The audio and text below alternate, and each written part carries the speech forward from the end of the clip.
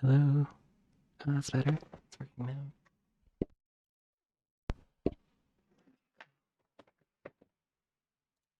Let's go.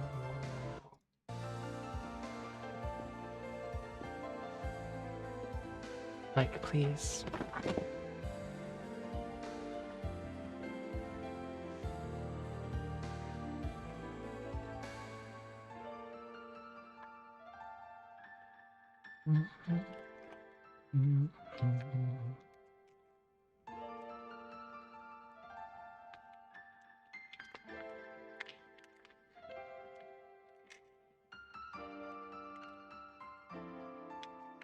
Yes, more channels in the sky this third.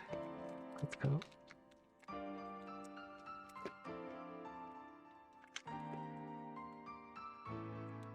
I'm not gonna this game.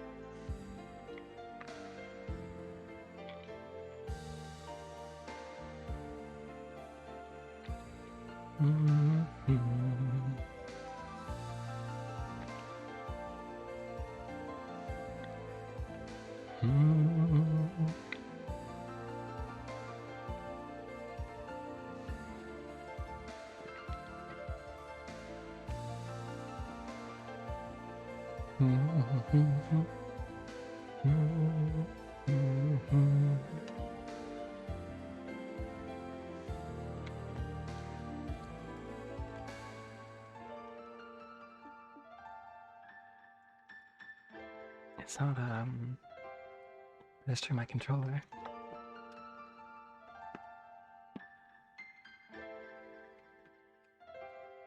Steam, please.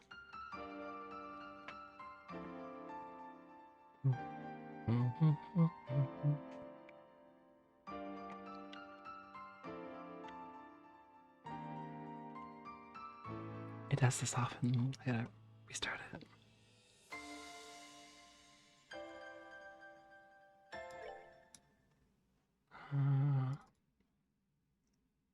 Hopefully this time.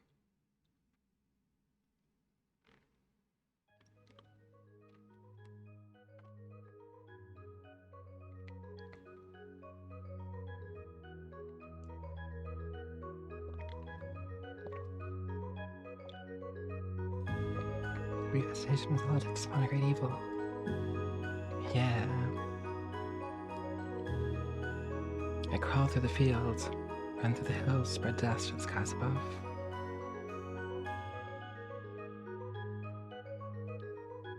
Book of Ezra verse 2, Disaster Unleashed.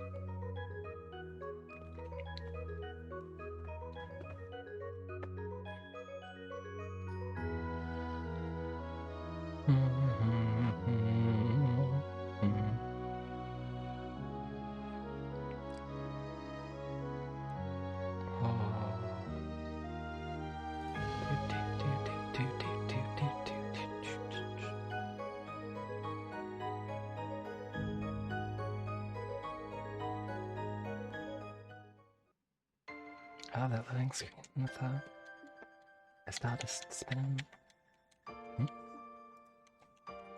Controller still not picking up. Well, that's weird. I'm gonna switch to a different controller.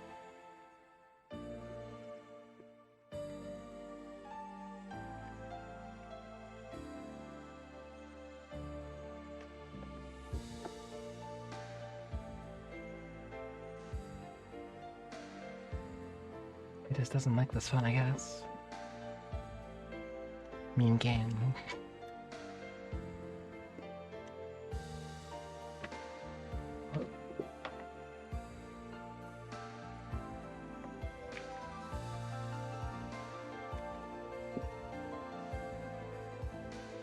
Well, hopefully this will work.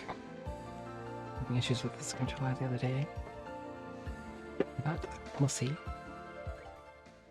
once again, restart.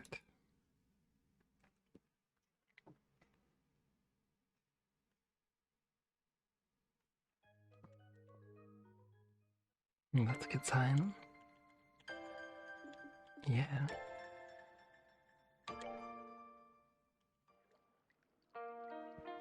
Okay, where was I?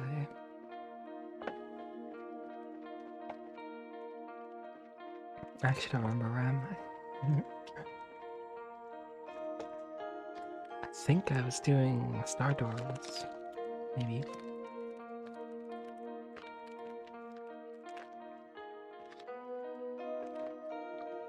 I was like grinding in this area.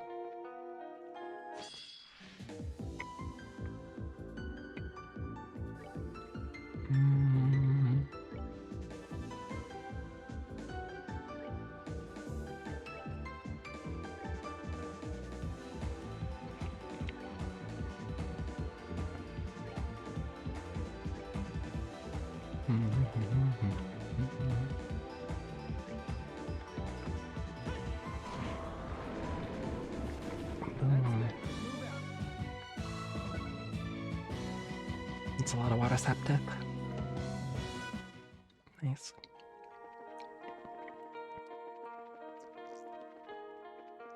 That's a lot of water septic.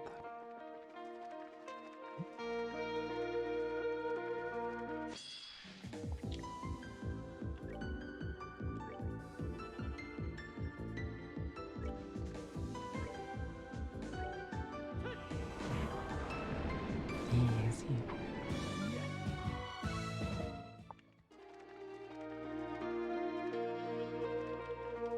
Okay, where was I going though?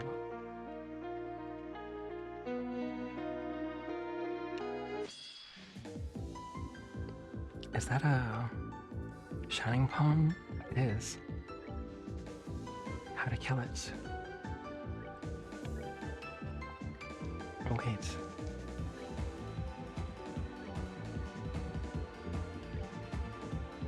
I didn't know there were shining palms over here. I don't even know if I'm strong enough to kill any of them. Meteor fall, maybe.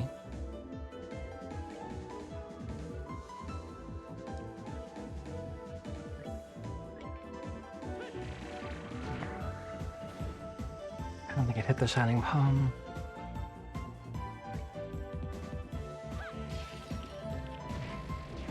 Resist. 0. Uh-oh.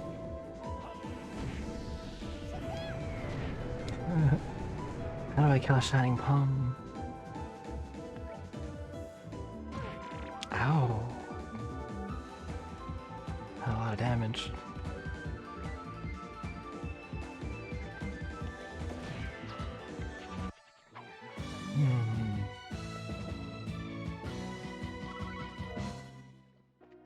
I think I need to look up how to kill shining palms.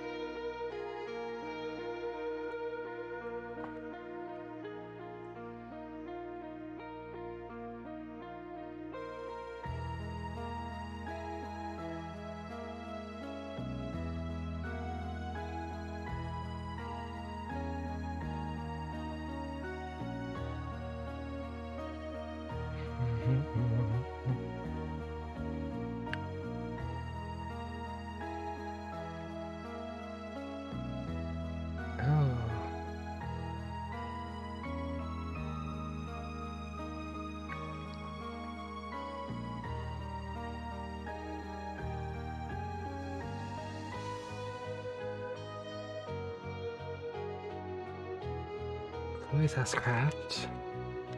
I bet one of your characters with gladiator belt.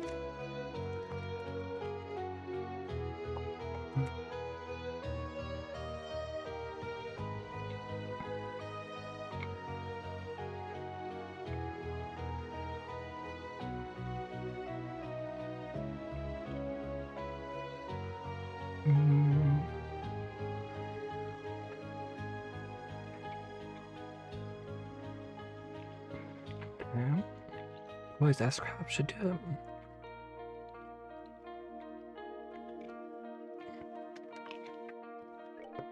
Gladiator belt and soul seal. I'll try it.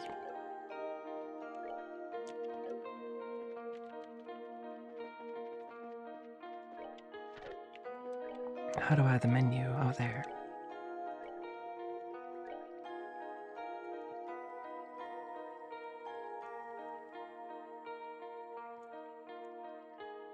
Their headband.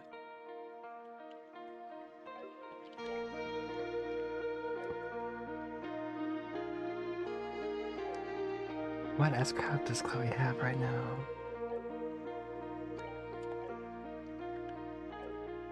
Oh. She's got...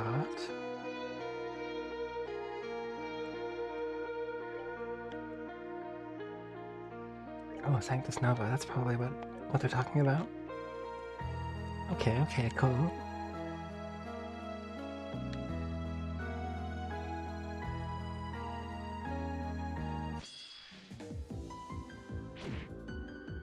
These guys are shaking awfully fast.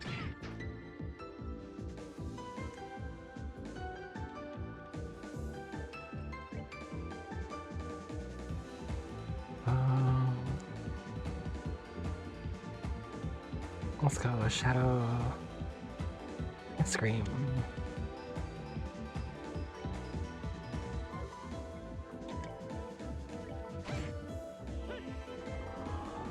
Oh, the card against that. Nope.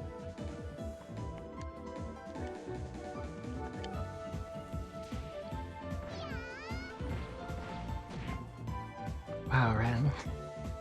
That was really strong. I didn't know she had such a strong attack.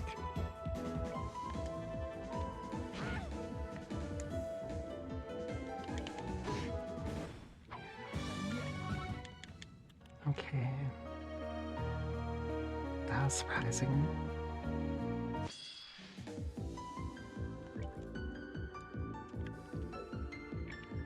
Who's this, Chloe?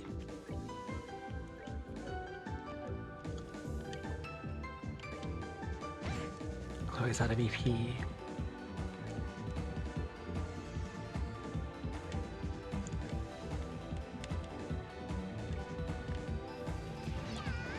This might actually kill them all, yeah.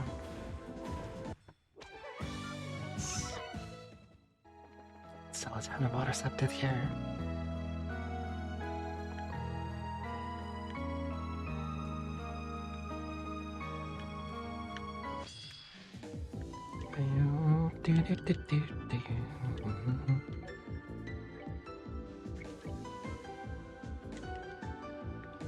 Actually, yeah, easy.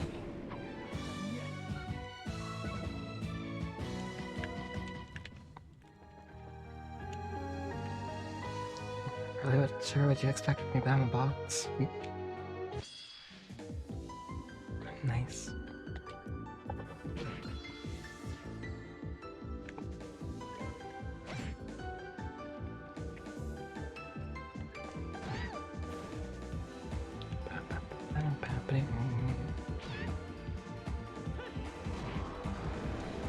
You okay?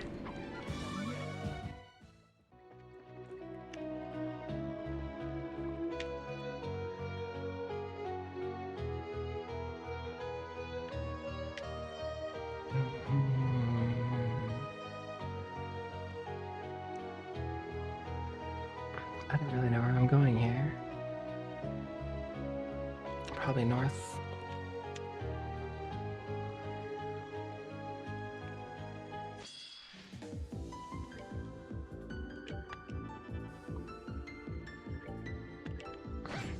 Okay. Nice.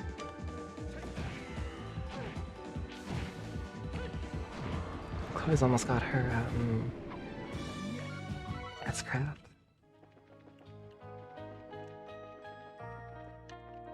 So that would be helpful.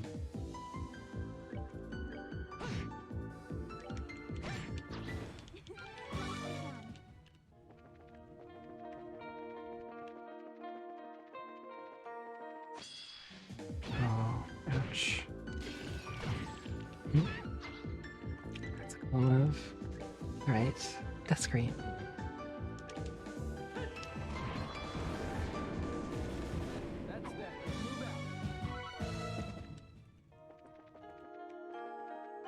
Oh, hello. And a plank of wood, but seems to be nailed down. Interesting. The treasure? Yeah. Got it. I already got it before.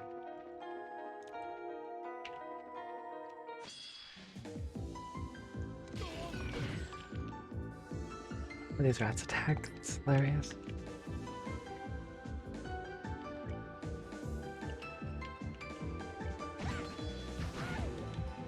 Okay.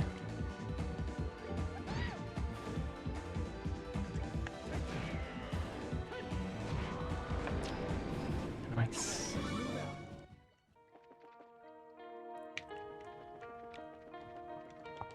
I think it was that battle right on the Shining Palm earlier, so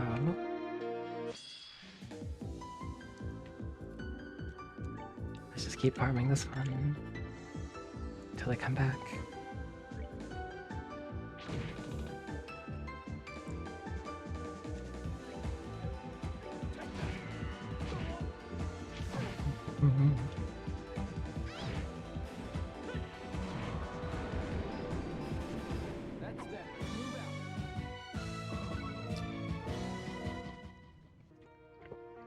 Okay.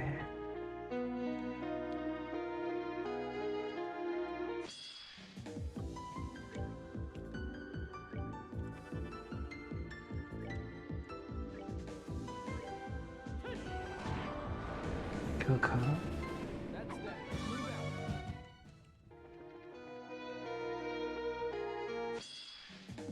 There, nice. Let's do.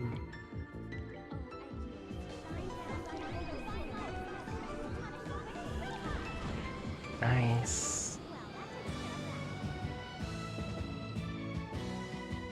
Hey, 330 experience for oh, Deceptive gain. Holy. Yeah, Shining Palms are worth if you can kill them.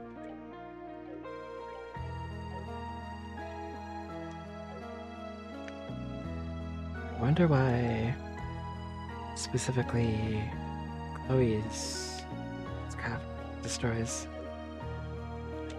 Maybe it's like holy spells only or something?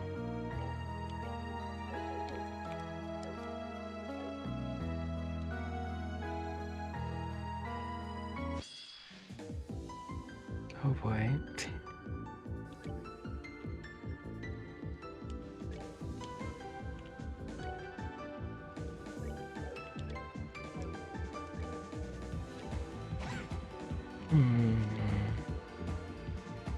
Blood circle 2.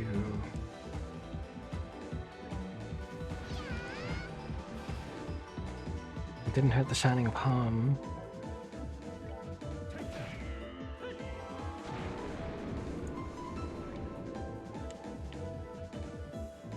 Ascension. Which I don't know.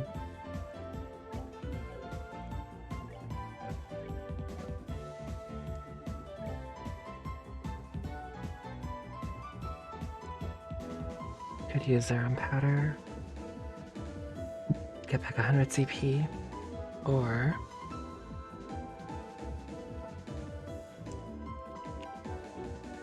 heals 4,000. Good. I could just use an EP charge on Chloe.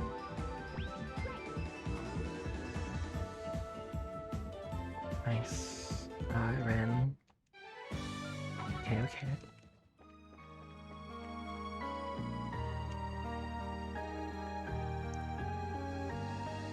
At least I know I can kill them now.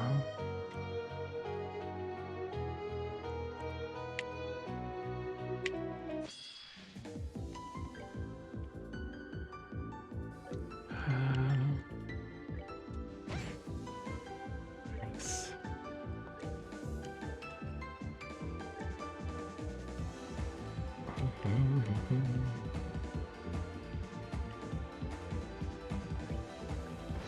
go.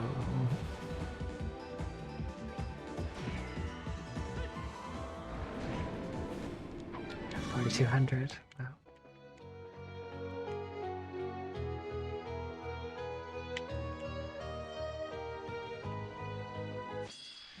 Looks like a ghost rat for a second.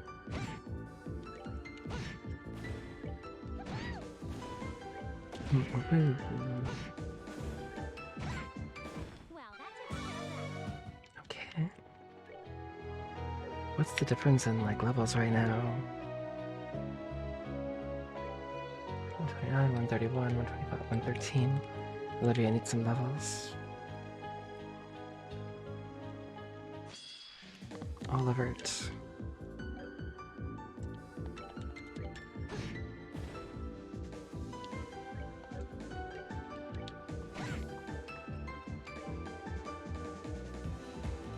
Well, ow.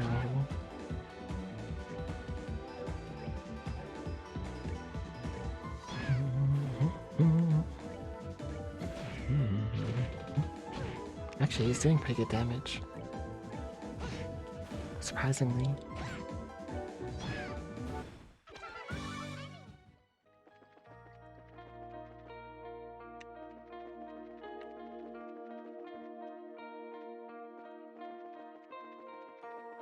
Okay. Another Shining Palm.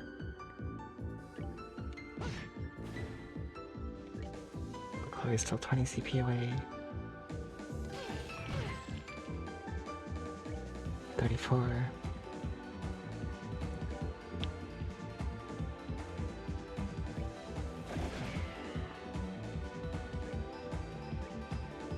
You okay?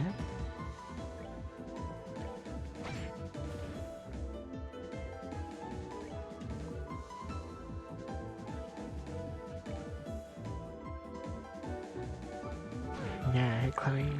Wait. No, it drained my CP.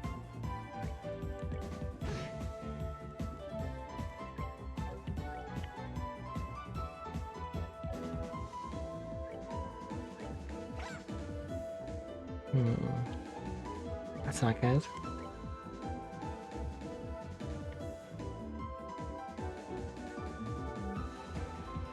Shatters the silence, fires energy more densely. I don't know. Do I have a thing that can raise CP by 50? I feel like I must have something. Ah. Wing glitch. How much the size of a bat?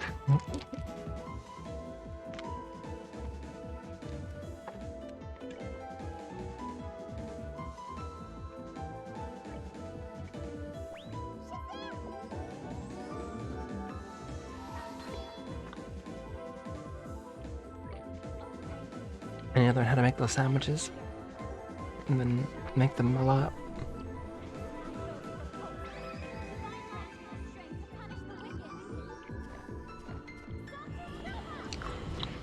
Nice.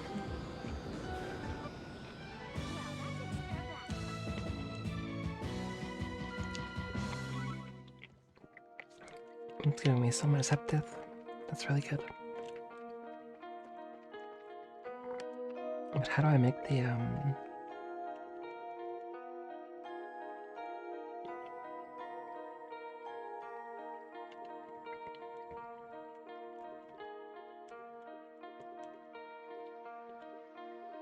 do I make the thing I just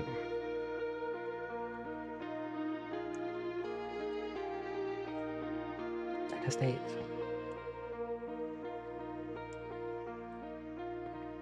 4,000 HP all. Ooh. Oh, here it is, Swing Witch. I need acerbic tomatoes. Several. Okay. I'm gonna go back to base.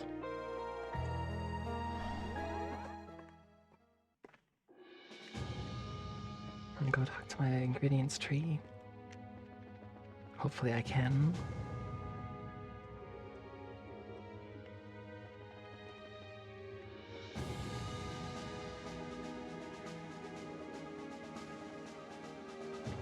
I don't think they're letting me get ingredients right now.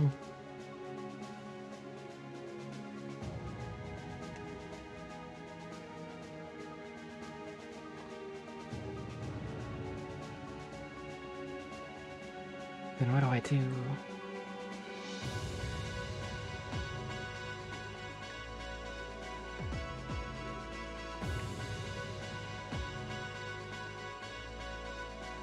I don't think I have everything I need.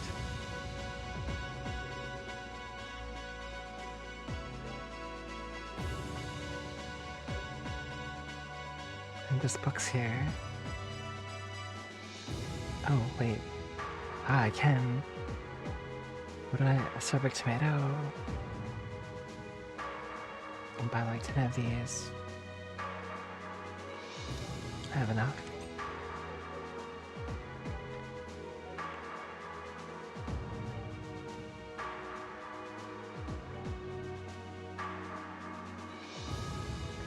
I make 3.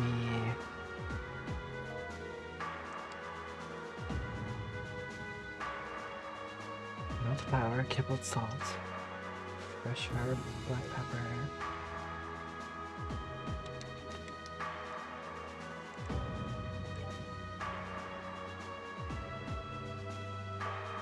Oh, no flour is cheap. Let's buy like...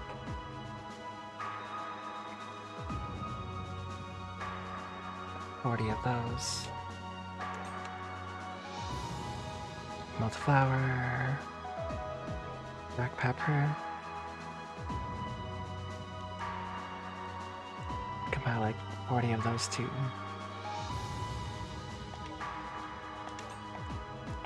What else did I need? I don't remember. Kibbled salt, fresh herb.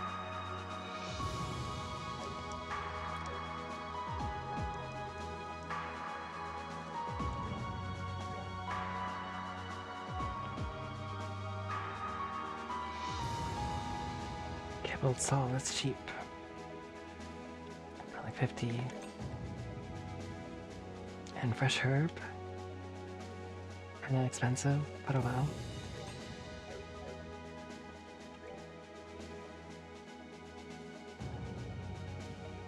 And I just need more tomatoes, which are also kind of pricey.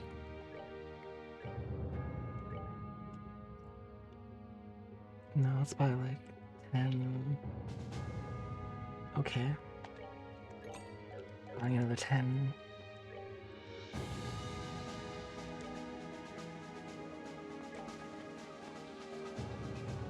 Nice.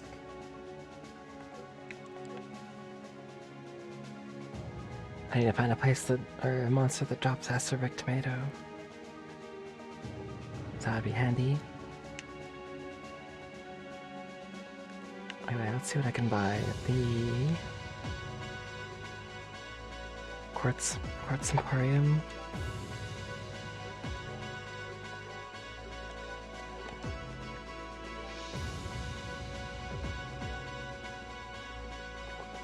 Oh, I have a lot of water septus and earth septus.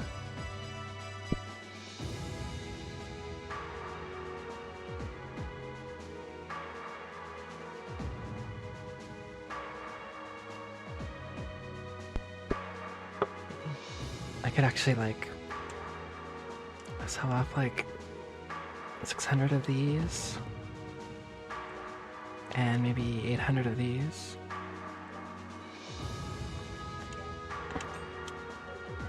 And buy more tomato. And that's my plan.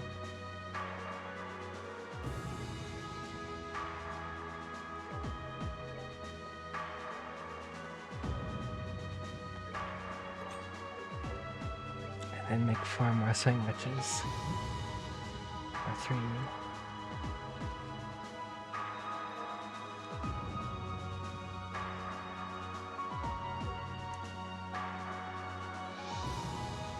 Wait.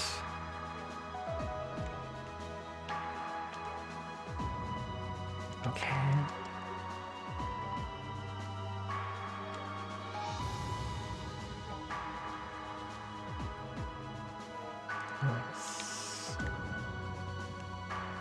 that's great.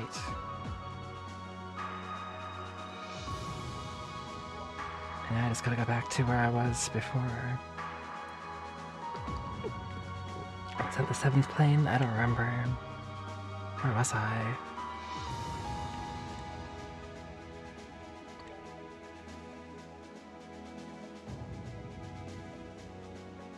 I wish you gave a marker or some indication for what starters I've done, because I don't remember.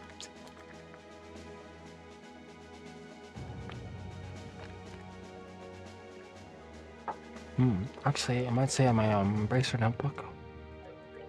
That's true.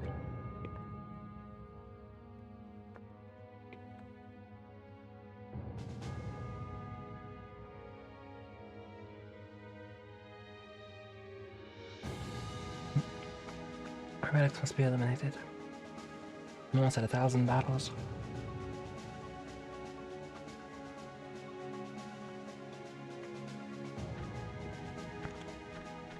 Magic setup.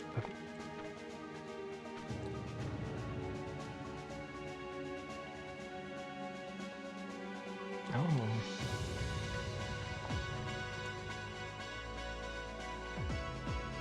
That's a lot of ailments.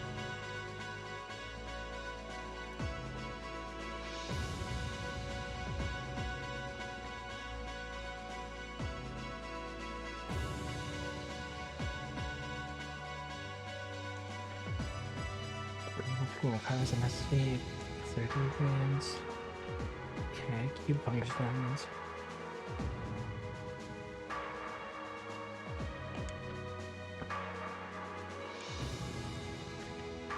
Remote abilities.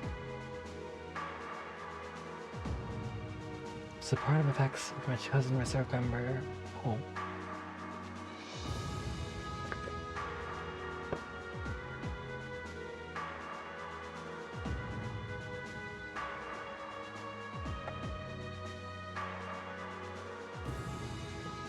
Interesting.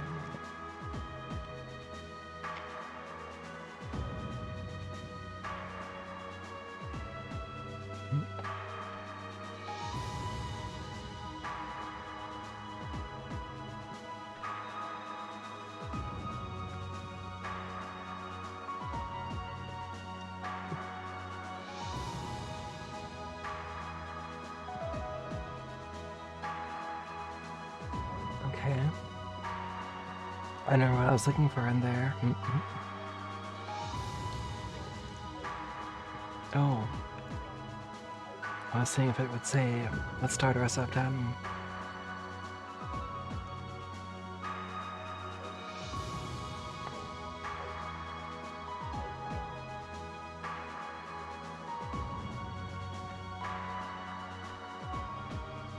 Investigation 2. Investigation 3. Phantasma. 3rd plane, 4th plane, 5th plane, 6th. Extra house. Finding the Lord. Okay, so Moondor 1 we did. Actually, I'm gonna write these down so that I remember. So I have to keep looking at the in-game. So we did Moondor 1.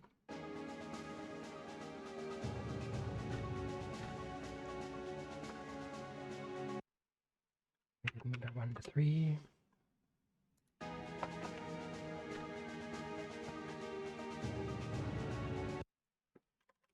Stardoor 1 to 4 and 13.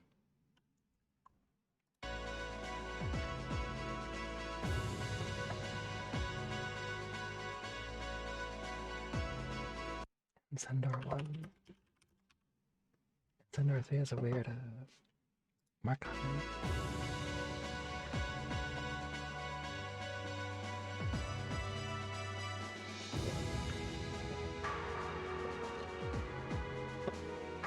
Oh, pose a weight. That picture looks so cool.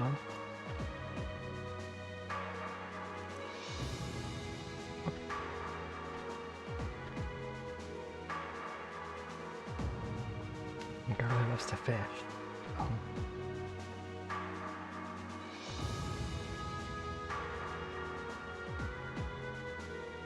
20 cans of food to memory. So I need 20 recipes for that.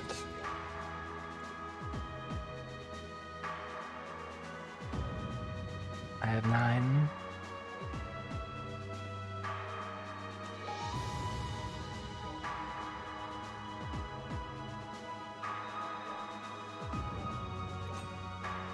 I'll buy such a cookie.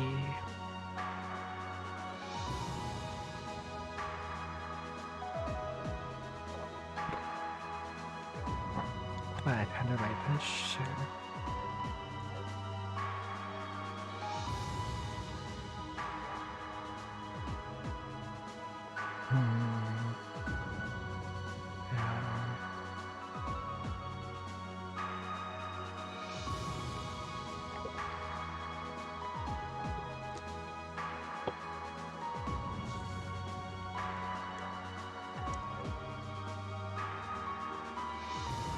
I really don't know how to learn new recipes fast. Somehow, there's some way.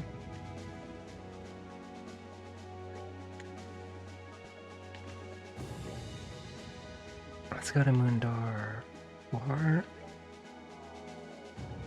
Seems good. Oh.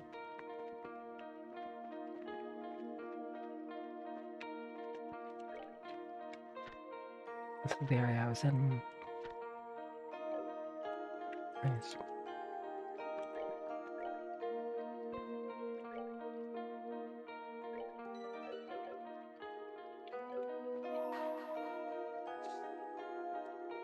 Girl who shines like the sun. May the boy who cherishes that light be at her side.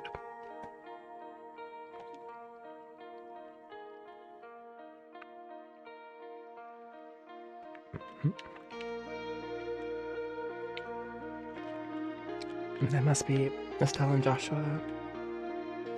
Probably.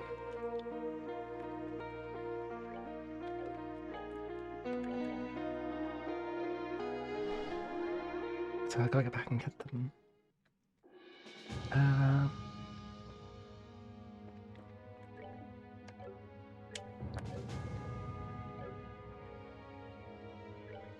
There.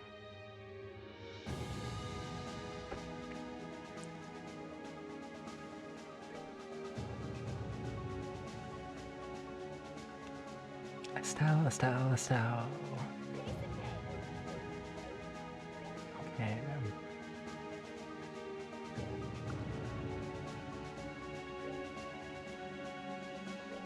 Darfar.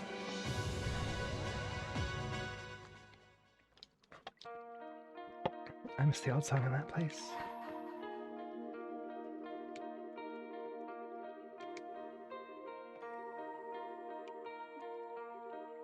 Yeah, let's do it. In we go.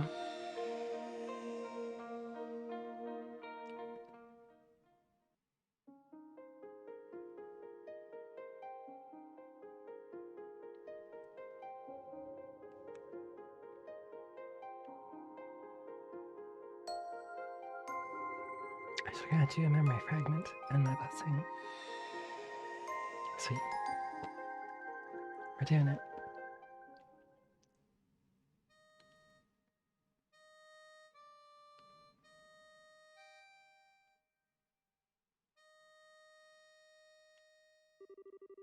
First week.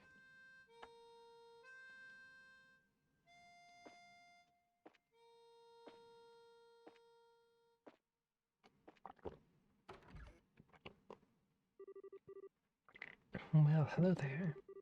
There's no need to be so afraid. I'm but a humble magician. I'll heal your broken heart for you, provided, of course, I'm compensated.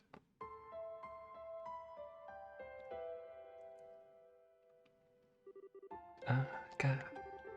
Oh, God. Joshua, are you okay? Oh, your temperature's gone up again. Still. Where's a towel? Where's a towel? Wait a sec, okay, I'll be back with some water.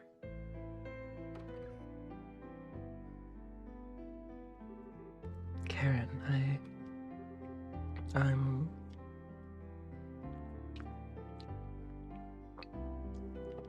All I could hear in my head during those days were the same words repeating endlessly, like a broken record. Somehow, I had no idea who was saying them. All I knew was that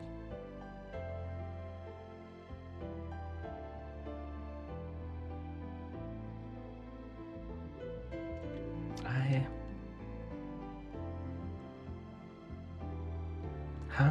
I can't find him anywhere. He's supposed to be hurt and resting, not out wandering around. And Joshua, where the heck are you? Joshua...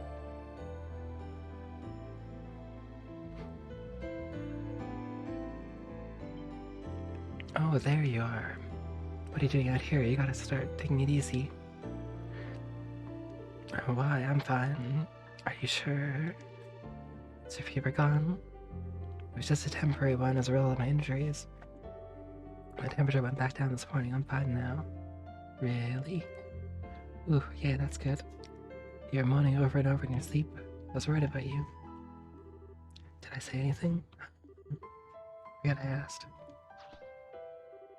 So, if you're feeling better, do you want to play together? Must have been pretty boring to sleep all the time. I know it's boring for me when I'm stuck in bed with a fever. Hate not having anything to do. Oh, but you probably shouldn't be running around with your foot all messed up. I guess tag and kick and won't work. If you want to play by yourself.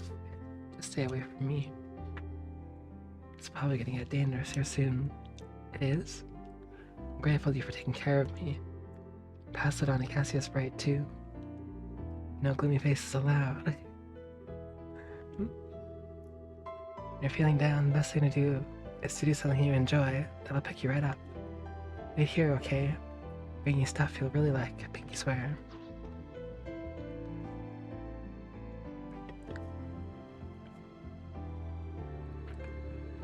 There still doesn't seem to be any signs that anyone's gonna come after me. But it's bound to happen eventually, 2 or 3 days at most before they find this place. 2 or 3 days. Joshua...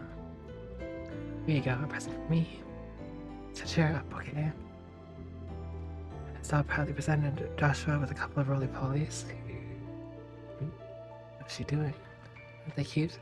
They curl up if you poke them. I'm fine, thanks. How come they're so cute? Because I don't...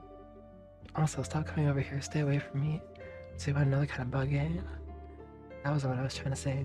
Hold on, I have lots of bugs.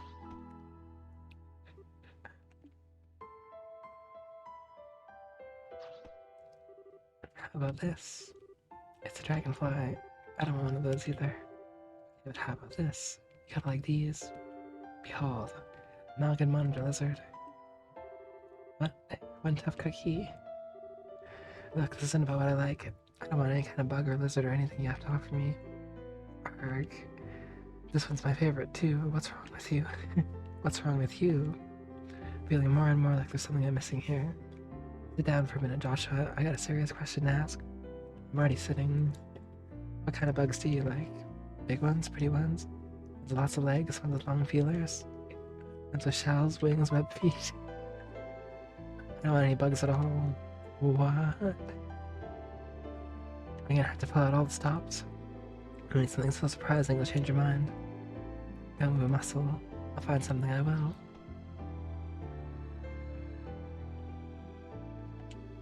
She likes bugs, doesn't she? Classic Estelle.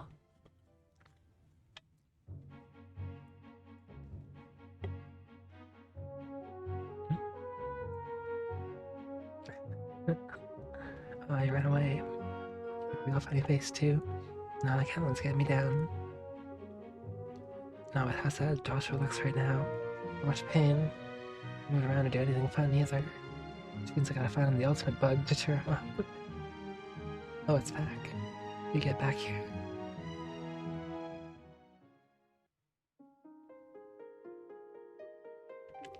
It's so quiet here.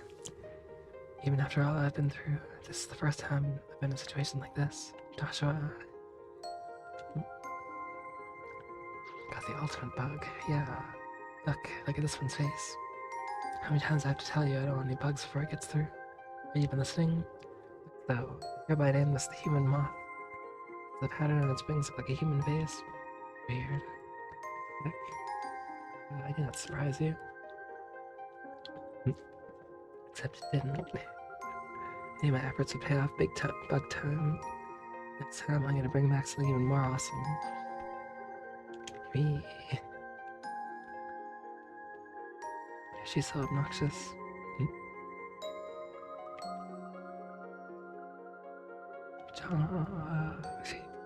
Oh great, she's back.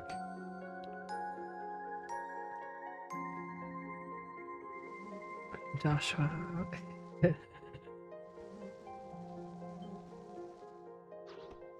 And Geronimo, hey.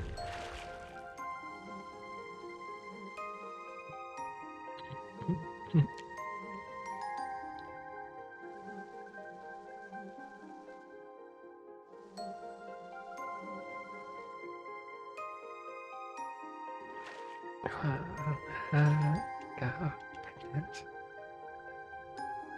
What was that for? What was that for? I'm gonna slash you.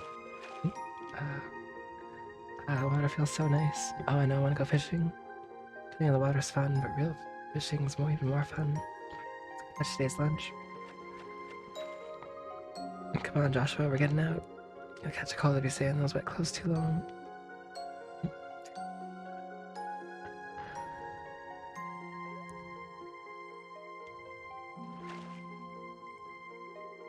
Yeah, I caught a big one. This one's for you, Joshua. You need to catch anything for me. You need to catch one for me. You need to catch anything, I'll have to go without lunch, and that would suck. The lunch kinda does suck. Do a word anyone says to her, does she? Oh, I got a bite. Oh, it's Stace. And it's tiny. Daddy's getting this one. He probably just spent the day messing around instead of working. Anyway, he doesn't deserve a cool fish. What? Okay, next one you catch is definitely mine. Yo. She doesn't know anything about Cassius Bright. So he tells his daughter nothing about what he does. Fits his profile, I suppose. Oh, I got away. Next one's not gonna be so lucky, though. Ah, tug. Okay, maybe not.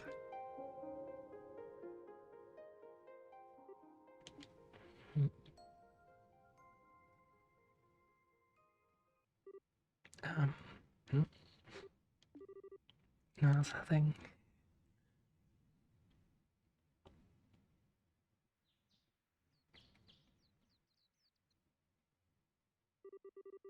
Though is so bright. The greenery is hurting my eyes.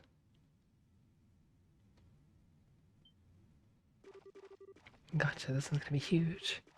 It's gonna be lunchy fish. Lunchy fishy. And what the heck? It's a baby. In the second week.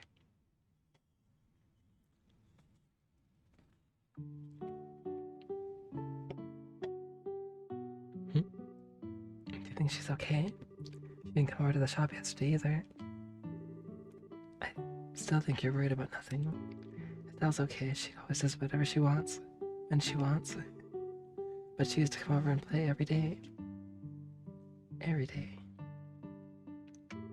Estelle, it's Elisa. Estelle, come outside.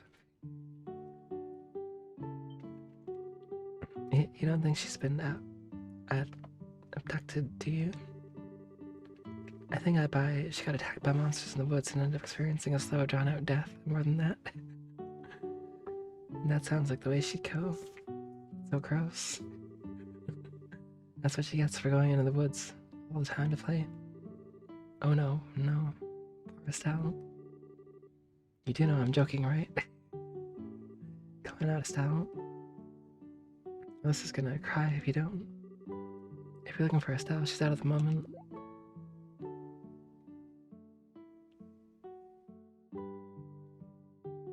She's probably looking for more bugs. You're a boy, huh? Who are you? Yeah.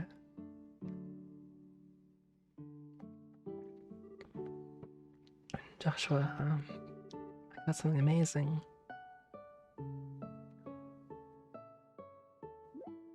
Hmm?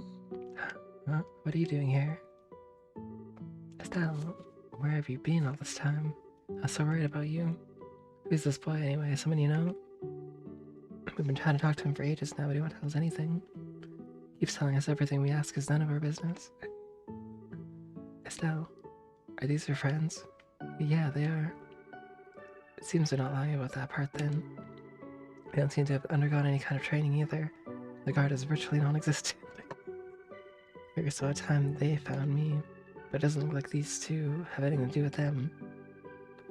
He's barely talked to you ever since we got here. Never seen him around Relent before. How do you even know him? Oh, 'cause Daddy gave him to me as a present. It's my new little brother. He is? Oh, wow. I sure wouldn't have guessed that. Neither would I, 'cause it doesn't make sense. That's not how getting a little brother works. But it's true. Right, Joshua? No, it isn't. Hey, wait a minute. Listen, young man. Listen to what your older sister tells you. I feel someone like you could be my older sister. Huh? Why? I'm here to be friends with you. The only reason I'm here at all is that things just worked out that way. That was what Cassius Bright said, wasn't it? Oh, one more thing. Can you stop bringing me bugs? I don't know what your obsession with them is, but being too much of a meddler is just gonna end with you getting hurt. Oh. Correct. Take that and that. Ow, ow. In this house, I'm the older one. That means you have to listen to what I say. Oh. Okay. Okay, Joshua, go and answer. No. Excuse me.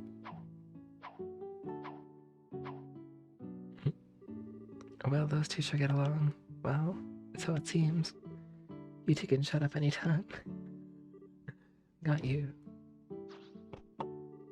I win from today on until forever. I'm your big sister.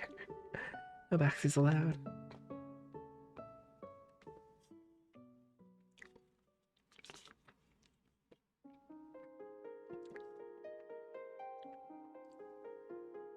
Wow.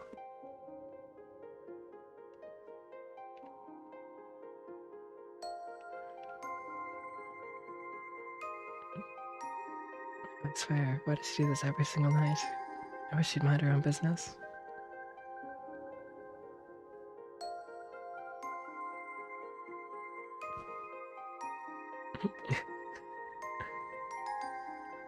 The tables have turned.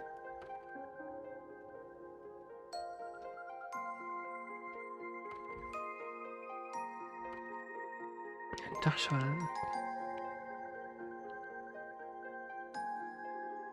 Determined to sleep outside again. Not a fan of sleeping in the same room as Estelle, I take it. She's way too much of a meddler. She's also completely clueless. She's got no idea how much danger she's willingly exposing herself to.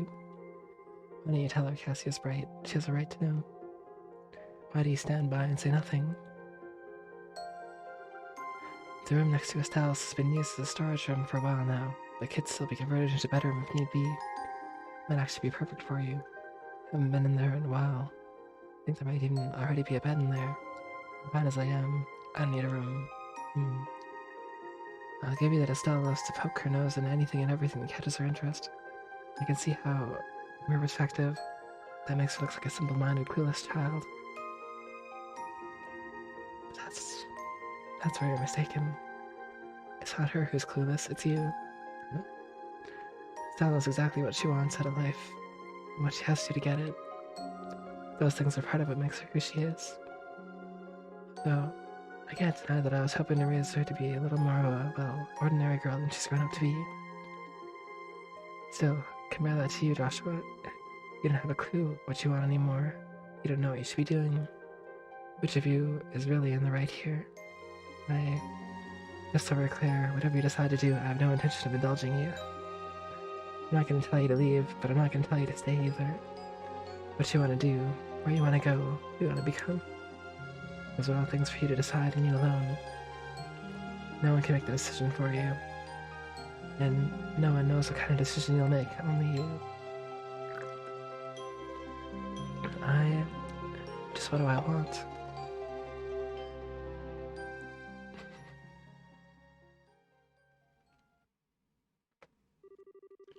Several weeks later, Cassio's bright pen, laying it down.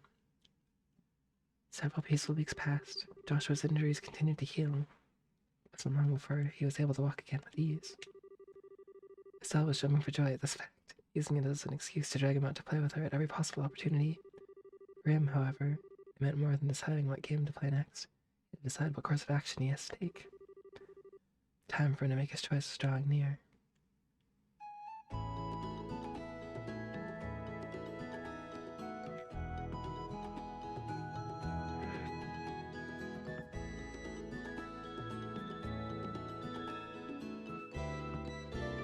South Frizzle Farm. Frizzle, that's a short-haired girl's last name, right? This is where Tio lives. Guess what, though? Her mom had twins.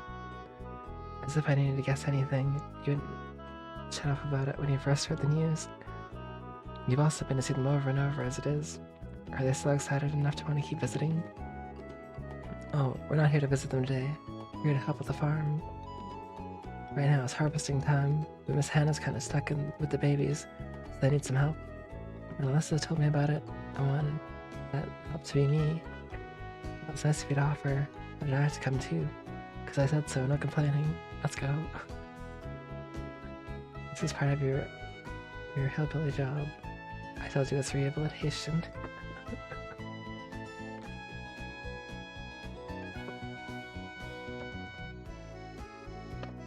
Estelle, oh, Joshua came too. I bet you dragged him along by force, didn't you? Hey, you come to help. Oh well, music to my ears. Thanks so much for coming over. You did an awful lot for us while Hannah was pregnant as it was. Oh, that was nothing. Piece of cake for me. Haha, you're a force to reckon with, Estelle. Oh, but who is... He's Estelle's new little brother. You know about him, I told you before, his name's Joshua.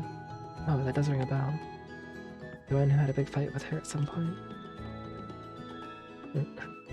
That face. And Miss Purcell. Hello, Miss Purcell. Why, hello to you too. So sorry to make you two help out again. You've been helping out so much as it is. If I could get right back to work, I would, but easy now. You need to rest for a while longer, or we can even start thinking about that. Why, I was back to work in no time after Tim was born. I just put her on my back and got right to work again, and it was Tio, not Tim. Or really? How am I supposed to know I was a baby? Sticking twins on my back is probably pushing it, though. Oh, who's our black-haired friend? That's Joshua. Tio told us about him a while ago. Right, Estelle's younger brother. I remember now. Why, isn't he adorable? Have you come to help us too? Sorry, it's not much fun. Wait, is that a bandage I see? Uh-oh, you're right. Didn't even notice till you pointed it out. My injuries are more or less healed. They don't have any effect on my ability to work. But more or less healed means they're still healing. You can't ask an injured boy to do all our work for us. He needs to sit and rest. Honey, I had the perfect idea.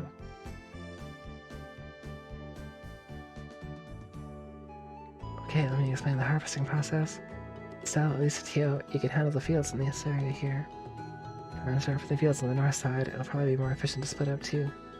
Browns and I will take care of the vegetables in the greenhouses. That's for Joshua.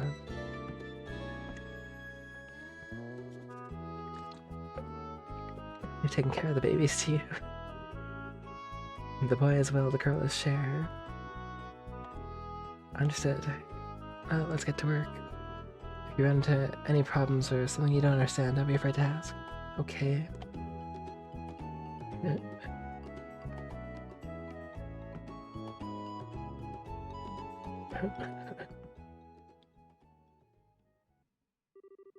The past few weeks, there's been no sign at all that anyone's coming after me. Why not?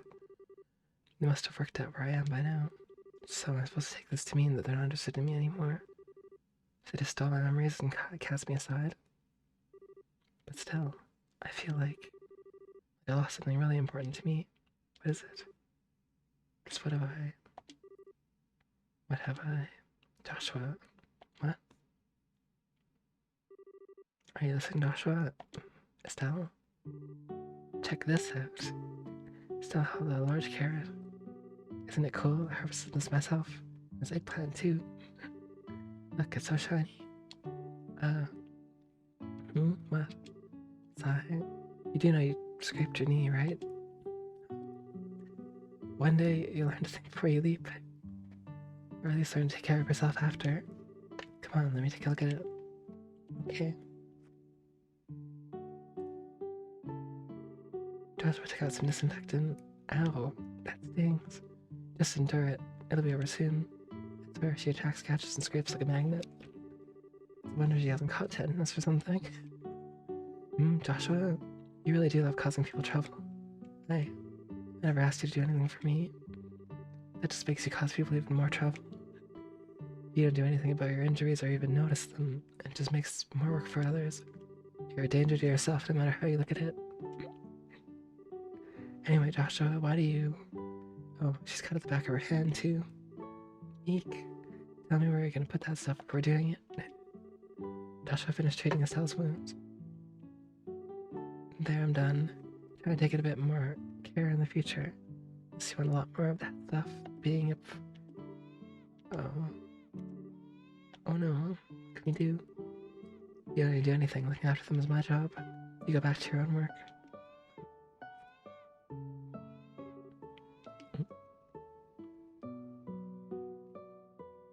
Dang. Gargle. Wow, they stopped. You sure you're not their mom? I'm not even gonna dignify that with an answer. Just go back to work. You're never gonna finish if you're not doing anything. Okay, thanks, Joshua. Thanks, huh?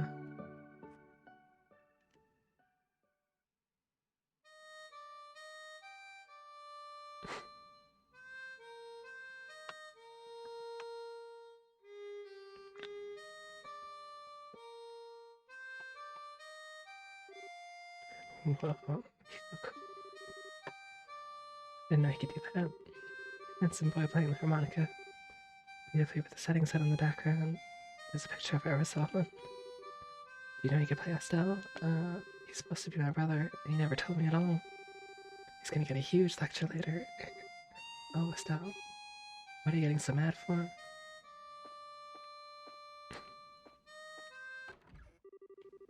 Well, hello there.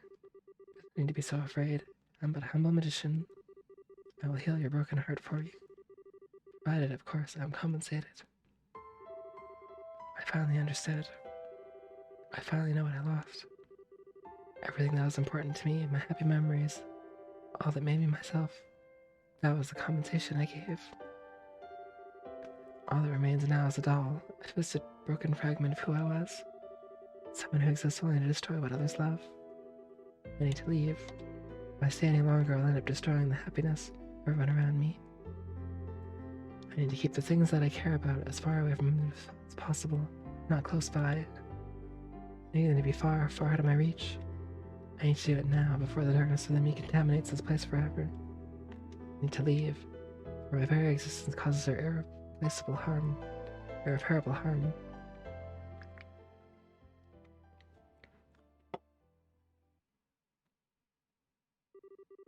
The next day, I can't believe him. Not even a jumbo mantis or double seahorse were enough to get a reaction. He must really have really fancy tastes. Okay, today will be the day I'll impress him. Oh yes, no one can resist the power of the Bug of Legends. Well, hello there, Estelle. What are you doing standing around out here? Are you off to do some bug catching? I sure am.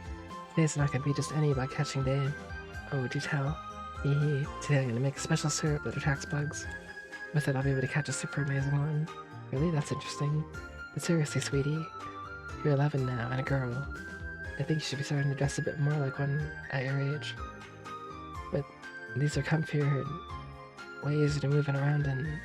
Anyway, bye, Estelle. Bye, something's never changed. Okay, first I got all the ingredients. I need to make my super duper syrup. Oh, she should be able to give me some dragon beans, that's easy. Fresh milk and eggs, too. It'll give me some fast nicely, maybe. She's still helping out at the bar right now.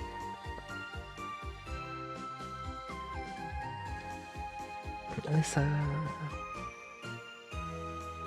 Oh, Estelle. I still didn't get over how cool Joshua was yesterday. I want to hear him play the harmonica again. You'll be lucky to get that out of him. You won't even talk now. He hasn't said a word since we heard him playing. What? For real? Yeah. It was my fault for taking his harmonica without permission and trying to play it too. Sigh, oh you silly thing. Listen, Estelle. Joshua doesn't seem to want to talk about it, but it feels to me like he's had some kind of painful experience that's bothering him. So, oh, I know. You do? Got something serious on his mind, I could tell. Sometimes I look at him, he looks like he's really in pain about something, but I don't think I'd be able to help him with whatever it is, even if I knew. So, that's why I just want to try and cheer him up in my own way for now. Oh, that's really sweet of you. Anyway, give me some dragon beans. What? Like the coffee beans? And you're gonna use those for... That's a secret. Yo, Foo Fighter 2, how's it going? It's so weird as hell. Okay, hold on a sec, I'll go get some nice dragon beans.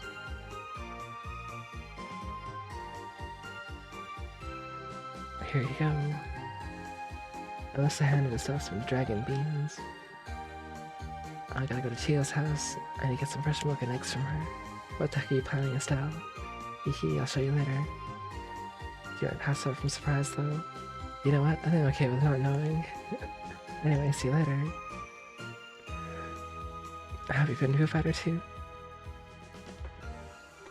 Happy New Year. I guess it's kind of a week after that now. We're already like a week into the new year, that's crazy.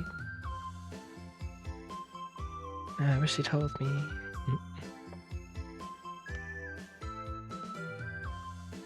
Tio. I'm still doing Star Doors. Hey Estelle, what's up? Wait, forget it. I noticed how you're dressed. Hehe, today's bug catching is special, though. But first, I need some fresh milk and eggs. What in heaven's name do you need those for? Don't tell me you're suddenly developed an interest in cooking or something. Well... So explained. Bug of Legends. Yeah, I'm trying to give Joshua the surprise of his life. I'm still not sure I'm following all this. Let me try again. I guess you're trying to make some kind of aromatic capable of attracting that bug. Probably. Just whatever you do, promise not to get any of it on me, alright? I won't. I don't know if I believe you.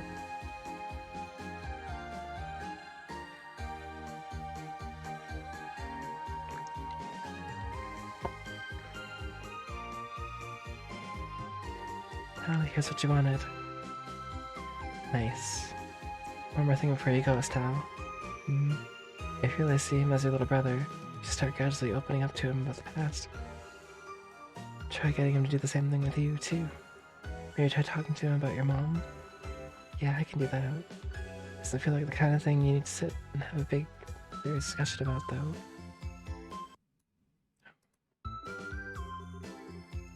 No, that was yesterday's stream. Hold on. I'm gonna change that.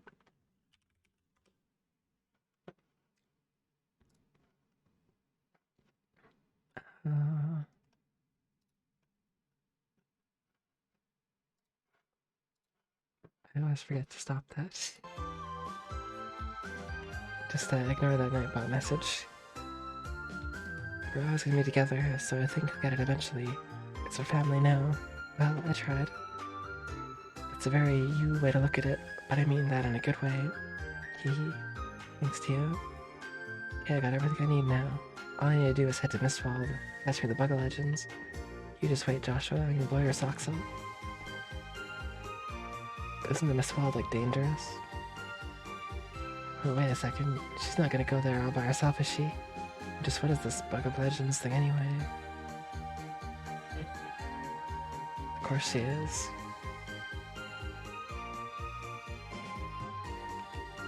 Maybe I'll stop by for a little bit.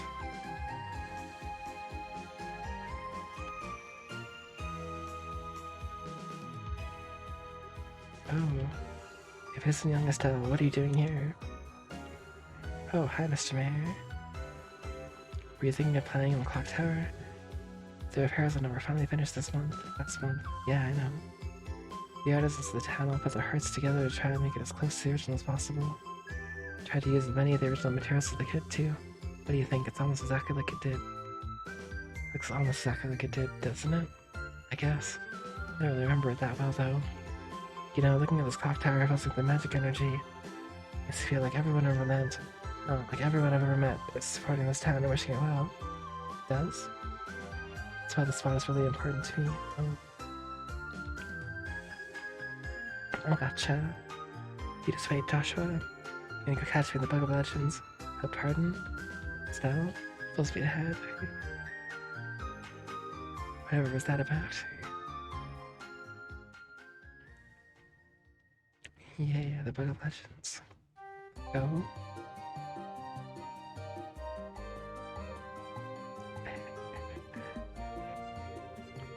I can smell the scent of my prey. Somewhere around here should be good. I'm going with this one. It's just screaming, pick me. I believe in Estelle. And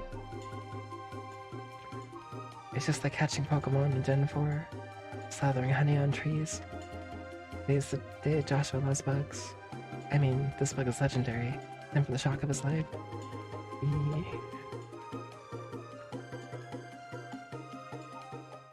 That looks like a bug to me. That's a big bug.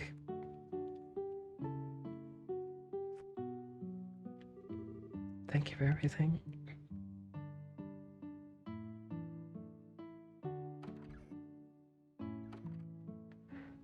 Oh no, Josh was leaving.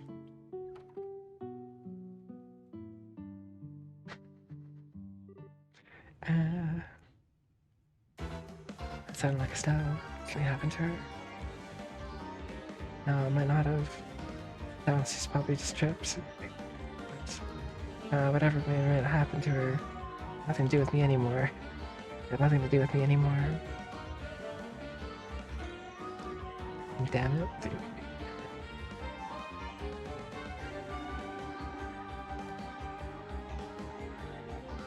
Man, you heard her all the way from the Mistwall. That's crazy. Go away. Shoot. Come on. Don't come any closer. Are you listening to me? Oh? Get behind me.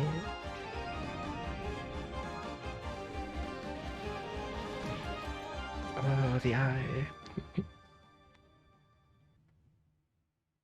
Let's go. Oof. This is about as much as I can do with my current stamina. They ran away. Joshua?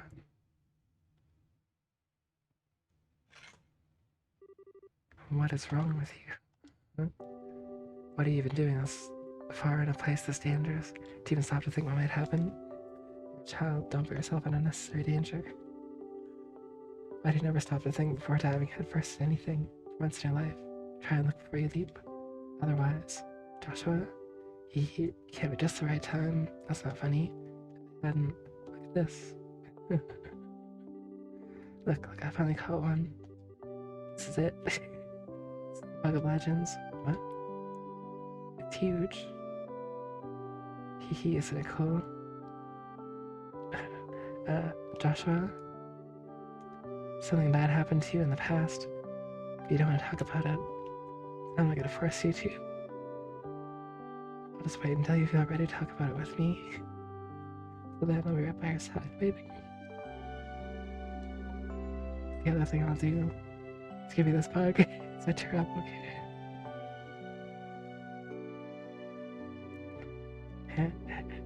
You're telling me that bug's somehow legendary? Because I don't see what's so impressive about it. What? But it's huge. This is the most awesome bug in the entire world. Nope. Not in the slightest. Grr, you just wait.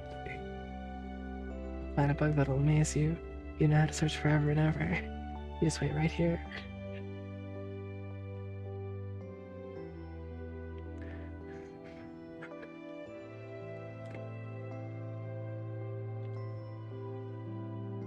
You amaze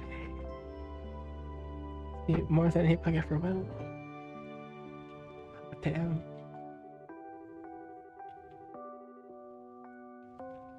Because I can't believe how much I've changed because of you. Strange girl. It was then that I made a promise to myself. It's my own good and no one else's. The only condition by which I permit something as unnatural was me to be allowed to live in this peaceful.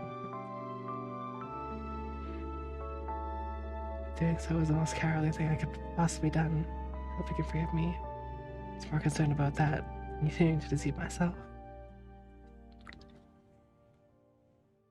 On the final day, man, I lost my composure there. Cute.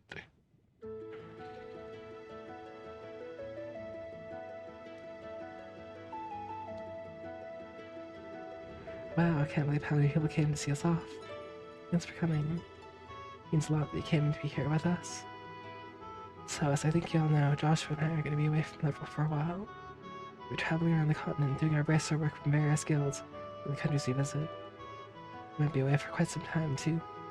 Right now, we intend to travel across basically the whole continent. One day, we'll come back here to relent, we promise. Yeah, we will. Make sure you've grown so much that you won't be able to leave your eyes when we come back, too.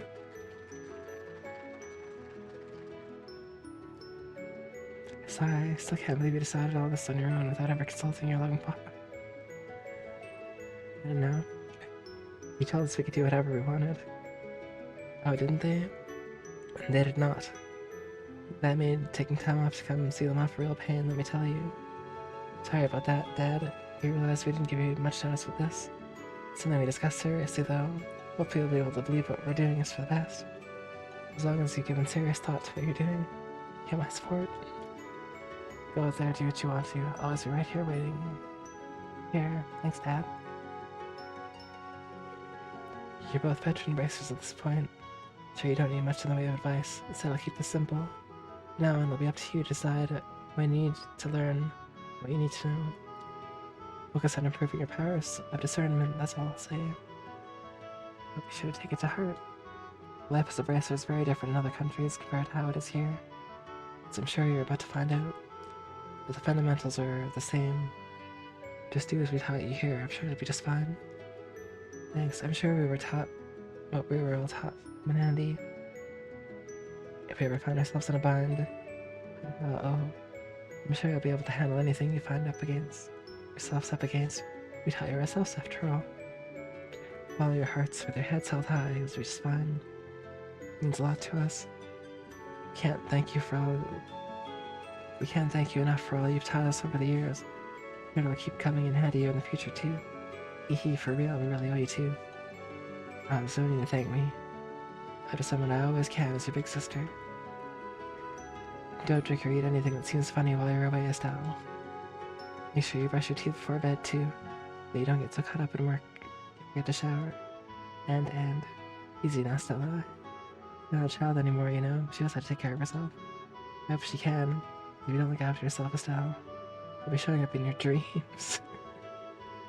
The scary part is, I wouldn't put it past you to find a way to do that. Don't worry, that really won't be necessary, I swear. Take good care of it too, Joshua. Remember, there's always a job available for you at my shop if you want it. So come back safely here. I will. Please take care of yourself some more way. Stifle. I don't want you to go, Estelle. You won't forget about me, will you?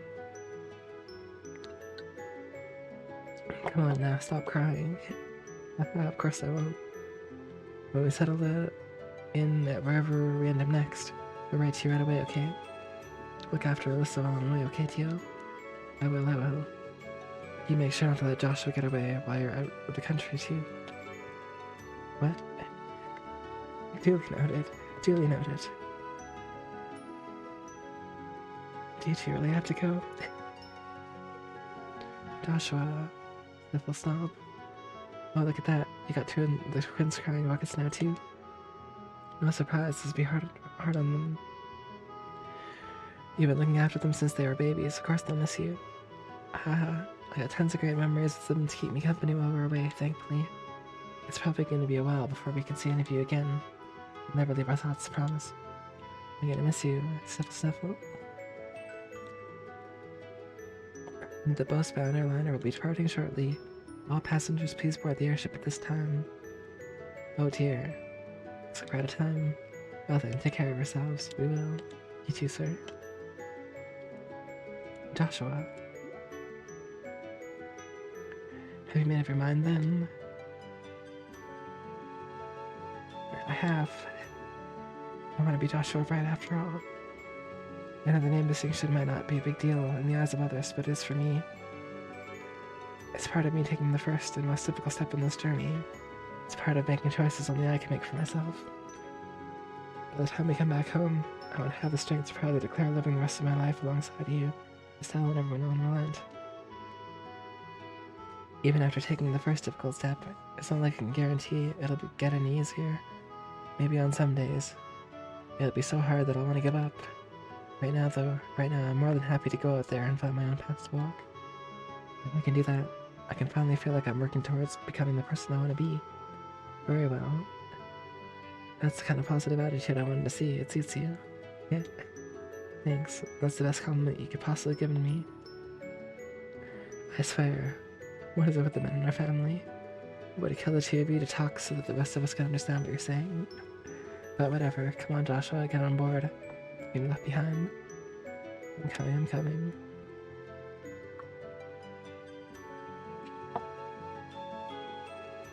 Well, see you around. Now, when you come back here, I'm gonna be a bracer just like you I am. I know that I want to see. You don't think I can do it, do you? I'm serious, by the time you get back I'll be a bracer, I swear. I think I want to become one too. So, don't worry, we'll be back, we promise. Can't wait to work you two to the ground as co-workers. I'll be counting on you to have my back. Don't let us down, okay? I won't. Never forget, there's always a home for you here. No matter how long you're away, that'll never change. We won't. Thanks, Dad. I'll see you later.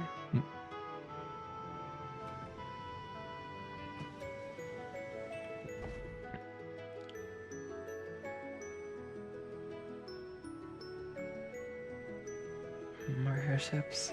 Yes.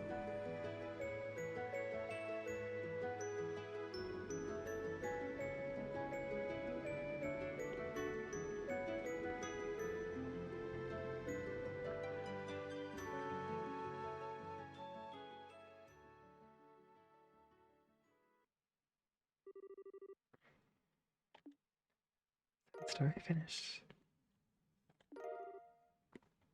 Memory 8,000 Naira. Nice.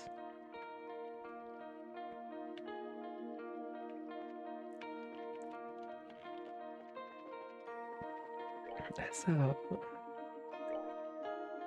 the last moon door. Happiness comes in many forms, can be interpreted in many ways.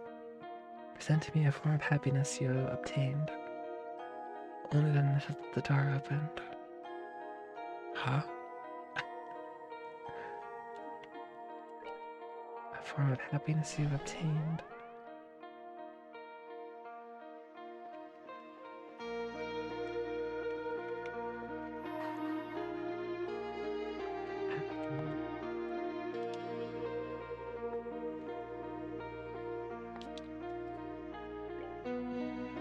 I don't know what thing is, but sure. Maybe it was Rin.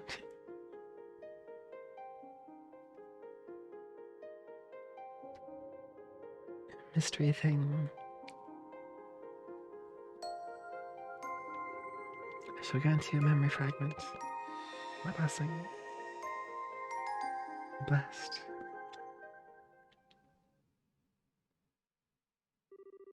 It was almost time for Matron Teresa's birthday. The children were keenly aware of this fact too. One by one, they finished their chores early and gathered to decide what to do for it. After all, The matron always did for them. They wanted to make it an occasion to remember. They still hadn't decided what to get her as a present. There had to be something out there that was perfect for her. Something that would make her really happy. But what?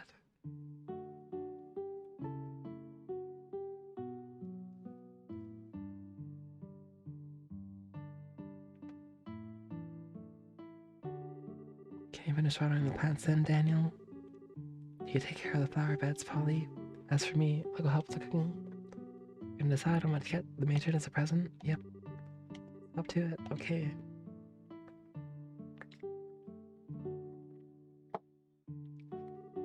Now this just leaves Clem. Where is he? He should be back now. This isn't the first time he's taken forever coming back home either. Wish he'd grow up. From Clem just a kid. Let me help you with the cooking, matron. Oh, that's quite alright, Mary. I'll be fine. It's good for you to rest up once in a while. I'm always burdening you by having you help me take care of the children. That's not true. It's not a burden at all. I'm happy to help. Besides, I'm the oldest one here. It's only right that I help out whenever I can. Can't sit around doing nothing when Chloe's so busy in Grantsville either. Well, if you don't need help with the cooking, I'll go clean my room. Come and mess it all up again this morning. So it could probably stand to be tidied up some. Oh, wait. What was that? I hope Daniel didn't try and water the chickens instead of the plants. I'll go and take a look just in case. With so much to do, so much to do. Sigh, I appreciate Shelly doing so much to try and help out. Can't help but feel she's overworking herself a little lately.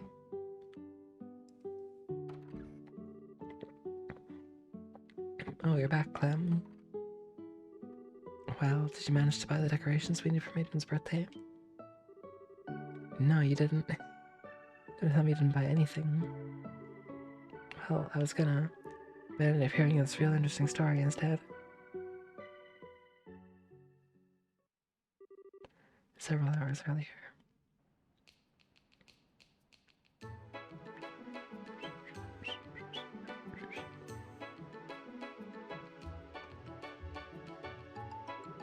A happiness stone. Indeed, it's a magical stone with a golden glow, so different happiness to those who possess it. I'm sure you're aware how the goddess created this continent in ancient times.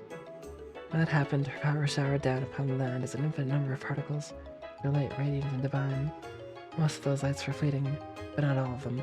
Some of those particles of light remained hidden by mist and tall mountains. Over time, they grew in size, bit by bit. And that is the origin of the happiness stones. That's so cool, isn't it? Still, as you can imagine, it's exceptionally rare that anyone finds one. After all, they only develop in the deepest regions of the tallest mountains. That's not somewhere people go every day.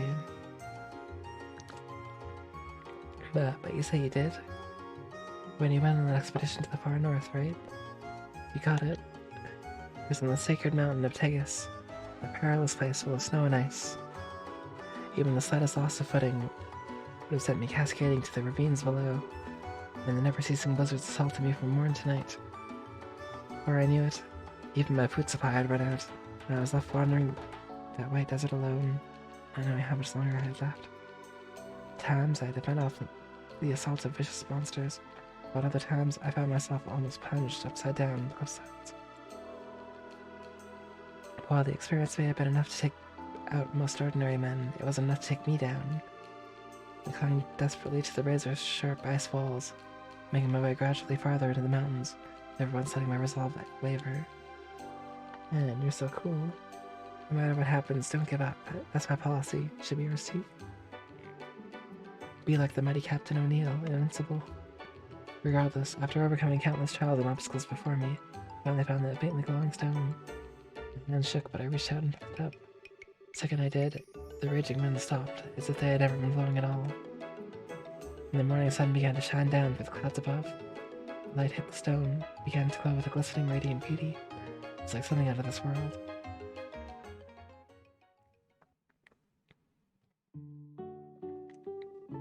I never heard of that before. It sounds so dreamy. See, I told you it was amazing. Must be so pretty and cool. Wish I could find a pretty magical stone like that. Hee hee, Mr. O'Neill tells the best stories, doesn't he? Yeah, that was a great story. Okay, move your butt, Daniel. We're gonna go find a happiness stone. What? Oh, wait a second, Clem. Where do you think you're going? Where do you think? The only tall mountains around here is the Crone Mountains. I always said they were the tallest point in the world, too. If we're gonna find ourselves a happiness stone anywhere, it's gotta be there.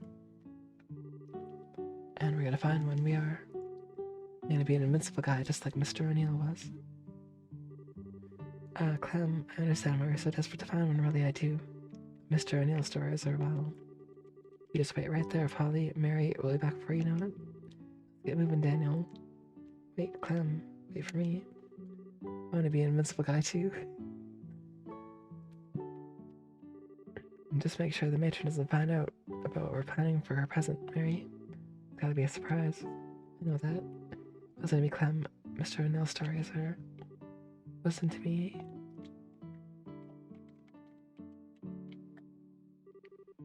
Sigh, he's so stupid.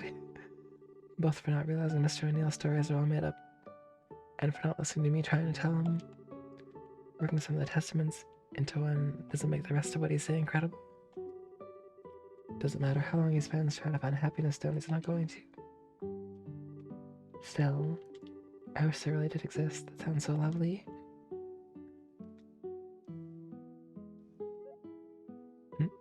Mary? Mary, Earth to Mary. Oh, sorry. Don't make me dumb like that. You really scared me. They went away now, but we still don't know what to do for Matron's present. What are we gonna do? I'm surprised that story didn't have any effect on you. Might not be real, but I thought it was pretty touching. Touchy. She'll never be quite all there, will she? So I need to look out for everyone. It's just that Clem and Daniel do what they want. Clem's not gonna listen to us, even if we go after him anyway. Which means we're gonna have to think of a present for ourselves. If only I knew what would be good enough. Shall we go have a look along the shore?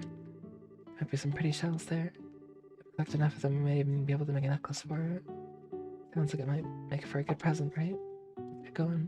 Okay. Oh, what? I'm playing as Mary.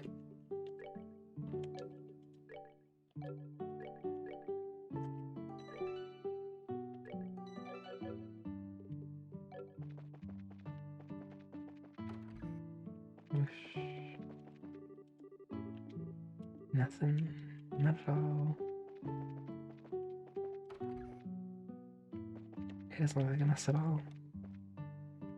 Okay, it kind of looks like a mess over here. And that clown was up to no good. Chickens.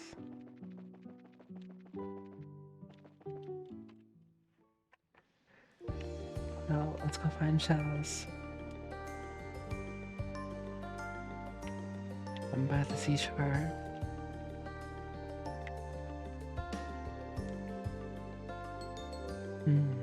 Really pretty. We got plenty of flowers growing in our garden as it is. Maybe made something a little more special than usual.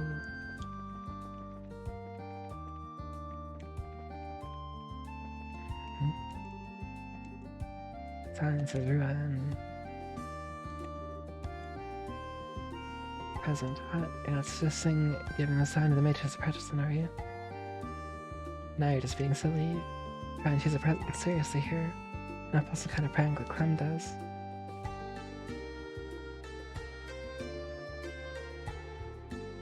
South leads to ruin.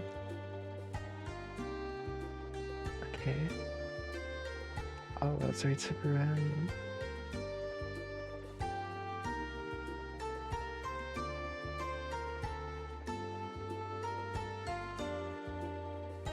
I went too far.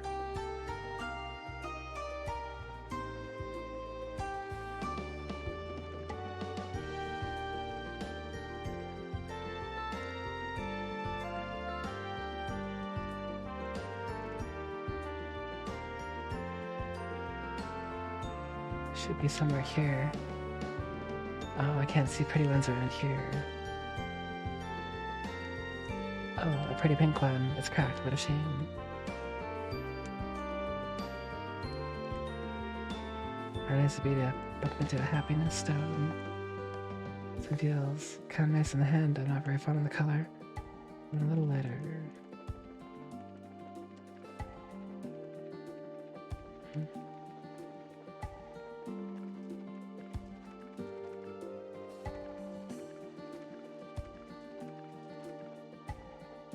Okay. And nope, nothing but garbage here. What kind of terrible person would throw you a cigarette on the beach? That's gonna be so awful sometimes.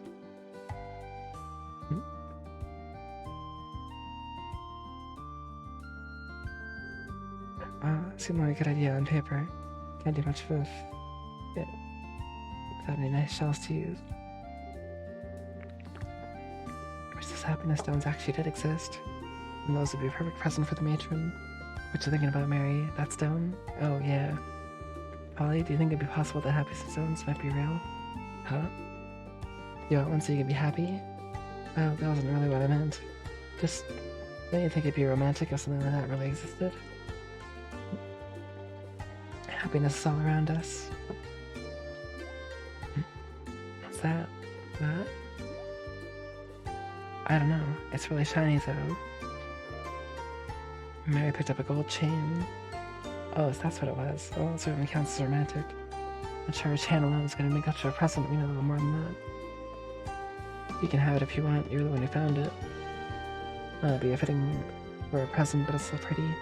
Take care of it, okay? Okay. Oh.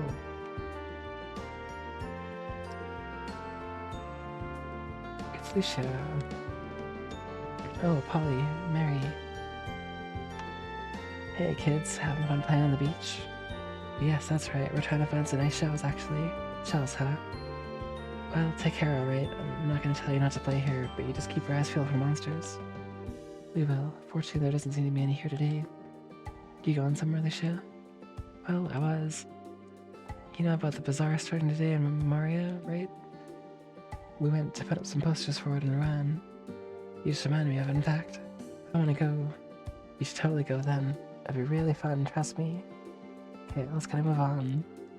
Hey, don't tug my arm like that.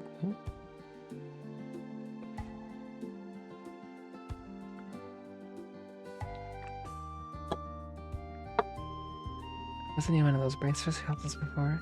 Can't remember his name though. Karna, Annalise, Kurt, and him. What was his name? Mary? Mary? Oh, sorry, probably. What is it? Oh, I go to the bazaar. The bazaar. Oh, right, sorry.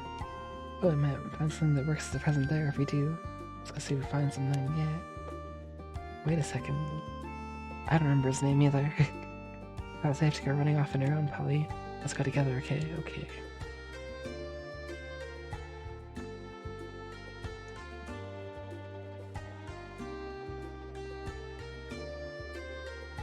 Oh, isn't this? It's a treasure chest. Yo, Pound Cebu, how's it going?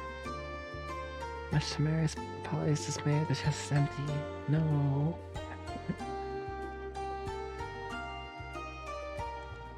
Empty as can be.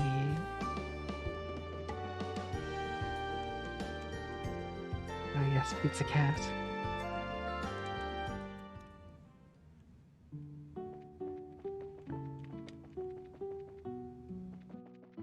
Where's this bazaar?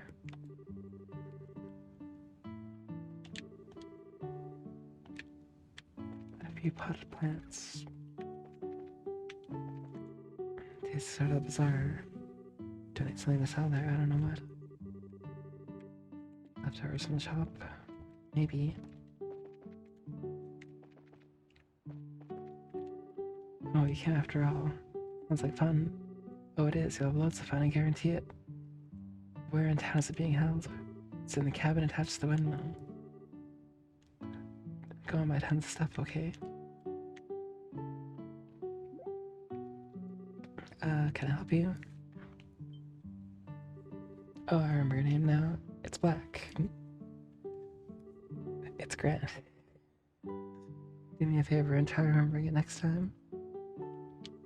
I don't want to put it too high up for now. No one will be able to read it. Well, I doubt most adults will have too much trouble. Children and the elderly still want to go too. On the side seems fine. I almost believed that it was black for a second. Oh, it isn't Mary and Polly. Welcome. She's just out helping with the bazaar. She likes kind of things. Got it.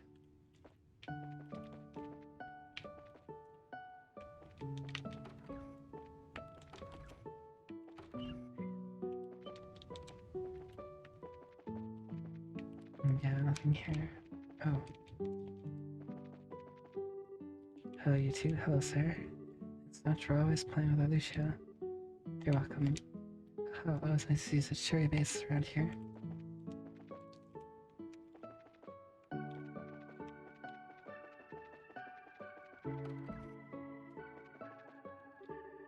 Well, it wasn't the matron Teresa's children.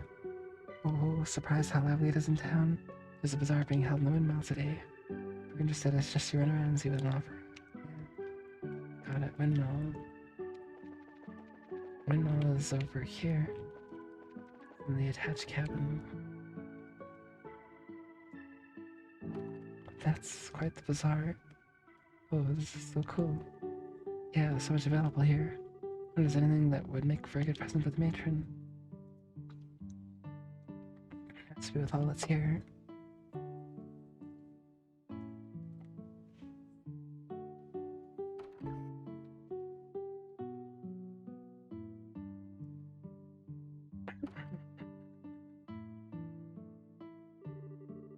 Bazaar actually seems like the kind of a place you might accidentally stumble upon magical items like the happiness stone. But I wouldn't even know where to start. See, looks like it anyways. Was something in particular you're looking for that I could help with? Maybe it won't hurt to ask. Sorry, do you happen to know where I can find a happiness stone? A what? Stone that makes people happy just for owning it. I really couldn't tell you. Sorry, sweetie. That's alright. Sorry for the trouble. You know, I do remember hearing a funny story about the Crone Mountains one time that might be worth hearing. Got no idea if it's true or a bunch of hooey. But would you like to hear it? Yeah, please. It's an old story I heard from my dad a while back. Something about them going gold all of a sudden, once a year. Around this time of the year, it so happens. Apparently, if a traveler happens to be walking along them, exactly that time they undergo what I can only describe as a strange experience. And then they become happy. Nice, isn't it?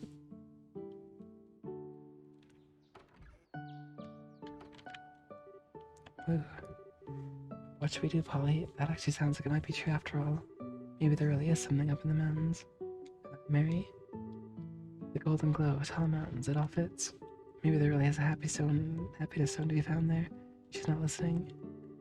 I suppose it wouldn't hurt to go and take a quick peek up there, would it? Say, Polly. You know, Clem and Daniel came to the bazaar earlier, Mary. What? They came to do some shopping and said they were gonna go into the Crone Mountains. They said they're all ready too. Seriously, I didn't even notice. Well, you are spacing out a lot lately. Can't believe they're thinking of heading into the mountains. Mate and Teresa's always telling them not to go any farther than the orphanage than Minoria. But you want to go in the mountains too. That's, I'm planning on doing it to get her a birthday present. That's very different. Only for a minute or two. Besides, we gotta go and bring those two home now. It's important enough on its own. If you just search for the present while we're there. We can't tell the matron about this, right? Absolutely not. She can't know about the birthday present, right? Let's go. Stick close to me, Polly. This is a bad idea.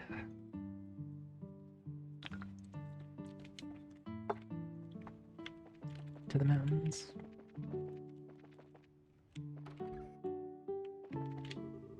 Jack's been helping out at the bazaar every year. He wasn't very reliable as a child. With him always getting lost all the time, but he certainly is now.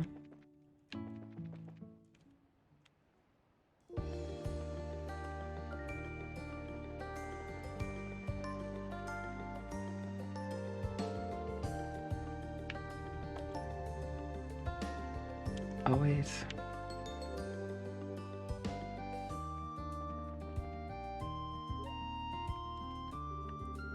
Say, Polly, what do you think?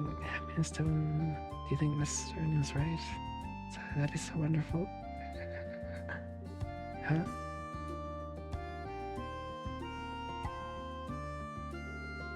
I'm not saying I believe him now or anything, far from it. Just saying if all I said is true, make a perfect present for the matron, right? Wait, Polly? Yo. Morning, follow the Magnus. How's it going? Don't tell me she's lost.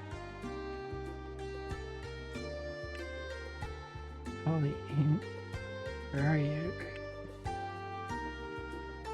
That sheesh emote is so good. I love it. Polly, oh, I told her to stay close to me too. Where could she have gone? Sorry, she's hopeless.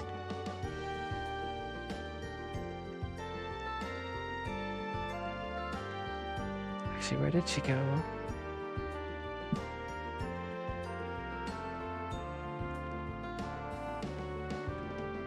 Yeah, Legend of Heroes, Echoes, Octopath.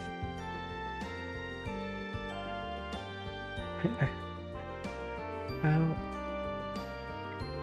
I'm playing at least one of those. I'm actually playing Chained Echoes on offline. It's really good. Polly, come on out. Polly.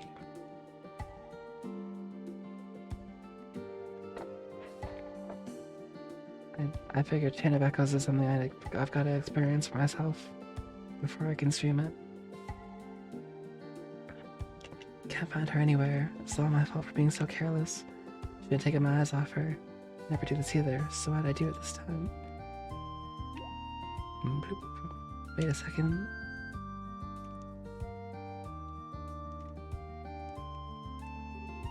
Hey, is this the right way?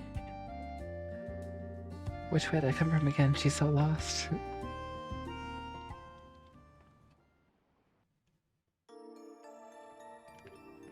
Polly, answer me, Polly. Sigh.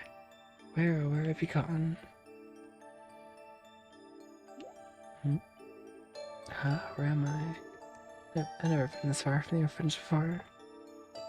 Triangle tactics, nice. No promo, oh no. Oh, triangle strategy. Looks like Polly's not the only one who's lost. What am I doing? Maybe strong and look after the other children. Gotta find Polly. This is all my fault. It's all my fault. Never should have believed in that silly story. Should never have taken Polly so far from the orphanage. How could I have messed up so badly? I think Polly's messing with her. Uh-oh. Egg Demon.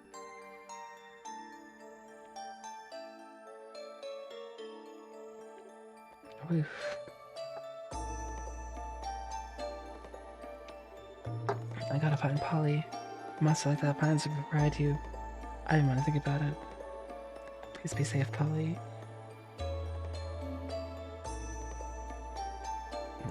Polly. Where are you, Polly? Answer me, please. Polly, sheesh. Pant. Polly, please, just come out. I know I messed up, so please, just come out. Eek.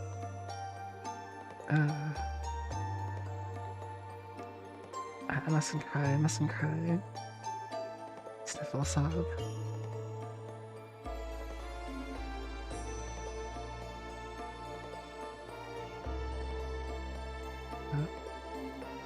Blech, it's mad chilly this time of year, huh?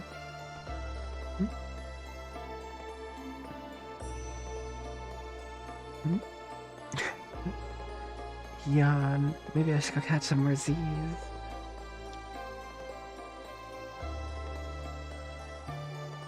Calculating fog density radius. Who are you? Huh? Oh, what's the big deal? Don't scare a dragon like that. thought my heart was gonna go pumping right out of my chest. Huh? What was that? Something on my face, little buddy? Ah, you're weird. Hey. It's way not cool to laugh that much. Yeah, sorry. What are you doing here anyway? Dragon tells her not to laugh. He laughs more. Who, me? I was just keeping my head low while all that scary stuff was going down. Scary stuff like what? Like the Glorious and the Oriole and junk. Didn't you hear about them? I don't think so.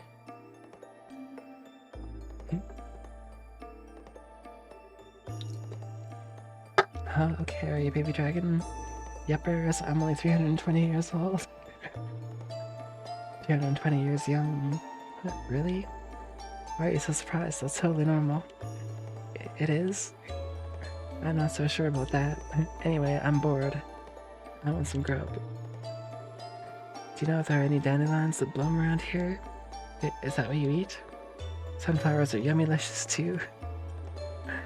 They taste just like the sun, no lie. I didn't know that. Oh, I know. Ta-da! You can have one of my super special sandwiches. They haven't got any dandelions or sunflowers in them, but they got some plants from our garden in them. I'm sure they'll have a sunny taste to them. Okay, open wide now. So, what do you think? Dragon's like, this isn't good, I want to eat Mary. Munch munch. That was so good. Might have asked if he smoked some. Yes. Sheesh.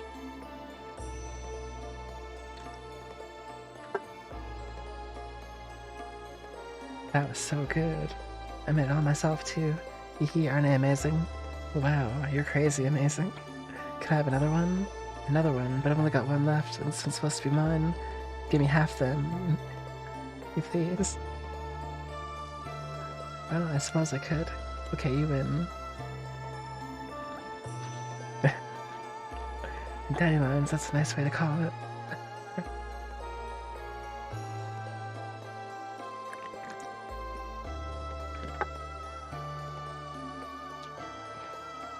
That dragon goes green.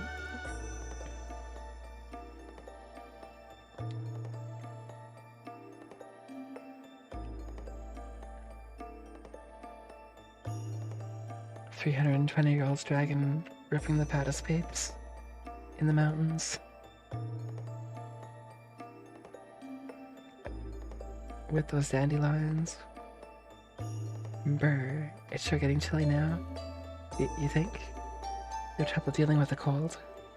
Nuh-uh. I do awesome with the cold, I swear. It's nothing to be ashamed of. I'll go gather some firewood, okay? It'll get a lot warmer if we start a fire. Transformation plot twist? He can't be that good.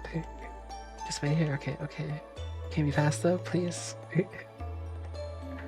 This dragon is so demanding. Yay, found some.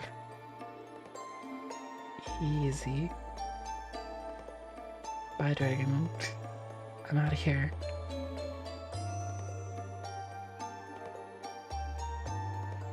Turning into Tiamat in 3, 2. It's gonna turn into Bahamut. Fire a laser beam from orbit.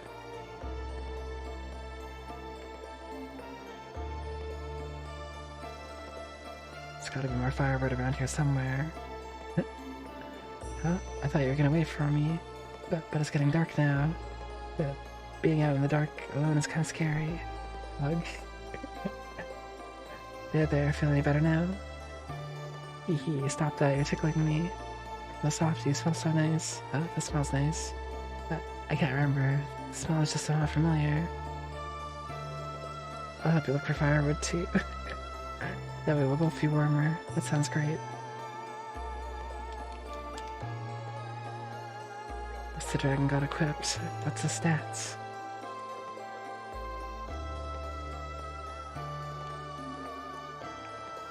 Yeah, we got more firewood from the same place.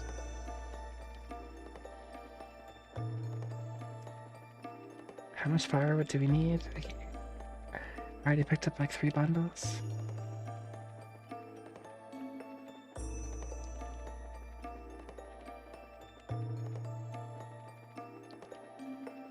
A little bit, yeah.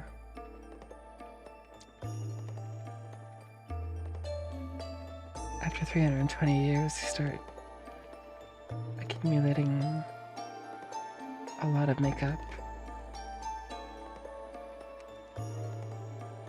Here's some. If we're trying to get good wood, right?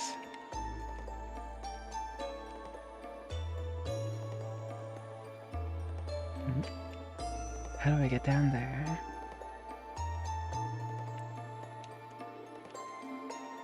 Huh?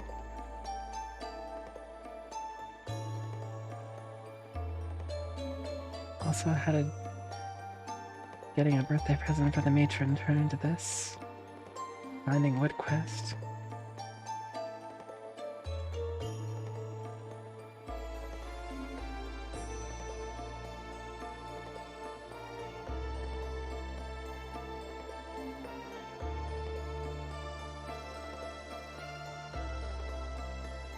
We want less screen.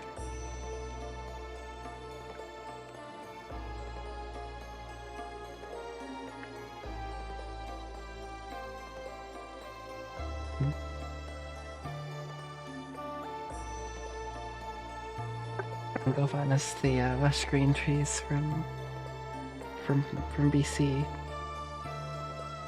where I picked up some firewood. How did I find it? It's so perfect. The strats. I think this should be enough. We got enough firewood to like burn down the country. Yeah, this should do. Wait, we're gonna need some fire to get this started, aren't we? Don't sweat it, I got this.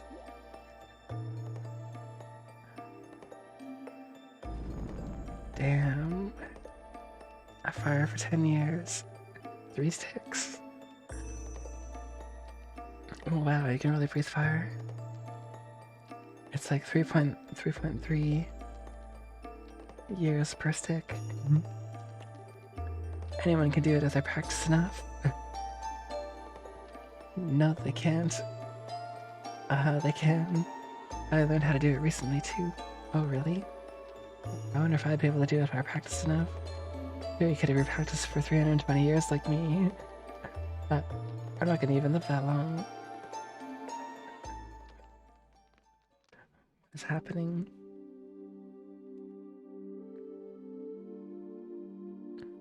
I wake up in the morning, dragon is eating Mary. Nice flex, Dragonite. Dank 420 years.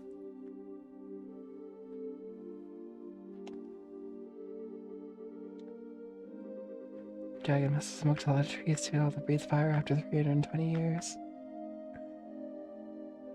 And if I'm sure I know the scent from somewhere. But where?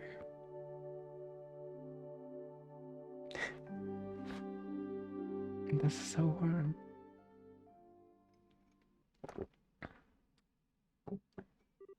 Achoo.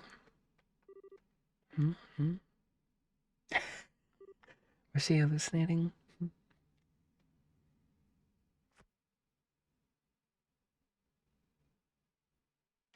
Probably. Wake up, Mary. You've been asleep for 320 years. I guess that's it. You can breathe fire now. I guess I'll go home.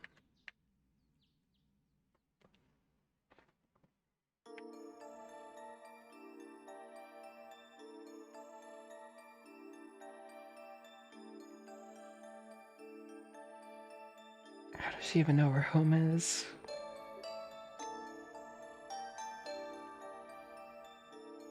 Any RPGs I'm awaiting? It's upcoming this year. Oh wow. Matron. I'm sorry.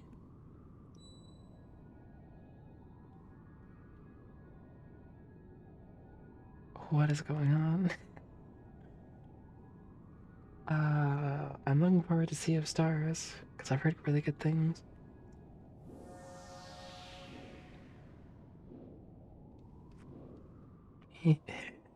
Yoink.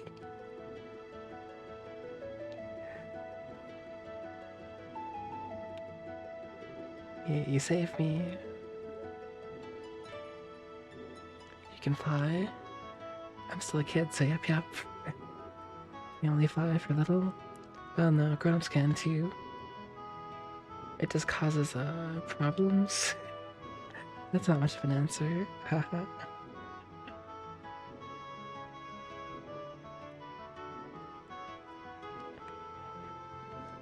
After gathering all that firewood, they're flying.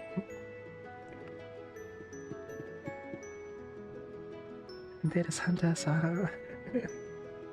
It sure was fun. What?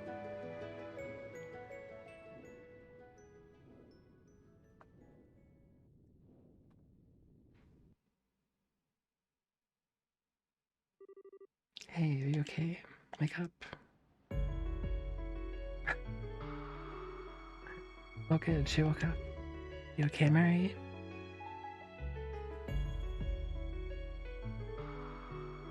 Huh? What happened to that word monster? Monster, were you attacked? No, but... there wasn't any monsters, just you. That's weird. Mary is the only monster here. Was that all a dream then? Mary.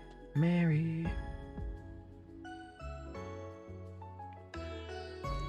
Are you okay? Yeah, I'm fine. How can you be fine? I promised Chloe and Joshua that I'd protect everyone, I promised. Nothing happened to you, Clem.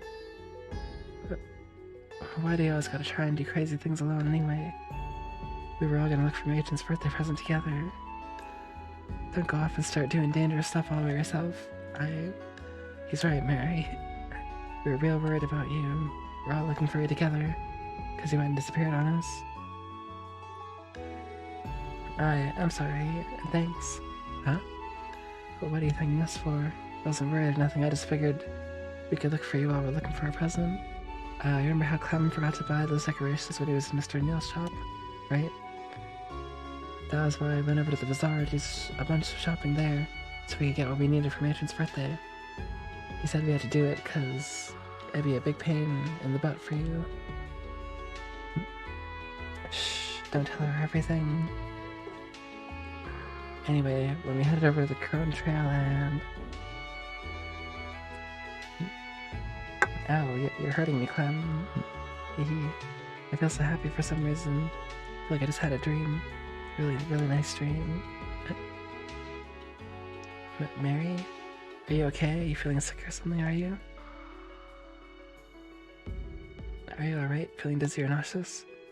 Oh, I'm fine. I was just basically on lots happened, you see? Okay then. Okay, troops, let's start heading back. What? But we still haven't found a present yet. Maybe not, but you're all down and exhausted from looking around for one. Young lady here looks like she could do with some serious napping too. I'm fine, honestly. Nope, not hearing it. I'll escort you all back home. Take it easy, get some rest for today. If I knew you were to get sick from overexerting yourself, the matron would be really upset, wouldn't she? You can always keep searching for a present tomorrow. I'll give you a hand, okay? Oh, really? You're pretty cool for a guy who looks so boring. Ouch. Just kick me down while you're at it, why don't you?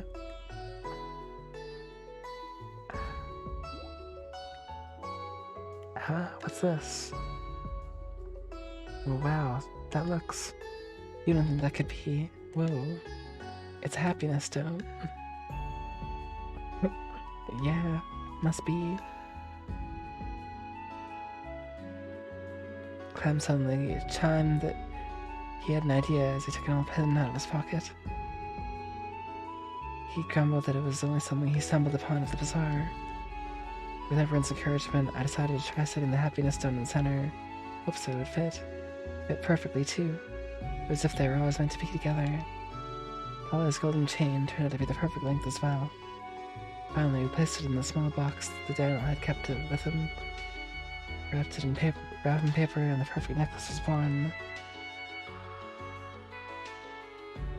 Huh? It's the same smell that Monster gave off. Is that 'cause I gave her the happiness stone? Mary? I understand now. It's the warm smell of happiness.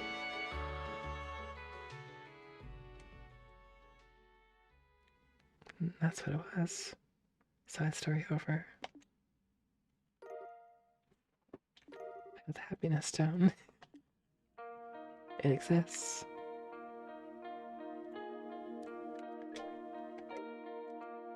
What'd it do though?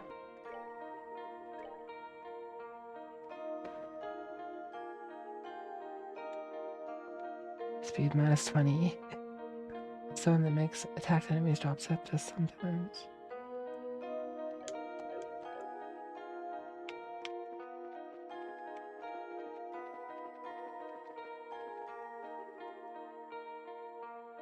Mine's name is originally translated as Anne in the novel Cornelia.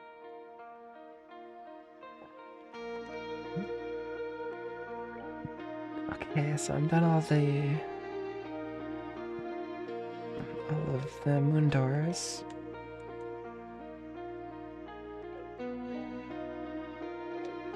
Which star doors did I do? Have I not done? Check my notes. I did star doors 1 to 4 and 13.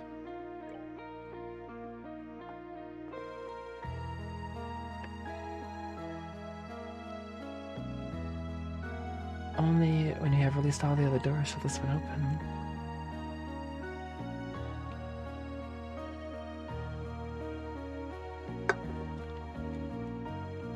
I don't have star door 5. I'm gonna look up where it is, because I didn't find it, I don't think.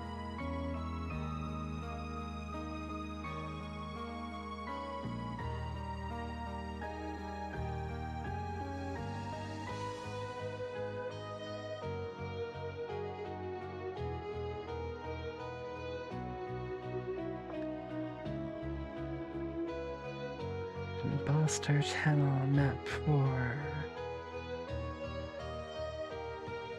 Ballstar Channel.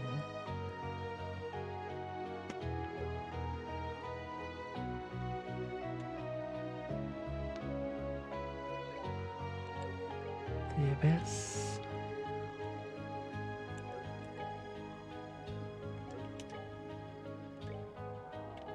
Ballstar Channel. Okay. Yeah, was there any RPGs you were looking forward to? Follow the Magnus?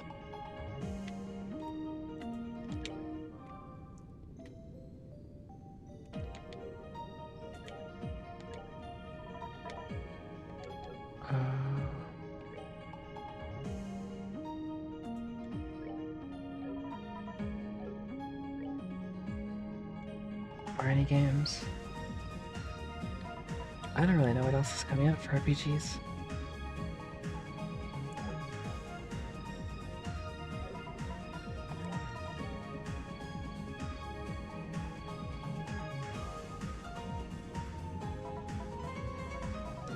This stuff is any good. And the song is good though.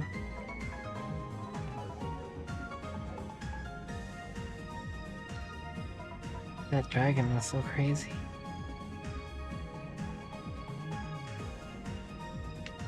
So map 5.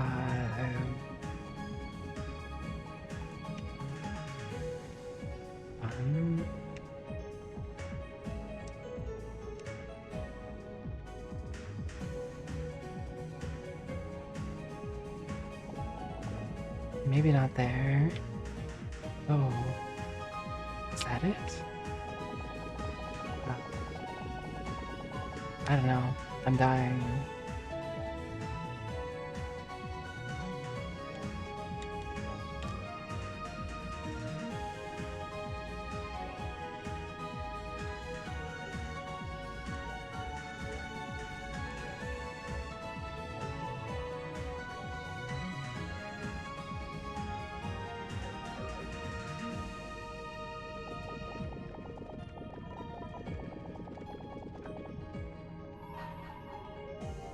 Bring to me the girl who entrusts her feelings to her blade. Entrusts her feelings to her blade. Only then shall the door open.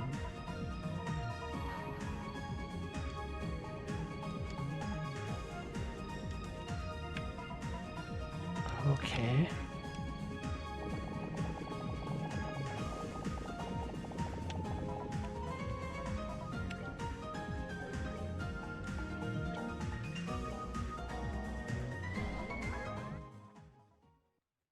Trust her feelings to a blade.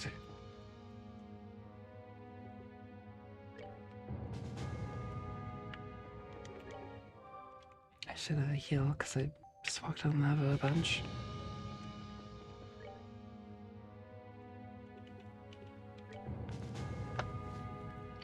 Trust her feelings to a blade.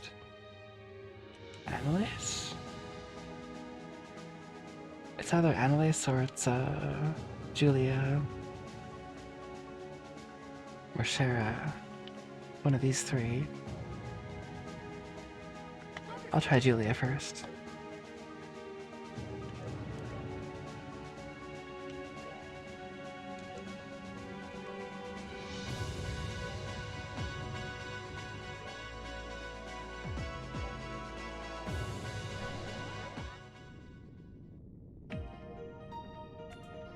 Maybe I'll save before I do this too.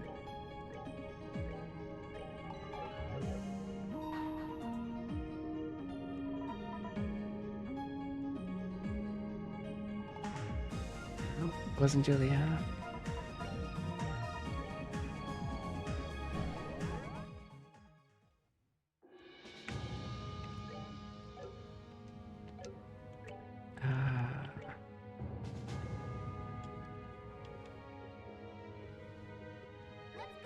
Nice.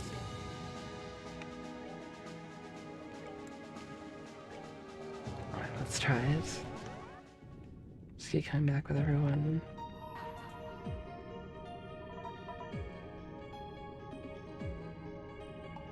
Oh, it was Annalise. Nice.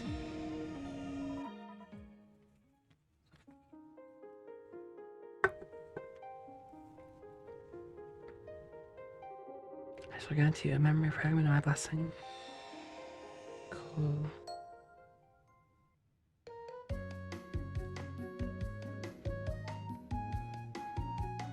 Sour, please. Interesting. That's a surprise. Annalise. You're here talking to yourself. Oh, Lucrin. Something the matter? Not like you to walk right up to the second floor without even looking at the board and sit quietly like this. You're not feeling sick from eating too much ice cream or something, are you? Don't be silly, I'm not a kid anymore, you know? Could've fooled me. I swear you're the one who ate 3 full scoops first thing in the morning, and later had to go get some stomach medicine from Spence. Maybe my memory's playing tricks on me. Let's all pretend that never happened, okay? Besides, that was back when I was a junior bracer. That was forever ago. Then less, and after that, I swear, now I never have more than 1 scoop each morning. You're not supposed to have ice cream in the morning at all, you know. What does this guy know? I'll eat ice cream in the morning if I want to. Well, no matter. What have you been doing up here all this time anyway? Oh, right. Lucy, I got a letter from my pappy. It's a long way away this morning. Really now? He's a swordsman if I recall, isn't he? Yep, he's an instructor. Ice cream hater. Sheesh. Absolutely. He's real famous among swords practitioners, actually. Yin Ka-Fai of the 8 Leaves, one blade school. Oh yeah, that's the one. I was familiar with the name even before meeting you. I was quite surprised to find out you were his granddaughter. Didn't he used to live here in Libero? Surprised to know about that. Can't say I have any memories of when he was here, though. He was around when I was born. How could I? That long ago, I see. So, how's he doing? Well? Judging by his letter, yeah, he's doing fine. I haven't had the chance to meet him in person for about a year now. Last time we had the chance to spar, I felt like he was totally babying me, even though he's like 70. He really must be skilled to be treating an active bracer that way. The guy probably eats his ice cream. Yeah. What's with the sudden serious face? Oh, it's nothing all that major. But I've been wondering something for a while. Why do you stay here when you could join him? Sorry, I'm lost. Well, it's just that you're aiming to improve your swordsmanship, aren't you? Feels like if you have a grandfather like that, the fastest way to do that would be to go to him, polish your skills set aside. That's, well... I suppose it's not my place to be telling you what may or may not be best for you. Sorry, Annalise. You ain't paying attention to an old man like me who eats ice cream. No, that's not true at all. I really appreciate your advice. Please don't think it's not your place to give it. You definitely see where you're coming from on this. I do have my reasons for being here and all. It's a little difficult to explain. Well, I do want to learn more about swordsmanship and swords in general. So in that sense, you're right that continuing to train under Pappy would be both the best and fastest course of action. Not all I want to do with my life. I want at least as much, if not more, to know more about what it means to be a bracer. Guess it's a case of wanting to learn more about swordsmanship as a bracer rather than a swordsman. Does that make sense? Have you been doing a good job of explaining this? No. I see where you're coming from now, actually. Besides, Puppy once told me that he taught me all the technical side of swordsmanship, forms, crafts, all that kind of stuff already. Whether I can master them or not is all down to me now. In that sense, I feel like there's no specific need for me to train under him nowadays. Of course. Whether I'm really advancing my swordsmanship now is another issue entirely. Wish I could say for sure I was, but... I see. What's with the silent treatment all of a sudden? Well, it's nothing. You're just not really one of these kinds of serious discussions. So I was impressed to see you're even capable of them. Hey, I'm so capable. Besides, you were the one who kind of pushed me into talking about all this stuff first. Oh, glad I did too. Anyway, getting back to the point, what did the letter even say? Oh, right. Well, as surprising as it is, it says that I should go and see Cassius Bright. Cassius? The one and only? Yeah, that's right. Supposedly, Poppy was invited by the Royal Army to be a guest instructor at some point a long time ago. That's when he trained Cassius, too. Ever since, they've had this kind of student-master relationship with one another. Cassius even went on his way to go and see him 10 years ago when he decided to stop using a sword, too. 10 years ago. I would put that around when he left the army and became a bracer then. What exactly prompted him to tell you to go visit Cassius now, though? Well, I guess he only just recently found out that Cassius has returned to the army. Now he's wondering whether he might take this opportunity to take up the sword again. I gotcha.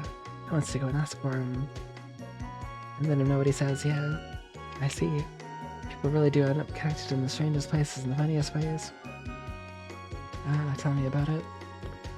Anyway, that being said, I kind of a favor to ask. You want time off, I assume? Well, who am I to say no? You got good cause to have it. I can even get in touch with the army and set up a meeting with Cassius if you want. Really? Really?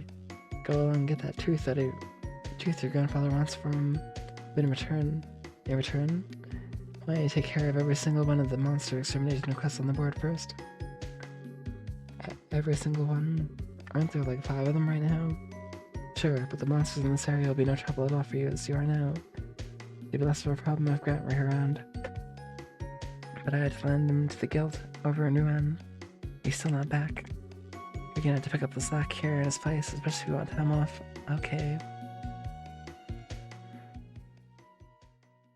Only if I can have 2 scoops of ice cream in the morning, 3 days later.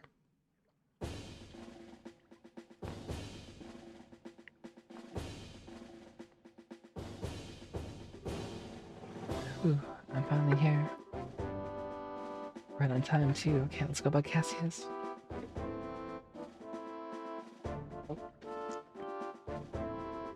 Can I help you? Well, I'm Annalise Offbeard, a bracer with the guild. Come to meet with Brigadier General Bright. I see. I was expecting you. I'll pass on that you arrived. You're a slave now, yep. A slick Gramps. So slick. You might have waited a little before you can meet with the general, though, I'm afraid. Huh? But I'm right on time. Something throw off a schedule? Something must have. I can't pretend to know much more than you do. The general's a very busy man. It's not at all unusual for things like this to happen. Anyway, like I said, I'll pass on that you've arrived. I'm gonna have to ask you to wait out here for a little while. Sure, no problem.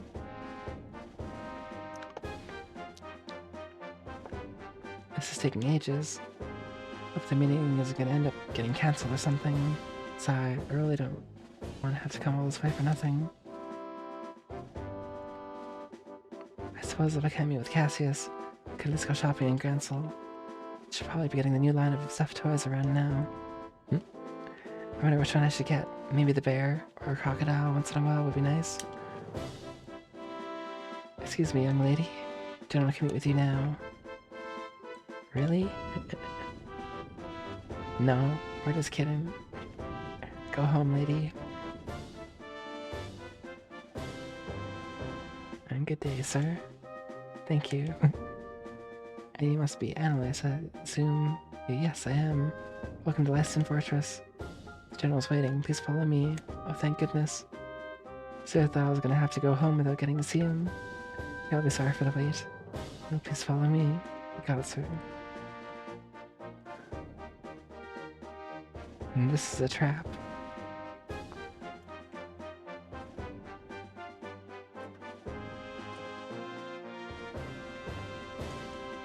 I brought your visitor, sir. Very good. You may return to your duties. Thank you, sir. I'm really sorry about the delay there, Annalise. Oh, don't be. I'm more thankful you took the time out of your busy schedule to speak with me at all. This is the least I could do for someone from my old line of work. It's been a while since we last met, though, hasn't it? You became a seasoned veteran before I knew it. Hee hee. I certainly think I have. I can't have Estelle soar ahead of me while she's abroad, can I? This is just what the rivals do. Haha, so they do. I'm looking forward to seeing just how much stronger the two of you can become. You won't be disappointed. Getting to the point, I was pleased to hear that Old Master Kafai is still in good health. I believe it was because of him that you came here today. Yes, that's right. Didn't realize you were an acquaintance of his before this. I certainly am. In short, he's the man who taught me the way of the sword. That was over 20 years ago by this point. First time we met was when I was back at the military academy, so I studied under him. I still remember the harsh training sessions he gave me here at Lyston like they were yesterday. But really? Is there any special reason you didn't say you knew him before? You knew I was his granddaughter, didn't you? I did. By the time I first met you, I had long given up the path of the sword. Didn't feel appropriate in my eyes to act as if I was a student in light of that. Oh, gotcha. Haven't seen him in about 10 years, I think. He does write to me on occasion, but how is he these days? Do you still have that same old vim and vigor? Yep. Doesn't act his age at all. Bill, if you let me get right to the point, the reason I came here is to continue the discussion he had with you 10 years ago. No? To tell you the truth, Papi still laments the fact that you left the path of the sword. And that was why he wrote to me, when he heard you return to the army. Wondered whether you returning to the military may mean you're also ready to pick up the sword again. So this is it. He'd like to know directly from you how you feel. I see.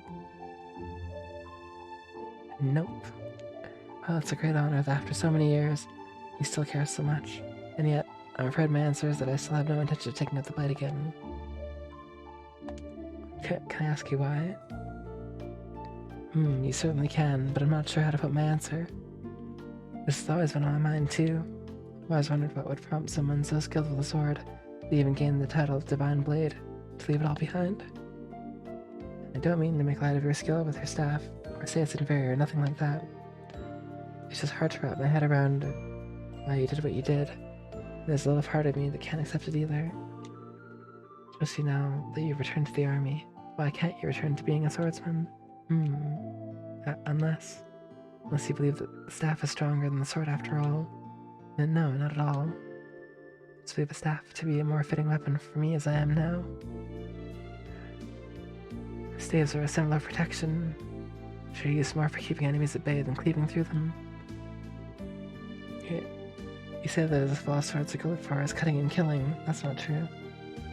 I fight because I want to protect things just like you do. As a swordsman, as a bracer, and as myself. You're telling me swordsmanship Pappy taught me isn't gonna let me do that? I'm sorry. I didn't ask for you to take time out of your day so I could come and shout at you. But I can't accept what you're saying.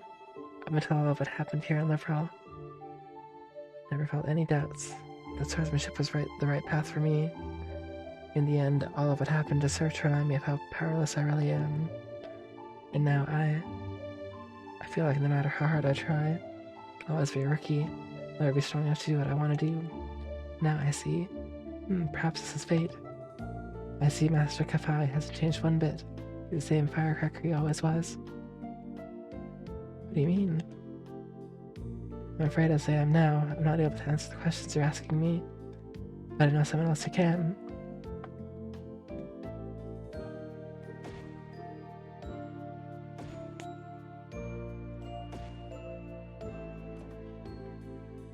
Oh, this guy.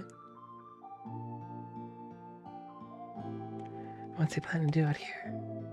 Really want to know who he called to. There you are. You are ready to begin? Indeed I am. Never expected to have to wear this uniform again though, especially not so soon. This is Richard. I'd almost think you enjoyed messing with people. No, I'm not doing it to bully you. You know as well as I do, your usual work clothes aren't well suited for this kind of thing. It is Richard. Yeah, you're Colonel Richard. I realize this may sound a little silly coming from a man wearing this uniform, but I'm no longer a colonel, young lady. So sorry. So, Mr. Richard, then, or Alan, you can call me whatever you wish. Though no need for the Mr. Meanwhile, I believe you're Annalise, a senior bracer with the guild. Is his name really Alan Richard? You know me? I'm not the former commander of the intelligence division for nothing. I know all about the bracers in this country. I see. How'd you end up being here? Actually, Richard was who I was meeting just before I spoke with you. Really? In short, I decided to start up a new research company as a civilian. So while I may not be part of the army anymore, I can definitely see myself continuing to need to work with it in the future. Decided to come here in order to discuss the matter with Cassius. So maintaining a good relationship between us in the future. Oh, I get it now. Wait. Is the person you mentioned earlier? That's right. I want the two of you to fight one another. To the death.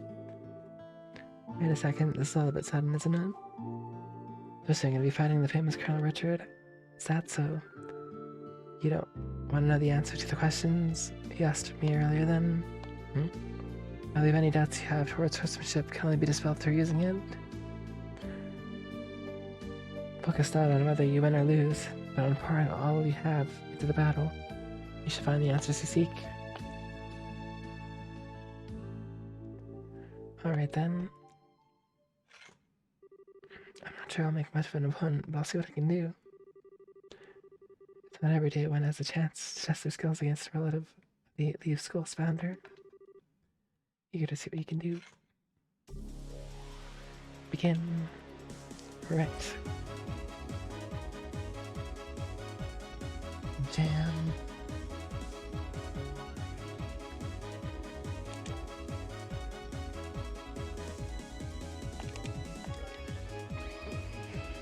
Uh-oh.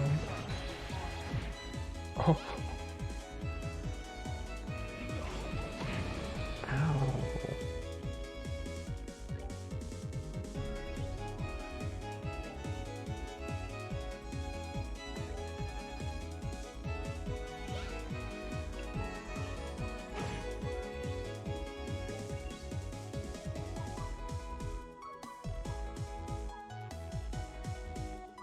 Well, I guess I'll just use this.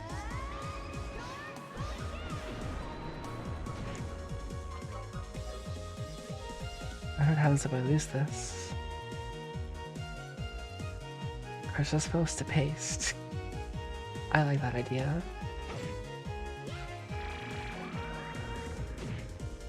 That wasn't very paste-like.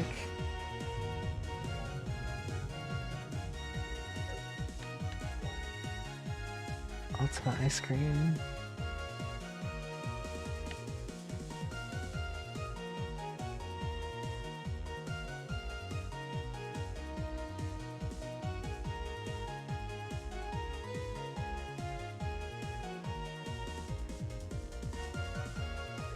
Alright.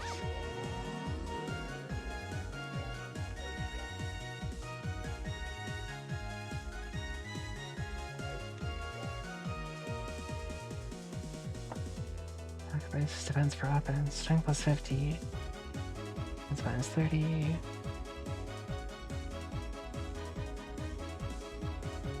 Okay.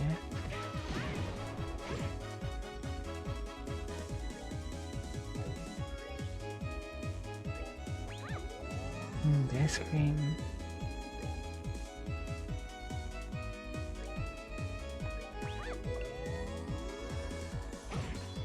Nice.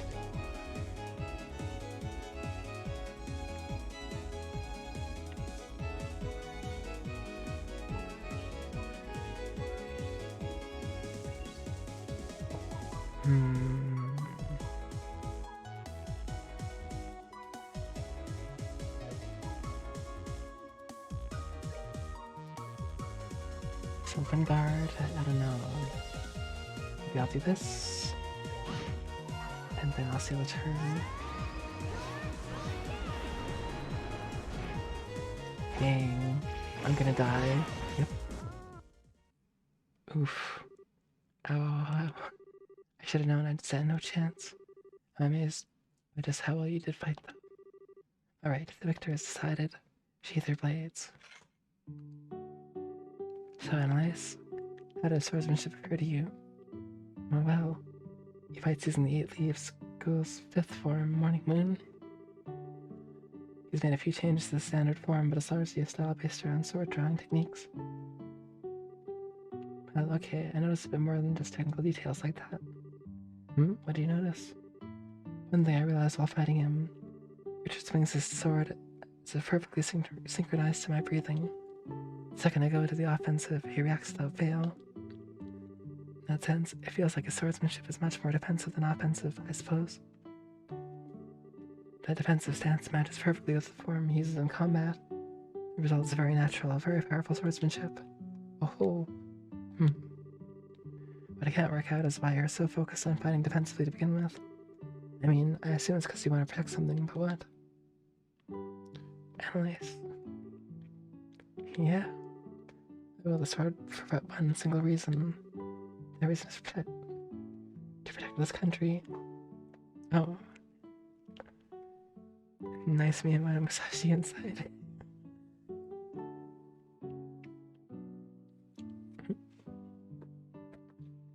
I don't think Miyamoto Musashi ever fought defensively with a sword. Everyone has at least something that they wish to protect in this world. Perhaps this is a person, such as their family or loved ones. Well, maybe he did. It's been a long time since I read the book. Yeah. Dual swords, and you cross them and just walk at the enemy. Perhaps it's a belief or ideology that they hold dear. Just as the things we seek to protect are different, so too are the ways we choose to do it. In my case, the way I choose to protect what I care about just happens to perfectly suit the defensive swordsmanship you noticed. Hey, although I can only imagine how comical it must sound to hear a criminal who threatened this nation talk about wanting to protect it. Maybe he used one sword for defense and one for attacking. Or not really. Richard, you don't say anything, General. Majesty may have chosen to pardon me for what I did. It doesn't make those crimes simply disappear. Still, just as your desire to protect Liberal remains. Even after leaving the army, I can't completely turn my back on mine. It was that I could do so, that I resolved to leave the army then, even it was. You see, Annalise, to me, one's position in life is the means to an end, a way in which to achieve whatever you wish to do. I think that's true for one's choice of weapon as well, wouldn't you agree? Well, what's important isn't what weapon you choose, what you use it to do. What inspires you to take it up? The fight. The reason I chose to put my sword aside, take up a staff, is those feelings have changed, that's all. So nice. Any more thoughts? I just use my sword in the way that best fits me to do what I want. That's what you're trying to say, right? Sure is. You beat me to it. Your Master Kafa's granddaughter, right? Very quick to catch on to things. Hee. I'm just quick at forgetting things too, though. But I finally get where you're coming from. Really? Well, happy to hear that. Ask you to pass my answer on Master Kafa, then consider it done. Sure, I'll understand. I feel I've had a lot today from having the opportunity to face off against you. I do have a lot of chance against again one day. So do I. We both had to make sure you don't neglect your training then. Of course. Wouldn't dream of giving it any less than 100%.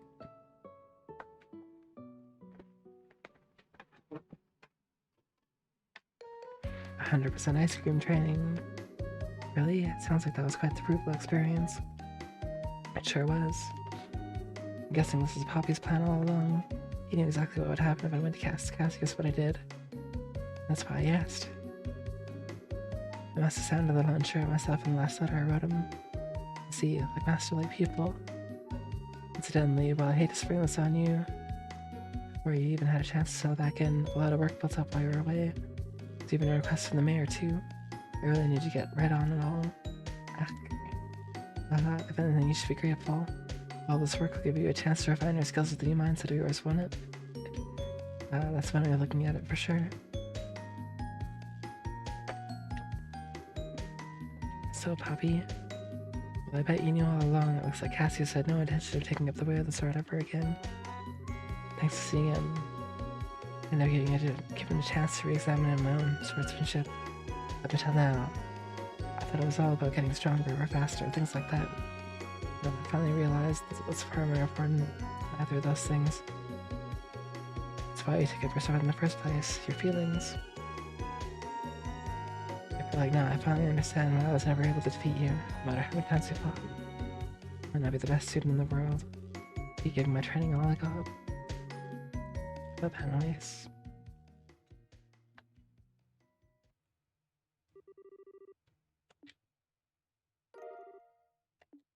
Got money, nice. Money and blessing. Look at that giant scorpion. In the lava. It lives there forever.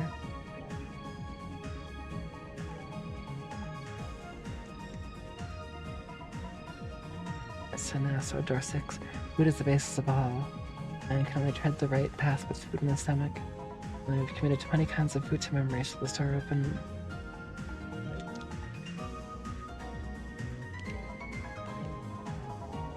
How do I do that? 20 kinds of food to memory.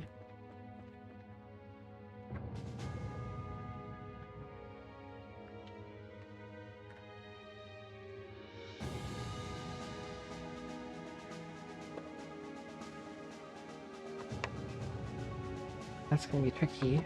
I only know like 9 right now.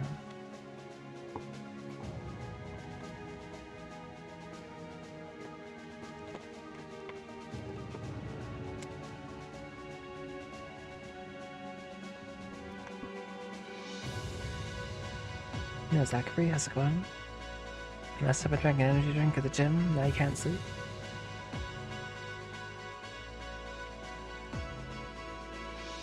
Well, welcome.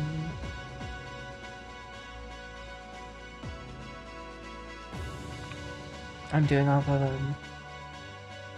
the side stories before I go to the ending dungeon. But there's a lot, and there's a lot of reading.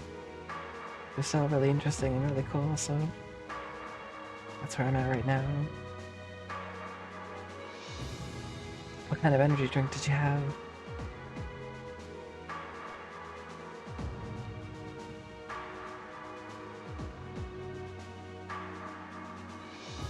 Why is there like an exclamation mark on the starter?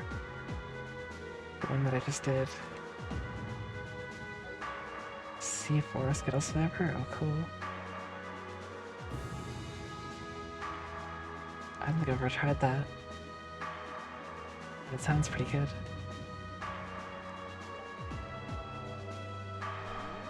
Maybe there's like another thing at the starter. Some of them have two.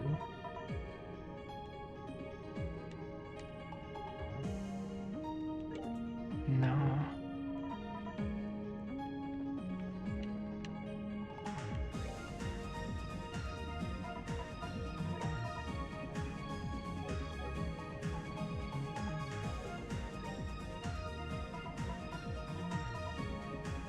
I wonder why it has an exclamation mark though.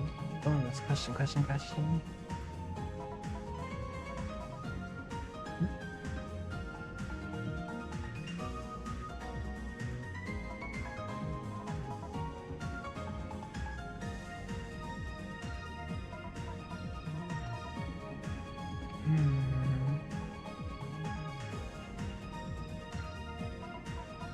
I make an energy drink every now and then.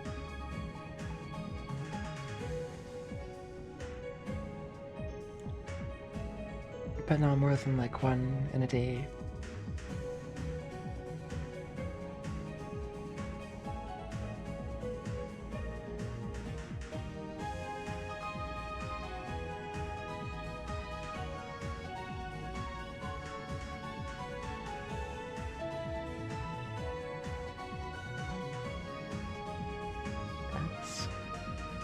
Exclamation mark.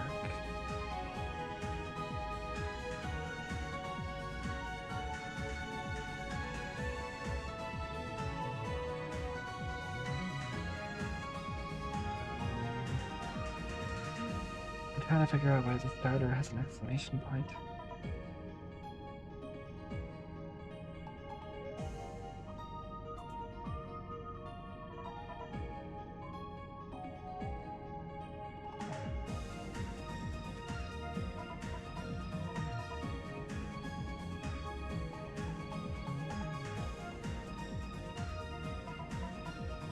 Third or a 5 exclamation mark. Oh, nice.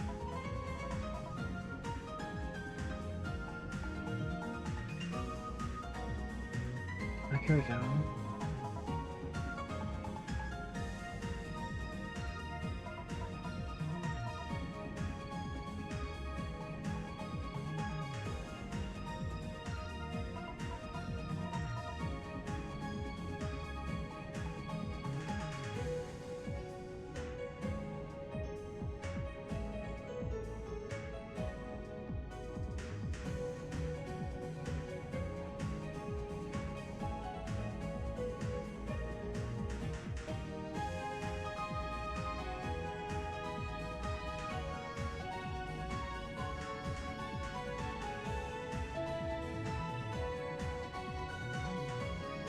Whoa, you have to beat the you have to win the fight.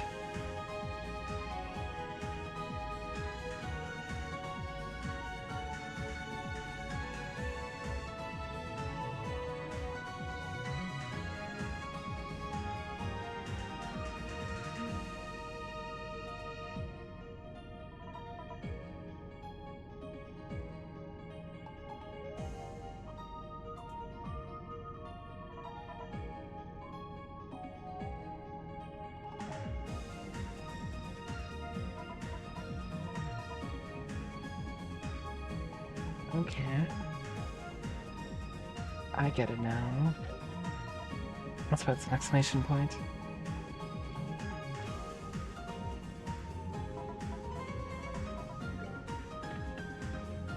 I have to win the fight in order to get it to mark as complete. So I'm just gonna mash through.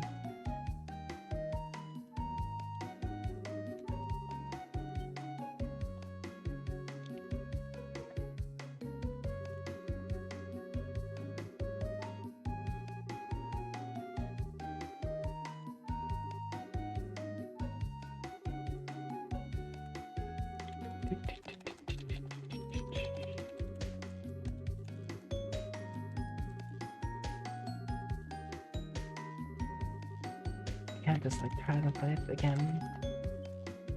Go all the way through this. I gotta win this time.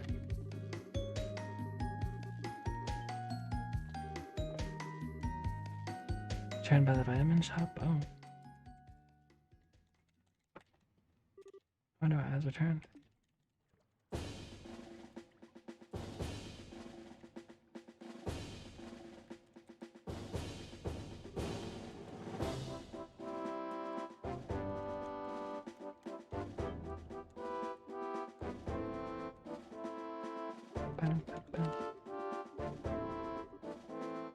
Oh, I see.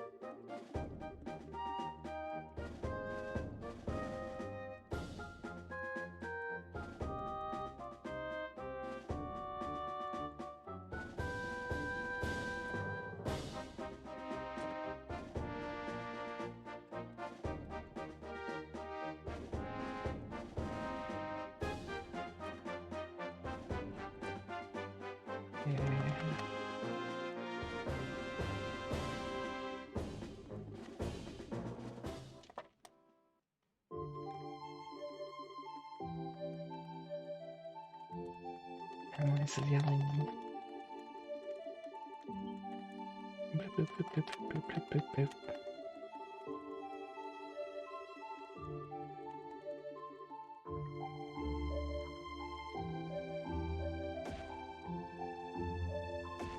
Alright, here it comes. Fight.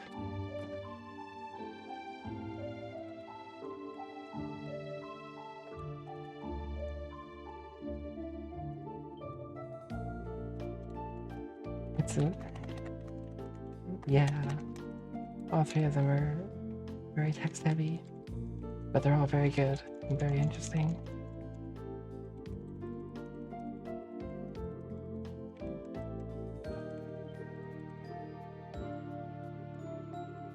Also, they have a turbo button built in on Steam anyway.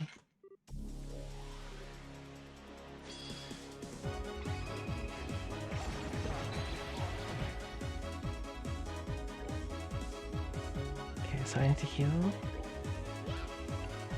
And then...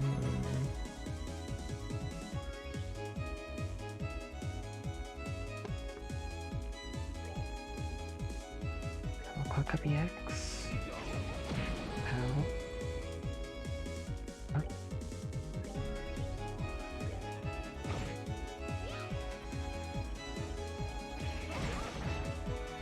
Then,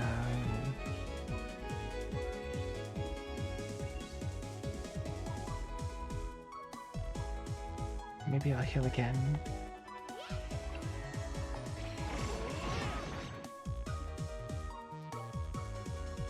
Clock down.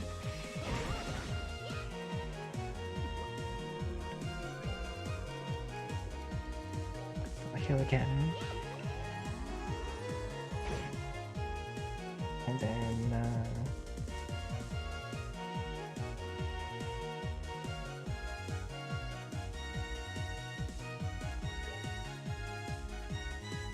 strength plus 50%.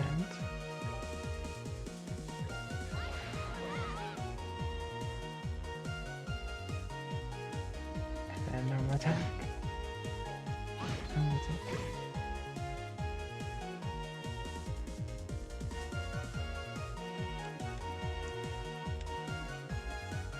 And then, PC delay.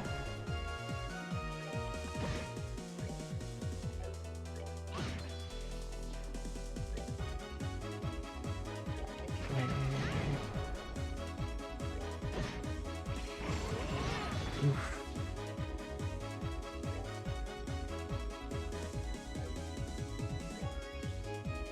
Let's eat the sweet. Ow.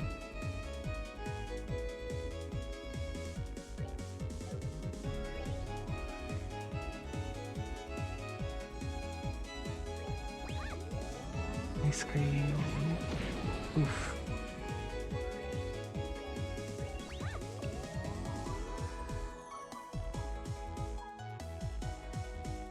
Okay.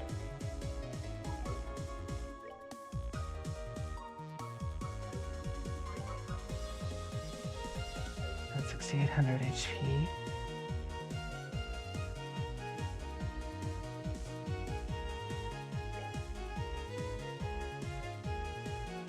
What if I use AT delay again? And then I see the turn. Oh no, that wasn't enough. Wait, what?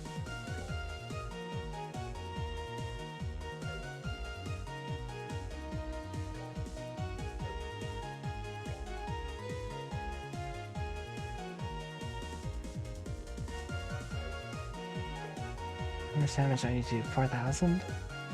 That's a lot.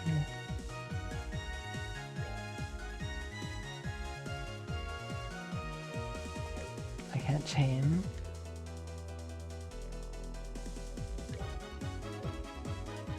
I can't outspeed him either.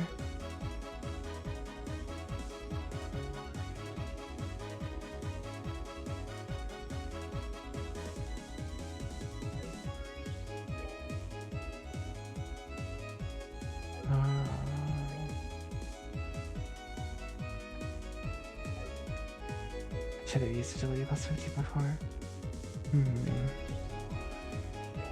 This is 80 foots. Oof. Well. Ouch.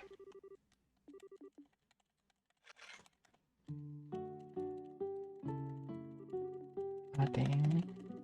I have to go through it all over again. Just try this fight again.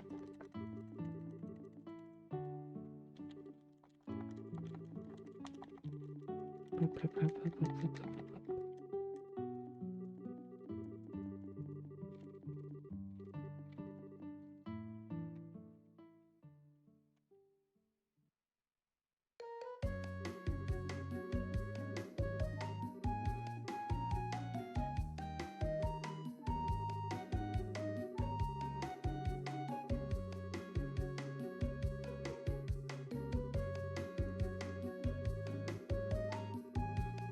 I wonder if I have to, like,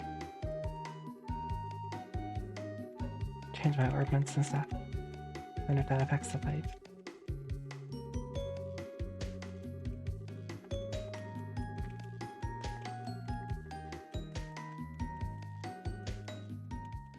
Well, let's see. Because he crushed me again.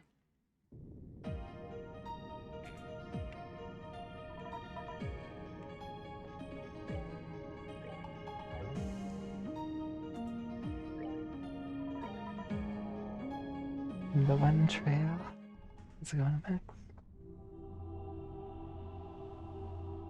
And the one trail is in the sky. We get much higher. So high.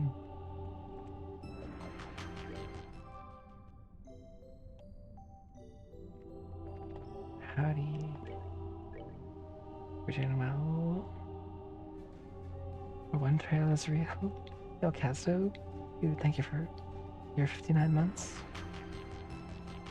Thank you for the resub. The one trail is real. How are you both doing? The One Piece is real, yeah. Sure is.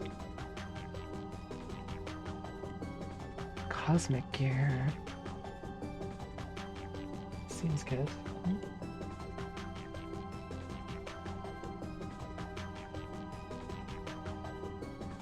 I mean, why not? And dragon boots?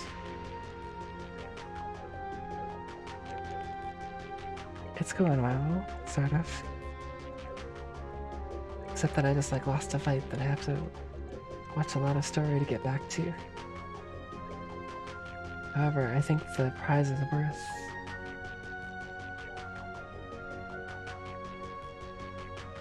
Let's put on this cosmic gear.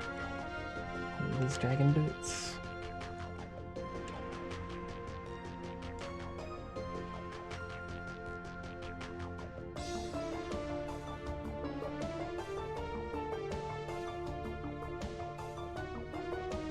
Display Lord the Emblem.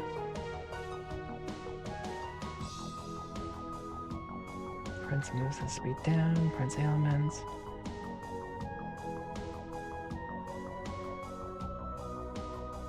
Oh. Strength plus 200.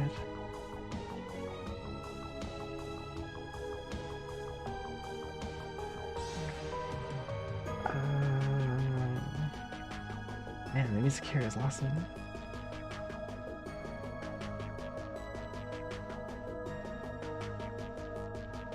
Various stats up. Okay.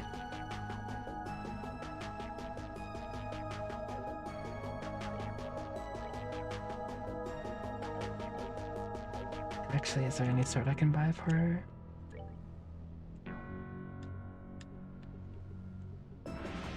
Yes. The Kagutsuchi.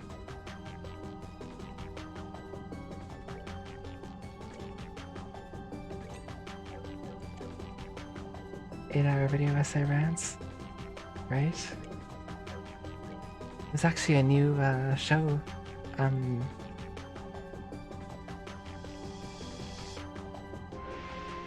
Legend of Heroes. It's a new anime of the season. That's like between Trials of Cold Steel 2 and 3. I started watching it, it's pretty good.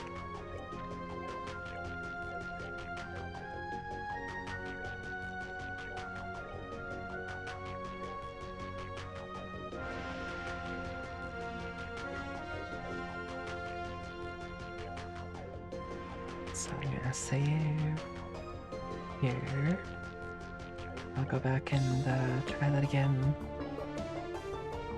Start R5.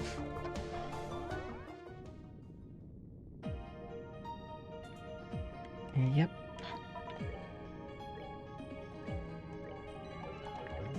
That's right.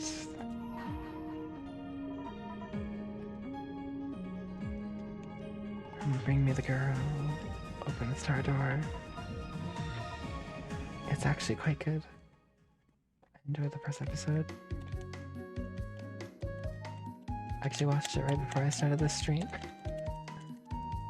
So it's been a Falcon Friday. Bring me the girl and wipe away the debt.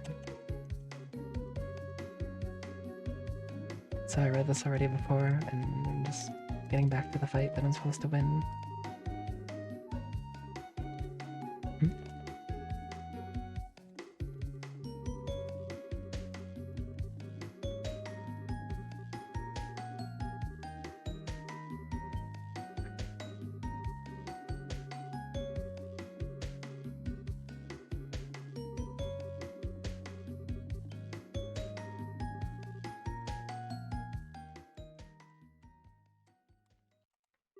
Let me say, give it an option to go straight to the fight. However,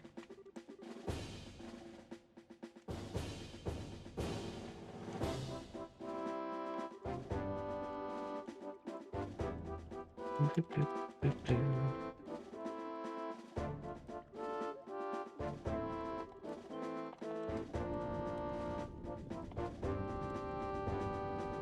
So yeah, Annalise is here. He's giving you the gist of this. To ask Cassius Bright why he gave up the path of the sword for the staff, and ask him to return the blade. And he's like, no. But I won't tell you why I had to fight this guy instead, to figure out my answers.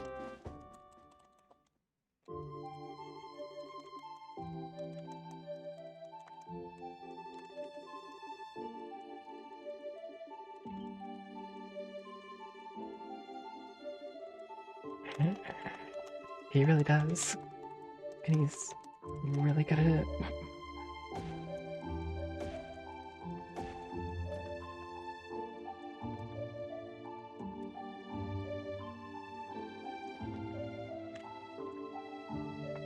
I had to fight like a shadow clone version of him earlier in the game. And like 3 times in a row, he absolutely like crushed me. First time I think I didn't even get a turn. It was absurd.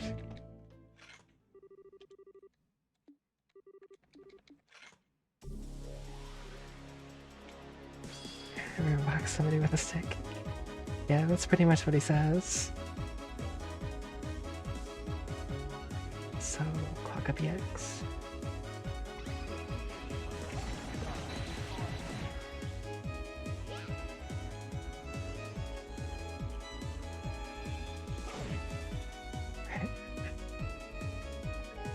This man's really just whack me with a sword.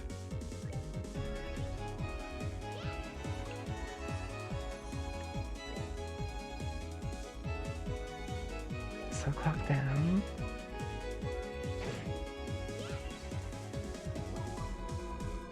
Now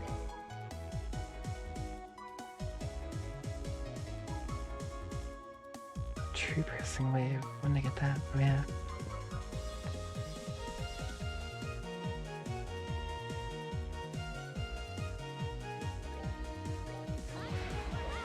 Strength plus 50. Healing time again. Now attack, attack. Oh, I missed that RNG.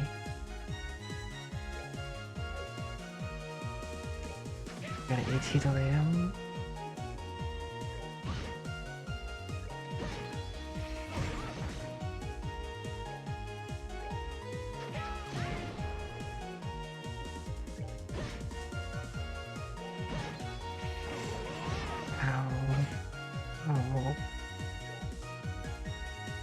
What did he just do to me? Return to slice. That's right. Ow.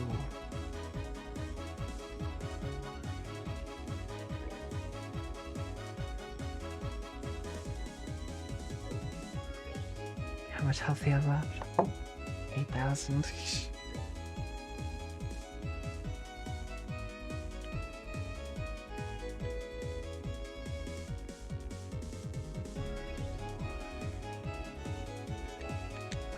I need this cake.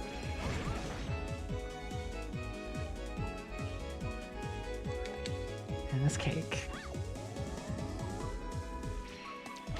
Oof. And maybe this cake.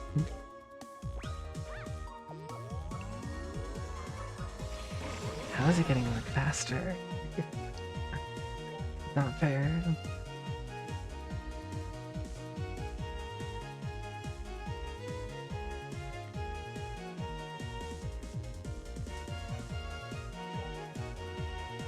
And they're pretty funny to me too.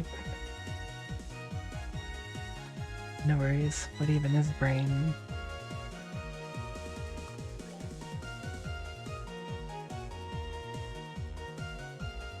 So... what if I use this? And then use this?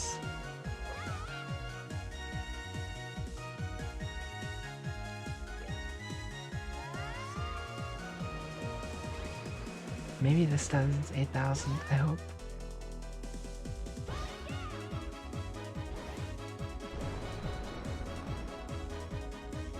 Please. Nope, for 3,000. Oh. Oh, ouch.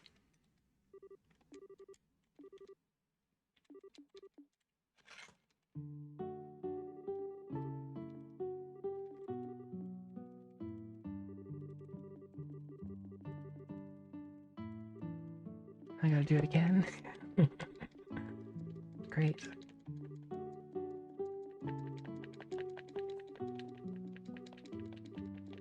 Mbojitsu.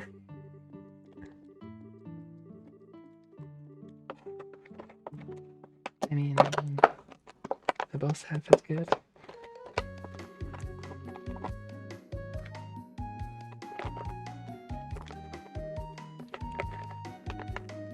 Scripted laughs.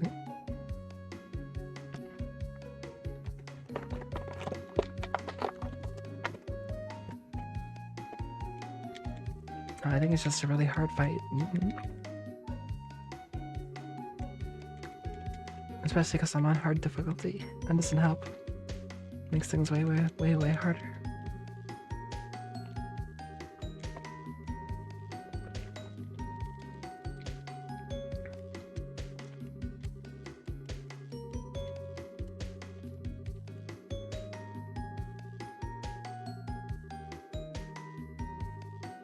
Also, I did miss that one attack. That's probably why I lost.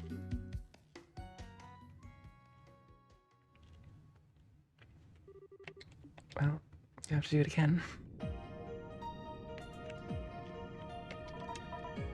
Because I'm determined to win this fight, not giving up.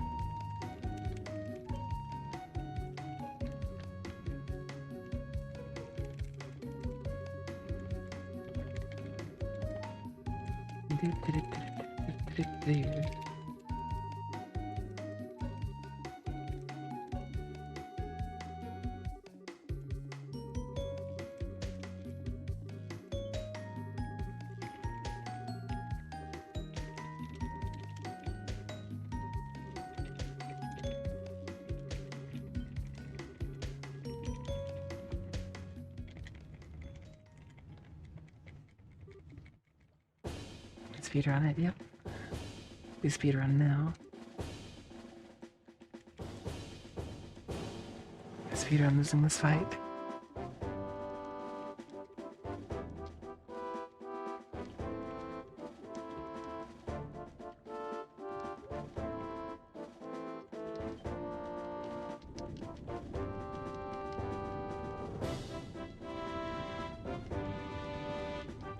But why is he so fast? That's my question.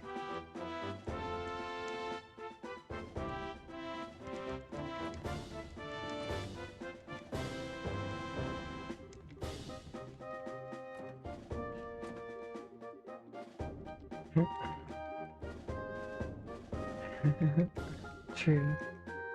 I think you get something really good if you win, though.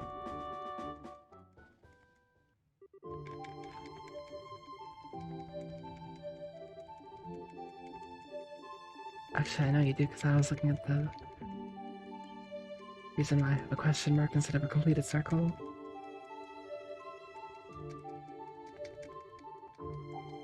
And the answer gave away what you get from it.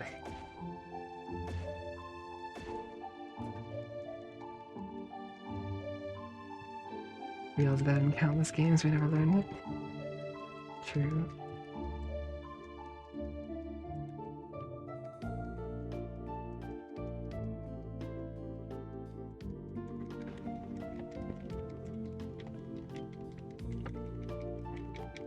Okay, this time I'm gonna take the initiative and just use my super right away.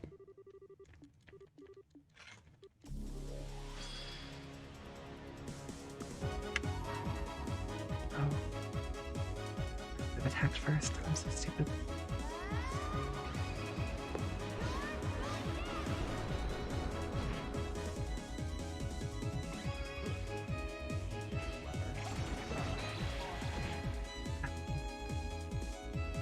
He is so strong. What if I move away from him? She is playing Gustav.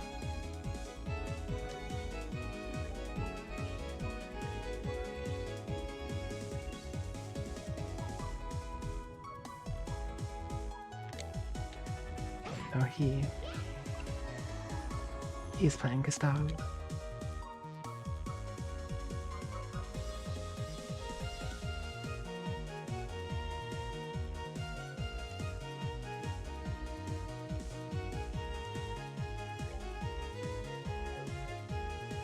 Let's clock up first. Ow.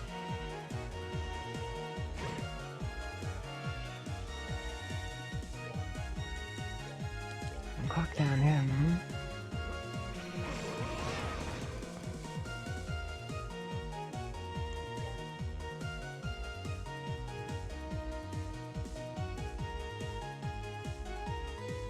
Wait. Let's heal.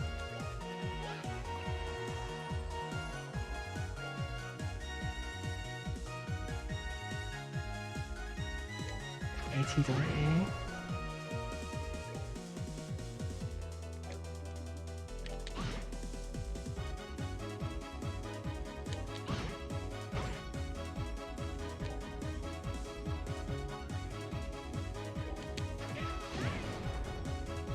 Sorry.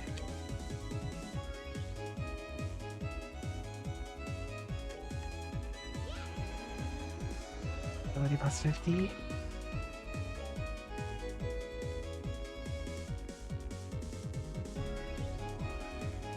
Yeah.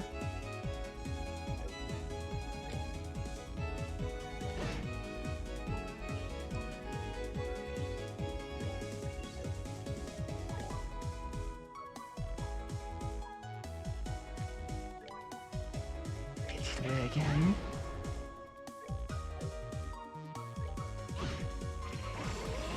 Oof.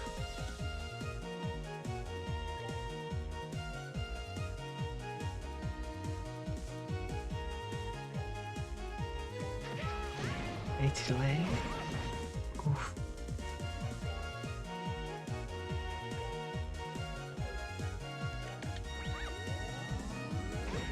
We'll get a lot of more speed.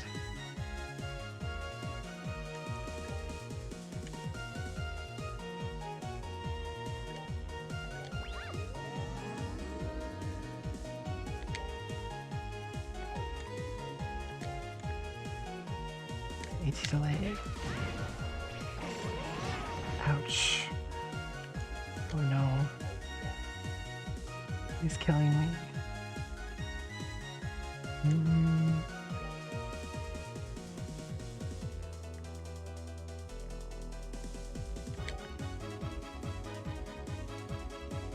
What?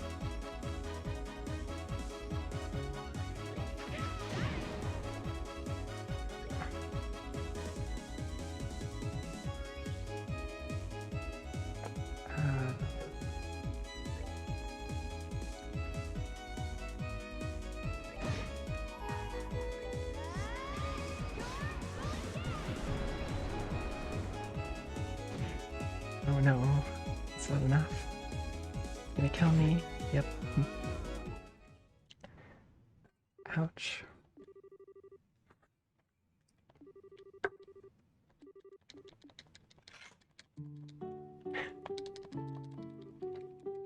How do I win this fight? I haven't bought new armor.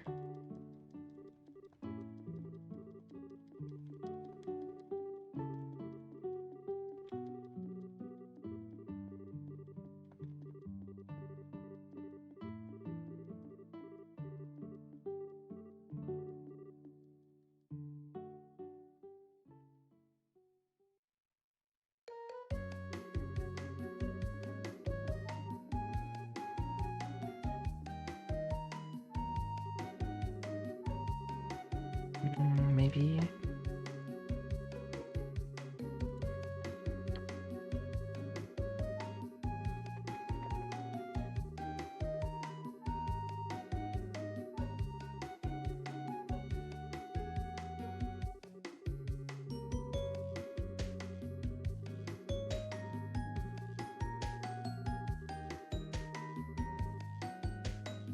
I'll try again.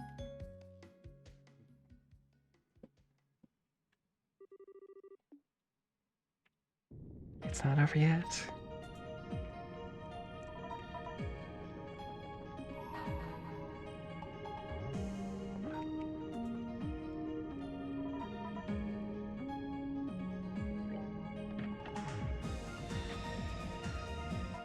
Back can we go?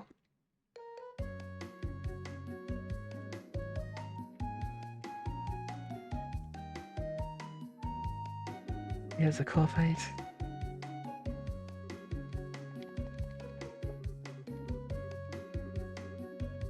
did actually have an agility buff.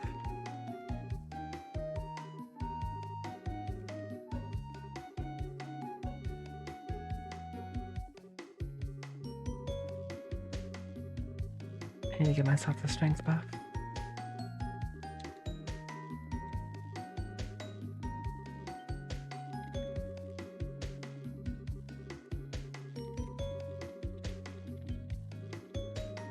Mashing a PS4 controller is hard.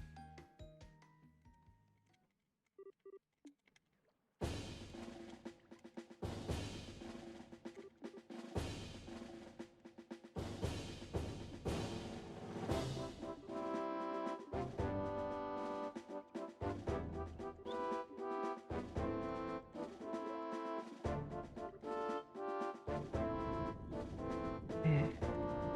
Round 4.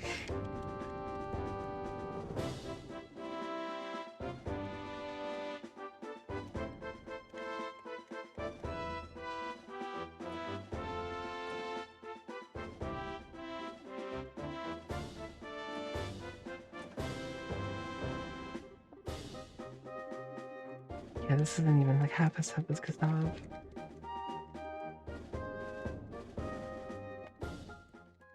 I can do this.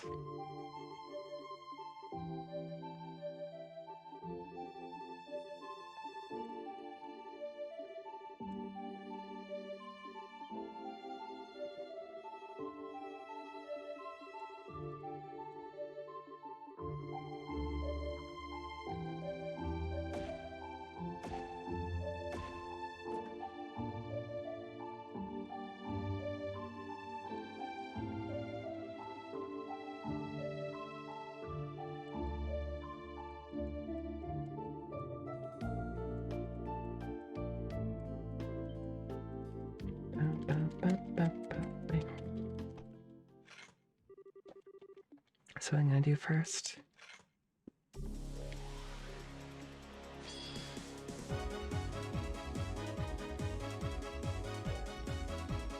is use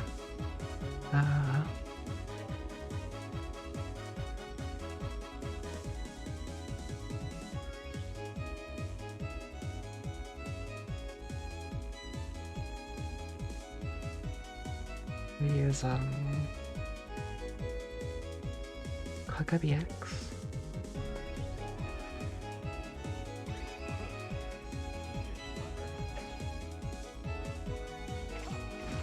Ow.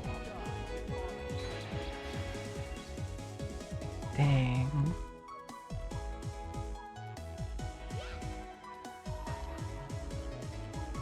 Let's seal the turn.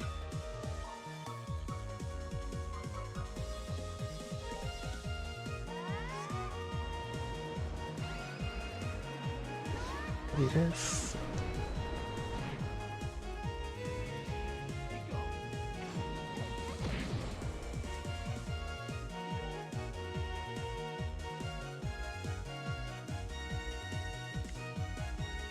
And then seal.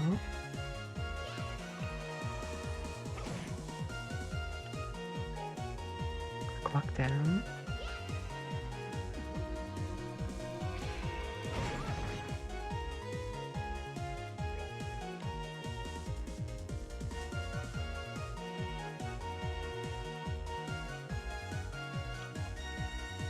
Heal again.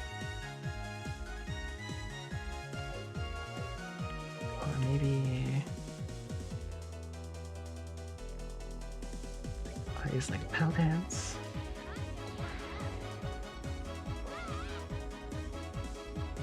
And then heal again.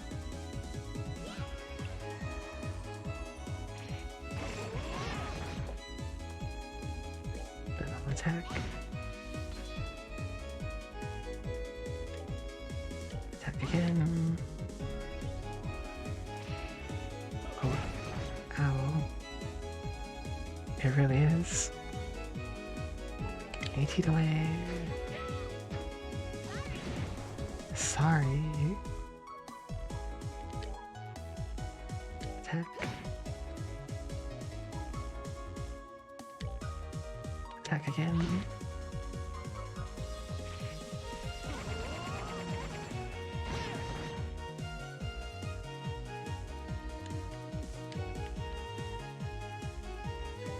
the AT delay.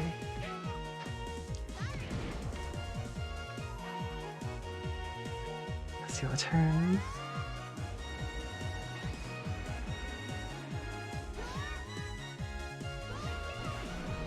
Maybe this will kill.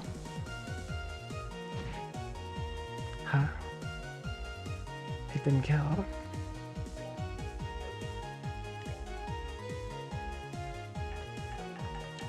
Oops.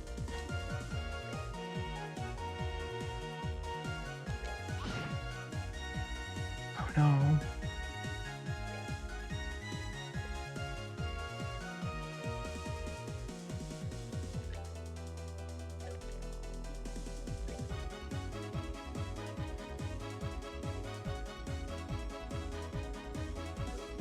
Uh-oh.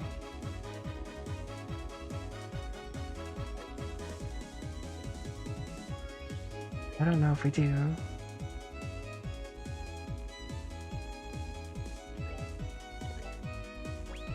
Because all my buffs are gone.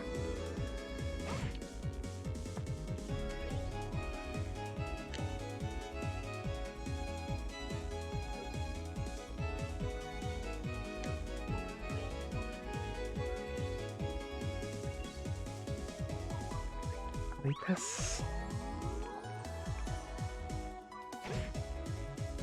Please.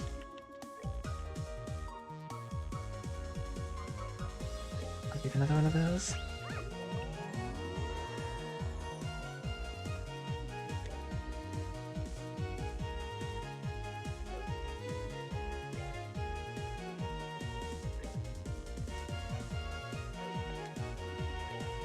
I'll save the sweet crepe.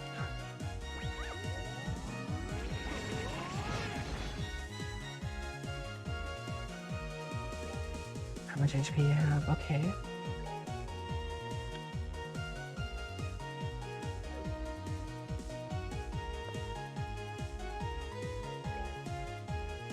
So I'll attack.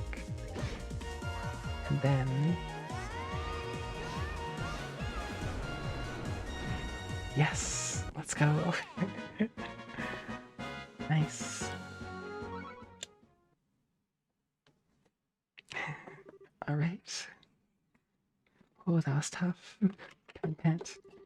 Holy crap, I did it. It looks like my skills still have a lot of room for improvement. Alright, the victor's decided. Sheathe your blades. Silence. Try to swordsman to refer to you. Oh. We already read this.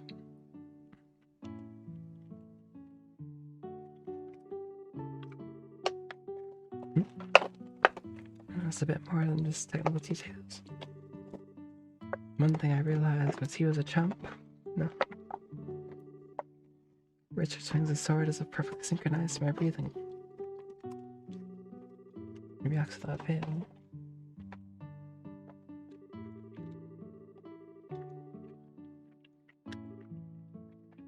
Very powerful swordsman.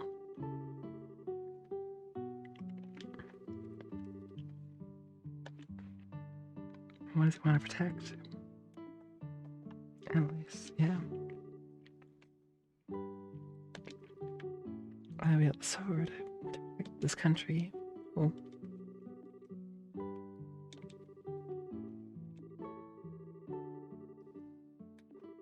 In such just a way.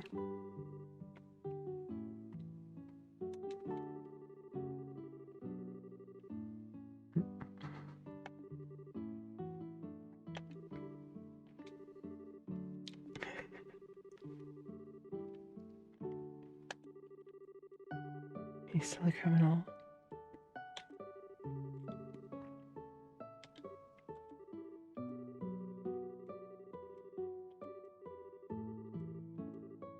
Well, what's important isn't the weapon you choose, but what you do with it.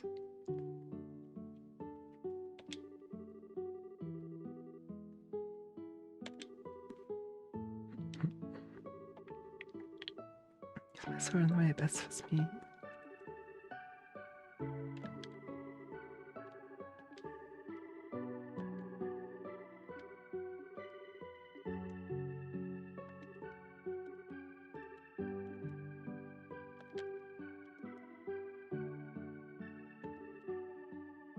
someone else should inherit that. That's settled. Would you accept this? Cassius handed Annalise the genie. This is the blade I once used myself. I think I'd be much happier in the hands of an active practitioner of the swordsmanship than my own at this point. Wait a second. Can possibly accept this? This, surely if anyone should be taking this off you, it should be Richard. Perhaps on the surface. How things are on the surface is not what always is most important. I thought you had just learned that fact. Not sure the lessons I learned earlier have anything to do with this. Why do you think so seriously about this, Annalise? All you need to do is take up this blade. Use it to do what you want to do. The way you choose to do it. That's all anyone expects of you. Do what I want to do the way I choose to do it. Well, if you insist. There's lots.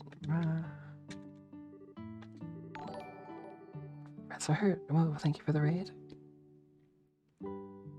Welcome, welcome.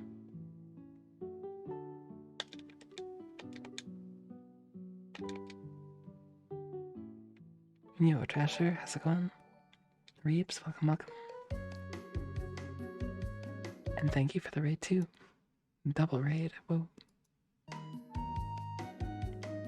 And Dan C5K, thank you for the raid too. The triple raid. Big hype. Triple raid. What does it mean?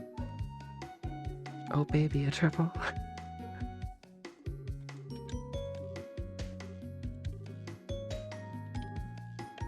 And thank you all and welcome, welcome.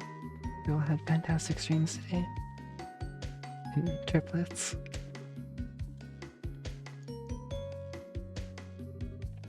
A triple raid all the way across the sky. Ooh.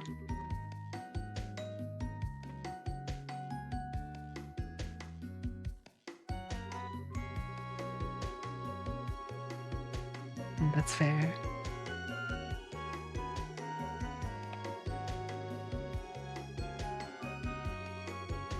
It's still early for me.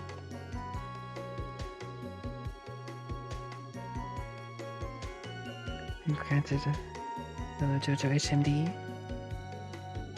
Granted, it is like 3:50 in the morning, which is early for me. We just got a really boss sword.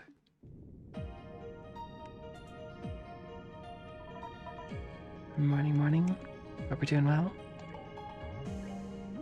I got this Jinyu, which... Wow. Those stat ups are insane.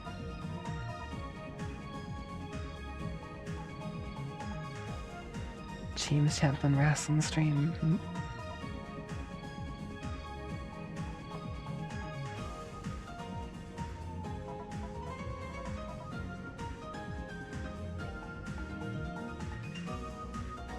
Sword is legit crazy for the stats.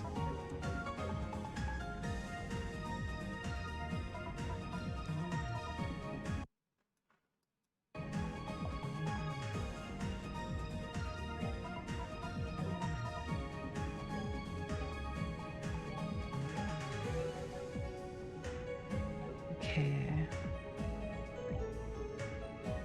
So I'm just kind of finishing the last stuff I have to do before going to the point of no return, finishing the game. I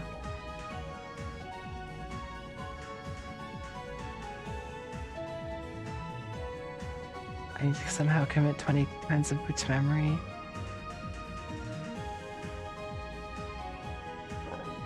I need to pay the store 50,000 Mira.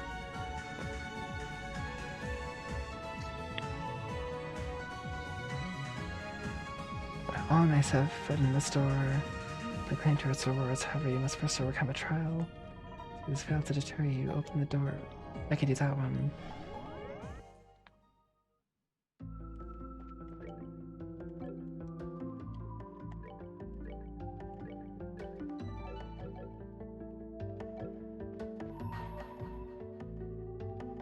All nice have foot in the store.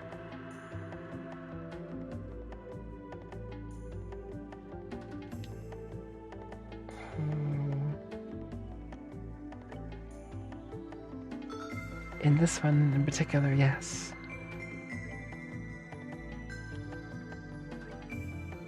All the extra content in 1 and 2 was mainly in the form of like bracer quests that you took at the guild. At the guild places throughout.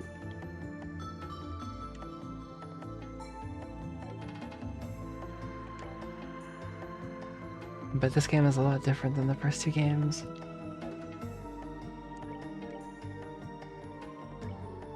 Red Crescent, whoa, I didn't know I had that. But still, it's really awesome.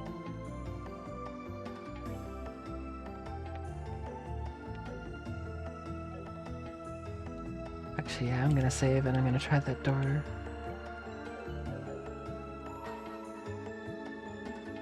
Oh, nice outfits.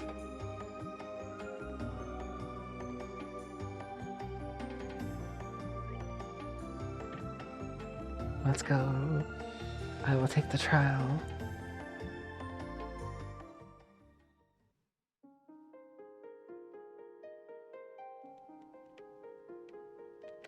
B and C.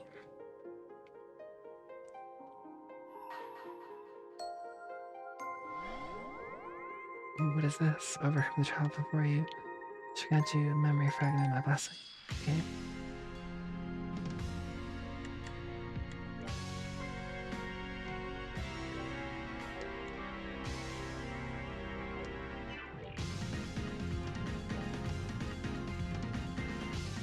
Whoa, song.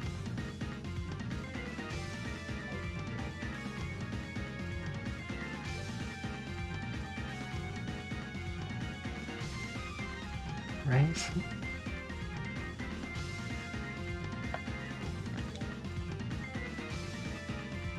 Oh, they're walking closer. They're just spinning a knife on their finger.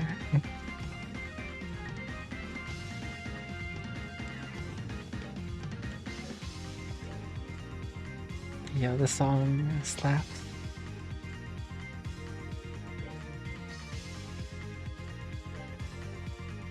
Sure, Meteostorm.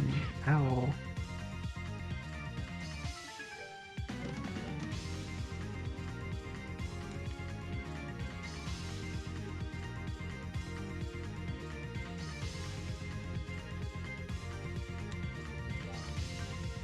Let's clock up.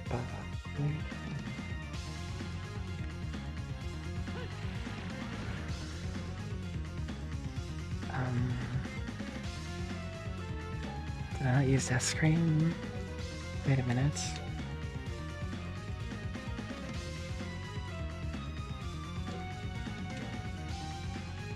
I'm gonna attack, and then I'm gonna use my True Raid.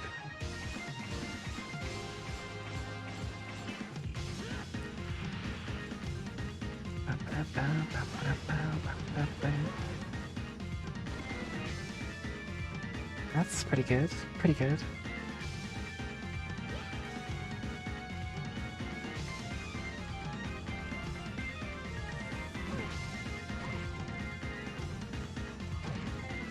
Ouch.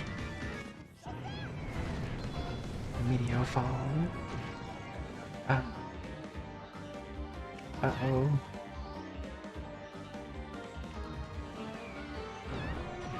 Wait a minute. What? What just happened? Don't let them get too close. I'm retrying.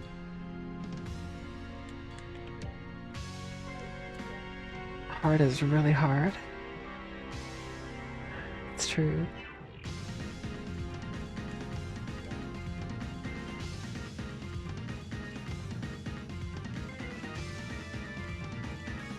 I can't even see where his turn is gonna end up.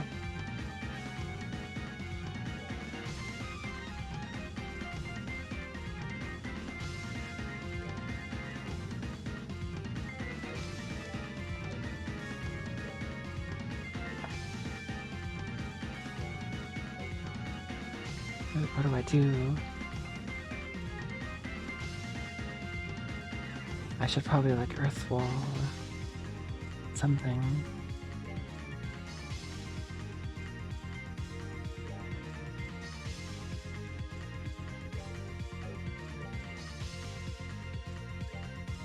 Maybe, we'll try Meteor Fall again. Might work better this time.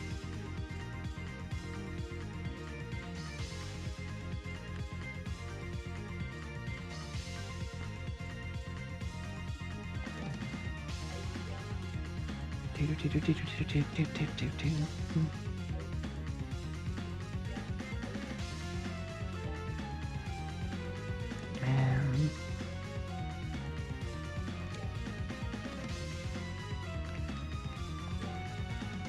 okay. Dang.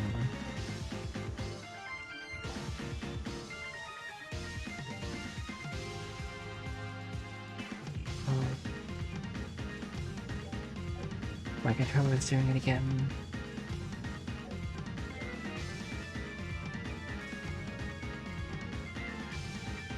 Man, even with the speed up, but not looking good.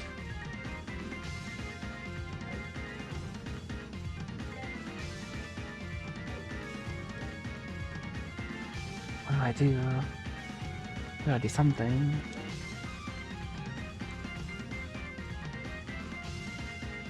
How about this?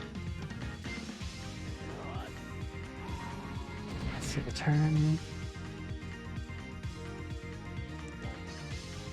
So that AT delayed some of them.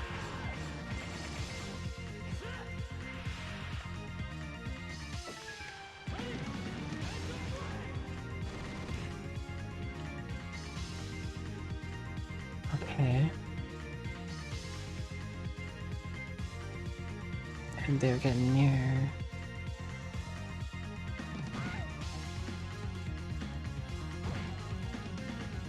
I have no idea what they did last time to me. It was crazy.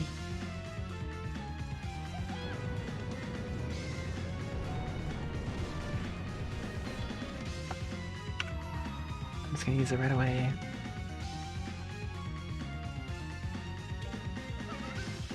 The Renade.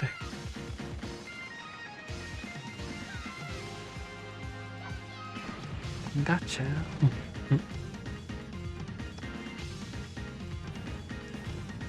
Well, I killed 2 of them. That's pretty good.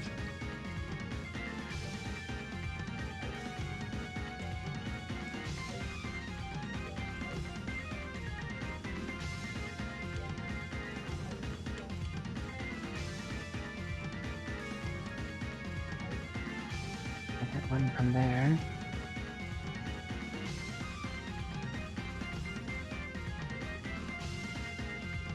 And that'll go like right away, other than hearing. I don't think so.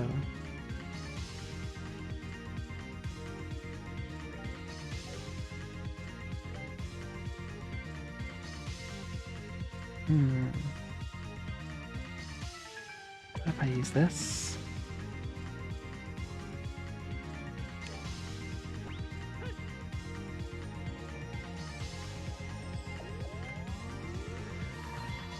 And it needs to automatically get another turn. Let's go.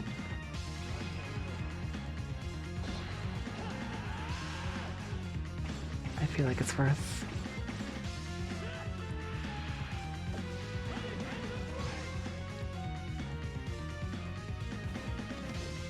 Nice. Now there's just 1, 2 left. Ooh.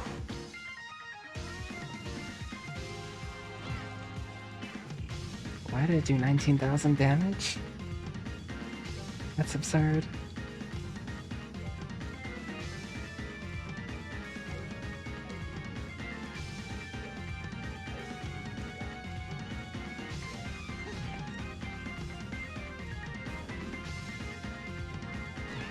Ow.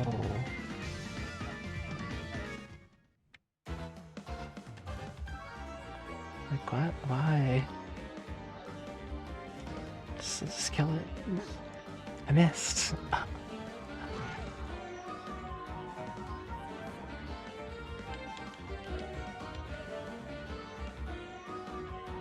Alright. It's all up to the Supreme Dual Strike. Yes.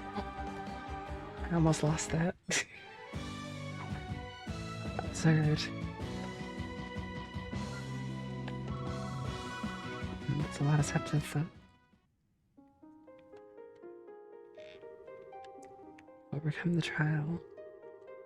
Grant you a memory fragment of my blessing. Nice.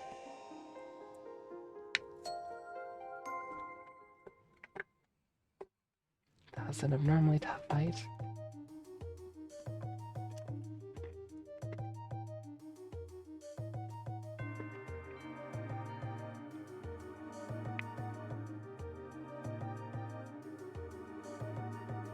Orbments are devices that use the orbital energy contained within Septium to cause various effects. It's only been a little over half a century since they were first invented. Even in such a short time, they have already revolutionized the world as we know it. From daily necessities such as lighting and heating, tanks and other similar weapons used to defend our nations, orbments are used in just about every facet of our lives. In fact, it's not hard to imagine life without them. So much of what we take for granted in life now involves them in some way, and is to proliferate and advance the development of these orbments that we exist. We, the Epstein Foundation. Our foundation was first established in the year 1155 of the Septian calendar, the year after Professor Epstein's passing. It was created by his brilliant-minded disciples in order to honor his wishes. The foundation is based in his home state of Le Mans, where it remains in operation to this day. It was rather limited in size in the beginning. Its attempts to spread orbital technology was initially met with little success.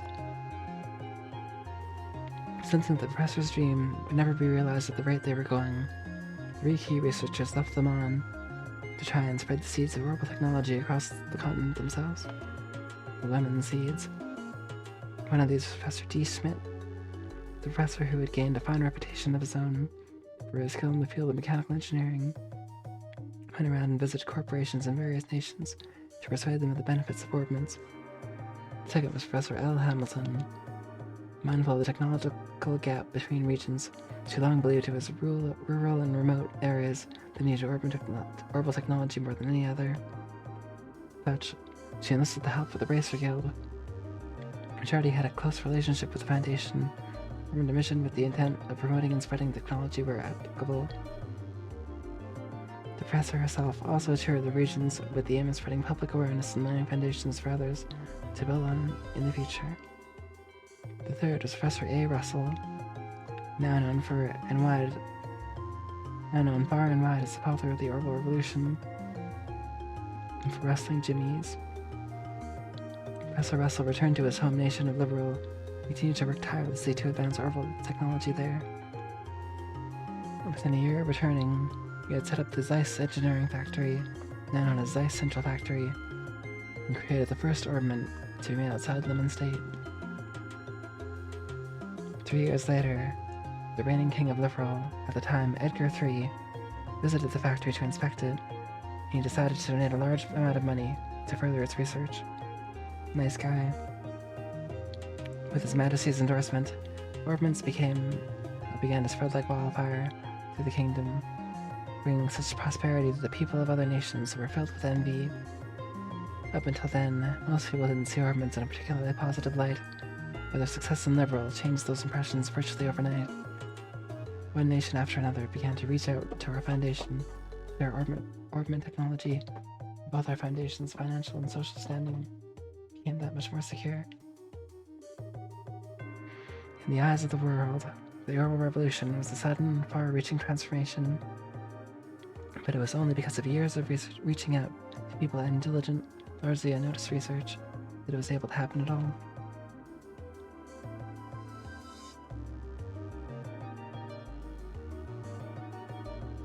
The Foundation's activities center around the following 3 guiding principles. 1. Carrying out fundamental research on our orbments. 2. Spreading orbital technology and informing the public of its benefits. 3. Contributing to world peace through technology. Now, then, let's discuss each of the 3 guiding principles in more depth. 1. Carrying out fundamental research on orbments. The Foundation's most important mission is, naturally, the improvement and development of orbital technology. The The fundamental principles behind how urbans work need no improvements as such, but their architectures, their internal structure, have been improved upon countless times in the past, and will surely continue to be perfected by the curious minds as the years go on. Urbans' architecture concerns the mechanical parts inside them, such as the cogs and screws, and there is still plenty of room for change as this new technology develops. These improvements can reap great rewards, but the research necessary to make them is known to be as lengthy as it is expensive. As a result, companies who prioritize profit over all else are less inclined to pursue them. That makes our Foundation's research all the more important from a social perspective. 2. Spreading orbital technology and informing the public of its benefits. 2 other important goals of the Foundation are to spread orbital technology as widely as possible and to educate the public on the correct way to use it. While urbans have become part of the daily lives of most who live in advanced nations and populated urban areas, the reality in remote and mountainous regions is very different. To counter this, we have long worked to send missions of engineers and bracers to these regions to try and better the standard of living for these people, and we continue to do so. We also continue to work on other ways to spread awareness of orbital technology and working closely with the Scepter Church.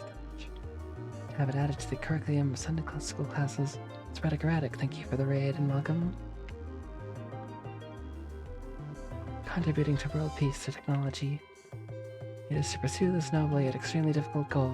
The Foundation has had a close relationship with the Bracer Guild ever since its initial founding. The Guild was established as an international peacekeeping organization and can mediate on conflicts between nations from a neutral point of view, making it essential to the stability of a world as it stands. Hi. How goes it today? Hope you had a great stream. And the Epstein Foundation continues to back them up fully in their cause, both with financial aid and using the fact that the Le Mans State is the only place where tactical ordnance are produced to provide them with equipment. Look for food? Nice. Oh yeah. It's great so far. Thanks. Just as well. Extra long streams?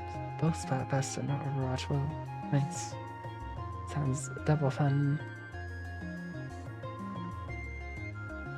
And just as well, this relationship also provides ideal feedback towards tweaking the quality of tactical ordnance they're used in combat too. Thanks.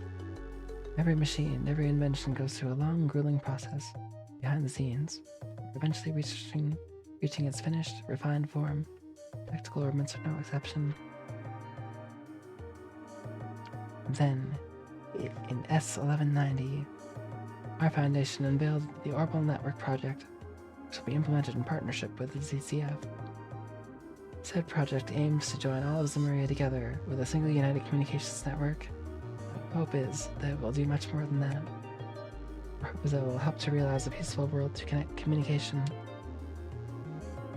Sadly, Orbital's relationship with peace as a concept has become somewhat complicated.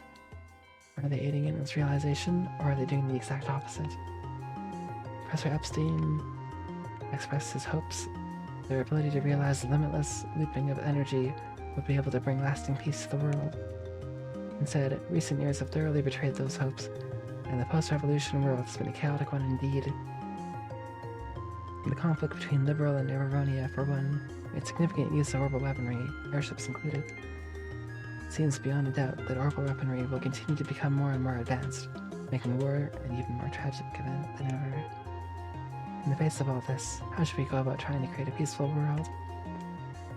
We believe the best way to do this is to rely on the power of communication and a means to do so with people of different nationalities and races.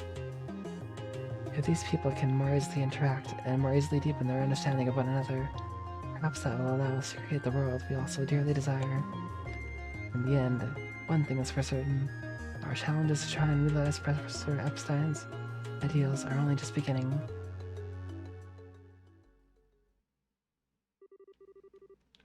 That's a lot. Ingenuity 2. 7,000 Mara, nice.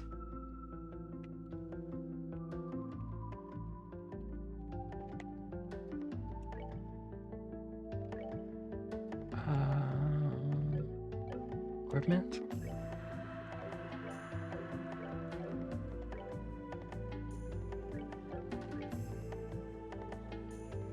Where is his ingenuity too.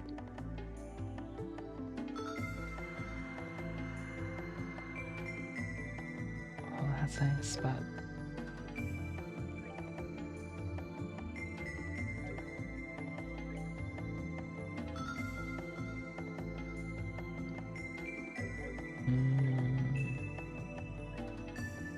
yeah, give it to Rin. That would put attack way down. Maybe I'll hold on to it for now.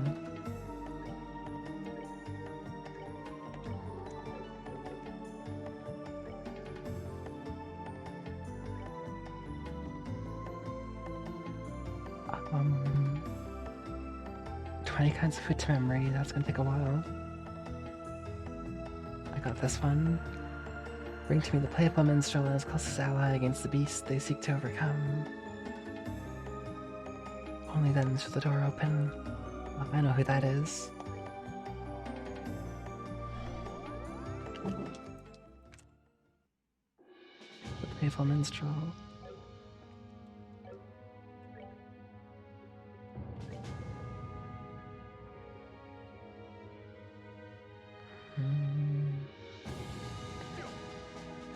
You and Olivier, I believe, is what they want.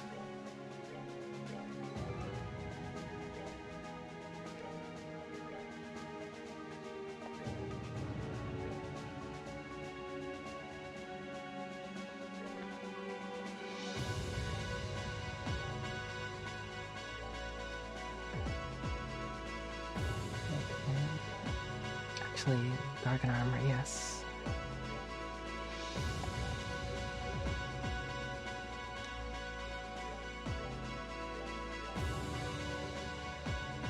And then,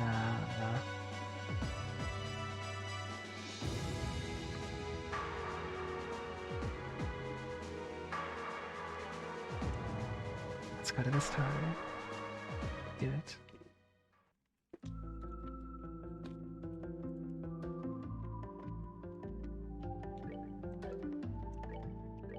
Now I'm right here.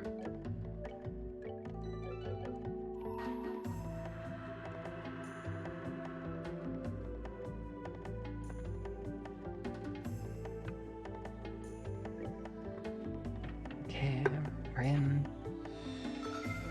Let's overcome the beast.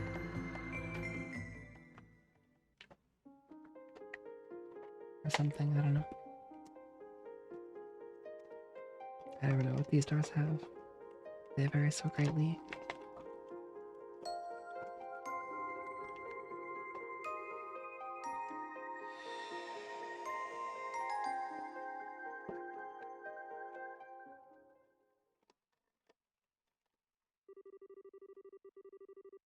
One month after the collapse of Liberarch,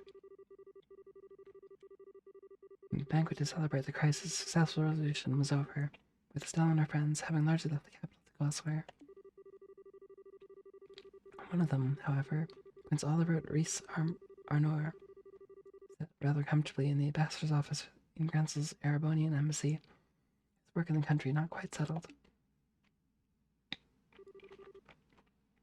I can't believe that you...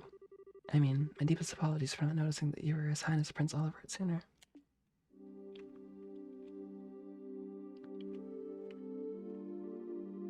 Oh, I'm not surprised you never realized. Maybe a prince, but my mother was a commoner. What point is there in bothering to remember my face?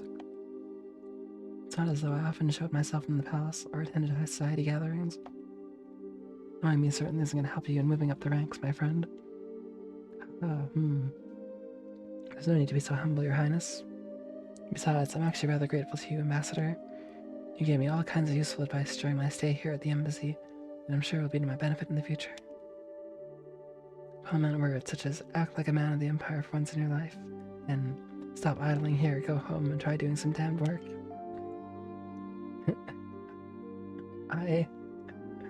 Your Highness, Your Highness, I think you've tormented him enough for one day. The ambassador behaved in the same way any other sane man would in his position. If anything, I'd say he has every right to be angry at us for keeping the truth from him for so long. But Mueller... I suppose you're right. I'll spare him any more teasing for now. I actually wasn't joking about being grateful to you, though. You truly have done admirable work over the past month. I have?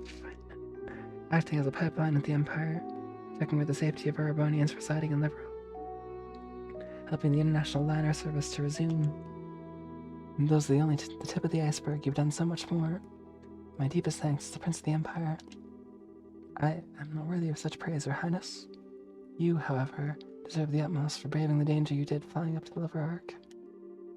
All of what happened seems to have caused quite the commotion in our homeland, so the people seem to be rather relieved now that they know the danger has passed. It's all thanks to your courage that they're able to rest easy. Oh, there's no point in flattering me, Ambassador. I just did what I could, nothing more, nothing less. I couldn't have done anything else alone. All I was able to accomplish was thanks to the help of those around me. I'm fairly removed from the stereotype of Erebonians as stern, strong, and self-sufficient, if I do say so myself. As rude as it may be to agree, perhaps you're correct. Yet I believe your willingness to be flexible most definitely helped, rather than hindered you here. I believe people like you are exactly what the Empire is going to need into the future, regardless how I may feel about His Excellency the Chancellor's approach. Ambassador. Well, this is a surprise. I was under the impression that you supported the Chancellor. Then again, you are a noble. Does that lead you to oppose his reformist policies, perhaps?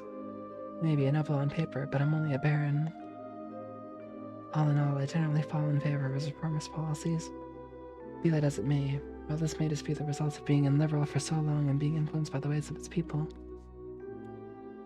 I do sometimes find myself becoming frightened by his hardline approach. Can't help but wonder exactly what direction he's trying to take our old nation. Interesting. Your Highness? I was just thinking that I'm quite glad to have taken the chance to engage in such a fruitful talk with you just before departing the country. I pray you'll continue doing all you can to ensure the peace of Liberal and its surrounding nations while I'm gone. Preferably in cooperation with Ambassador Cochrane. Yes, let's not forget her, I suppose. Still, it's true that since the Non-Aggression Pact was signed, there's been some progress with regards to the crossbow problem. And given that it was Liberal who proposed said pact, makes my role in future negotiations very important indeed. I presume that's what you're trying to say? You're a sharp one, my good man. Excellent. Now I can return to the capital with my mind at ease. Leave everything here to me, Your Highness. I'll be looking forward to hearing what you achieve back in our homeland.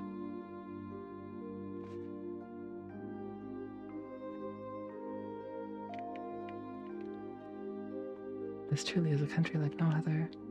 I never thought the day would come when I would hear things like that from a noble of the Empire.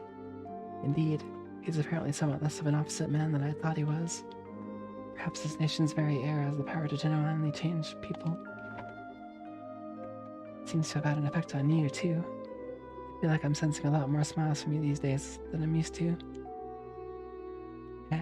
I'm loath to admit it. That may very well be true. I'll find myself wishing that you would learn from the Berlian's dignity and sense of restraint, however. Two qualities you don't particularly possess in any measure. In fact, you have far too much the opposites. You say that these qualities are the only weapon I have. I don't have much that will allow me to compete against the Chancellor. And you use what little happens to be tucked in the corner as best I can. Have there been any changes to our plans? We should be able to proceed as arranged.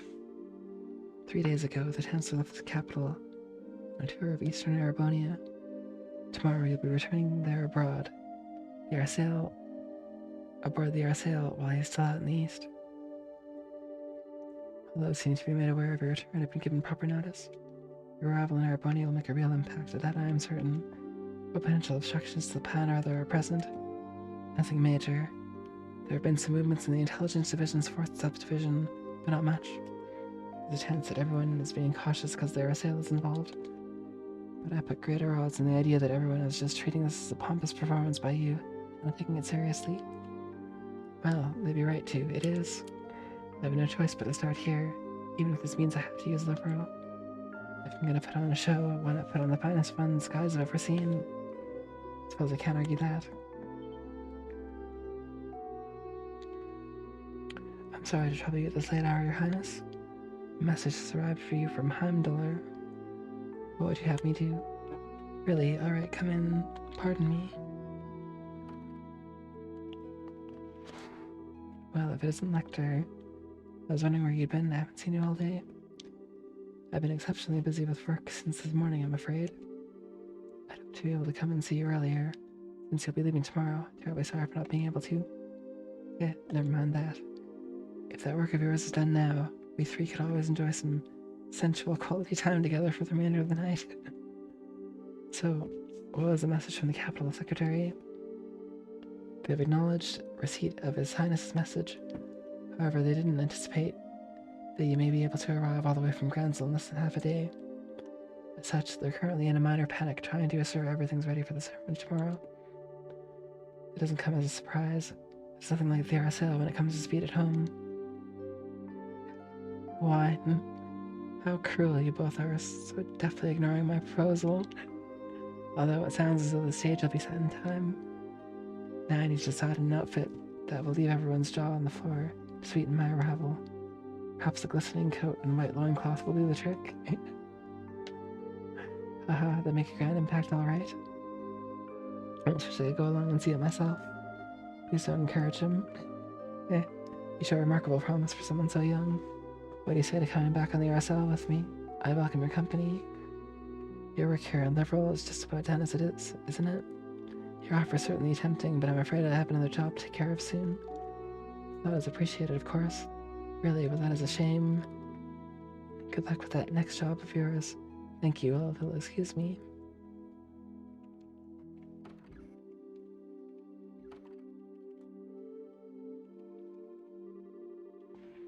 So that's the second secretary, Lecter Arundel.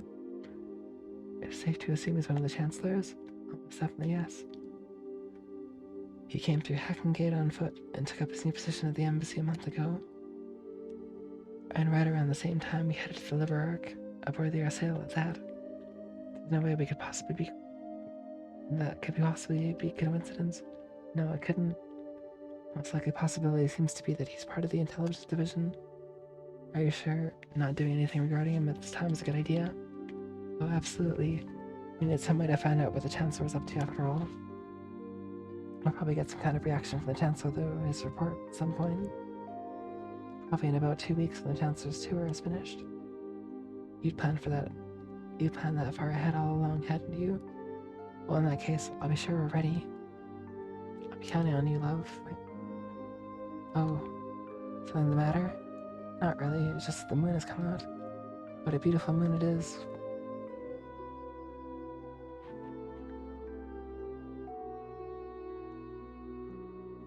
It's strange to think that this will be the last time we'll see the moon from here. Truth be told, I'm gonna miss it. Well. It's like putting a smile on your face a little more often isn't the only thing the world's done for you. It's opened your eyes up to life's natural beauty as well. But in all seriousness, we'll just have to do all that we can to be able to come back and see it again one day. We're both still alive, indeed.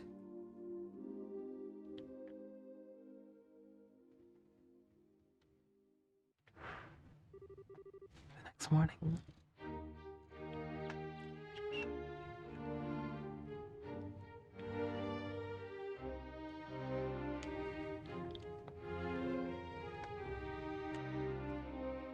Oh, it's the Queen and Chloe. Majesty, Your Highness. Humbly thank you both for your generous hospitality during my stay in your fine kingdom. You're even gracious enough to hear my brazen request of escorting me back to Heimdallr, or the Assail. This debt I owe you will be repaid many times over in the future, rest assured of that. You needn't think of this as anything we would ever wait for. Escorting an honored state guest back home is a matter of course. Particularly a guest to whom we owe a great debt of gratitude. If you ever have the opportunity, please come back to Liberal again in the future. I imagine Estelle and Jocelyn will be back by then too, so we'll all be able to give you a nice warm welcome. I'm already excited for my next visit. We left the country yet, by the way? You're busy getting ready to leave over in romantic moment, I believe. I'm planning to see them off when the time comes.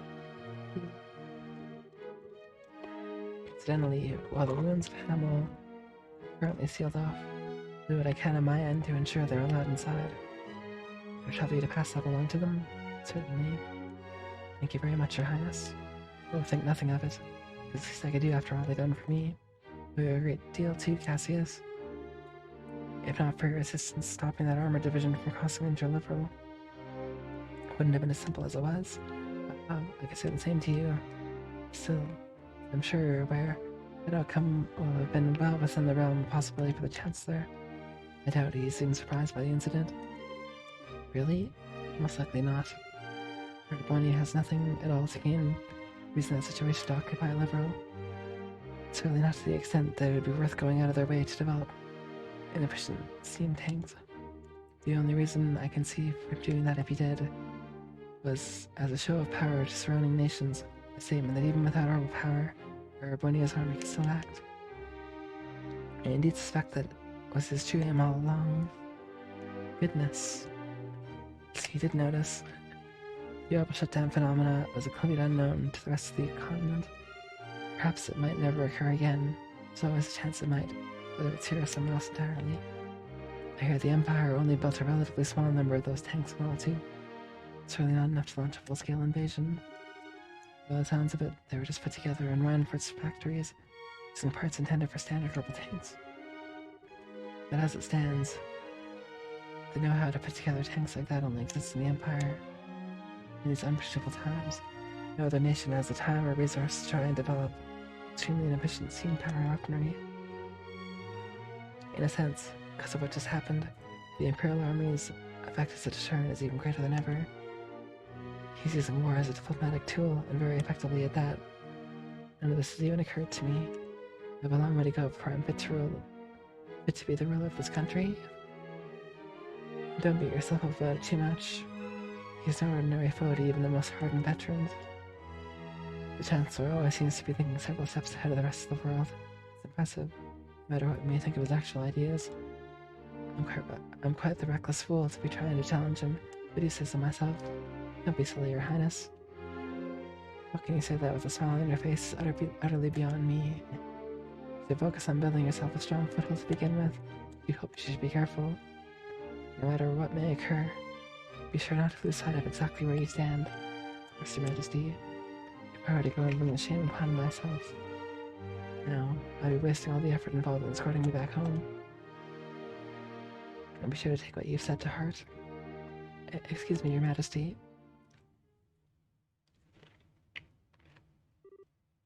Hilda, whatever is this matter? Not often I see you so flustered. My apologies, Your Majesty. Just that a guest for you arrived all of a sudden at the castle. Accordingly, I've rushed in for your meeting with others. The visitor is so irregular that I thought you should know at once. Irregular? How so? Sounds like it's about time I take my leave then. Actually, the visitor said he would like to greet you as well, not just Your Majesty. What? How glad to see this visitor. Well, he introduced himself as Chancellor Gileath Osborne of the Erebonian Empire. What?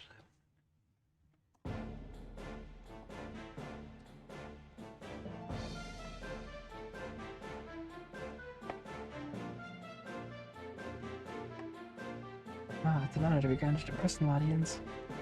I am Gileath Osborne, representative of the Imperial government. My apologies for the abrupt intrusion.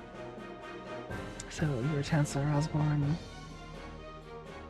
And it's a pleasure to see you again as well, Your Highness. It's been a year since we last met, has it not? I hope these passing months have seen you well. Yes, a year sounds about right.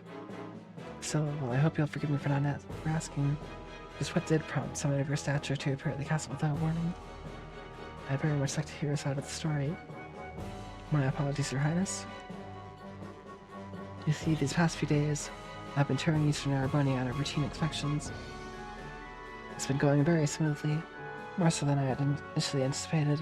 I had enough free time in my schedule to pay a cordial visit. Oh my, is that so? Naturally, I'd have preferred to come here while the crisis was still unfolding like you yourself did, Your Highness. Unfortunately, the confusion in southern Erebonia was simply too pressing a matter. I had no choice but to deal with that first.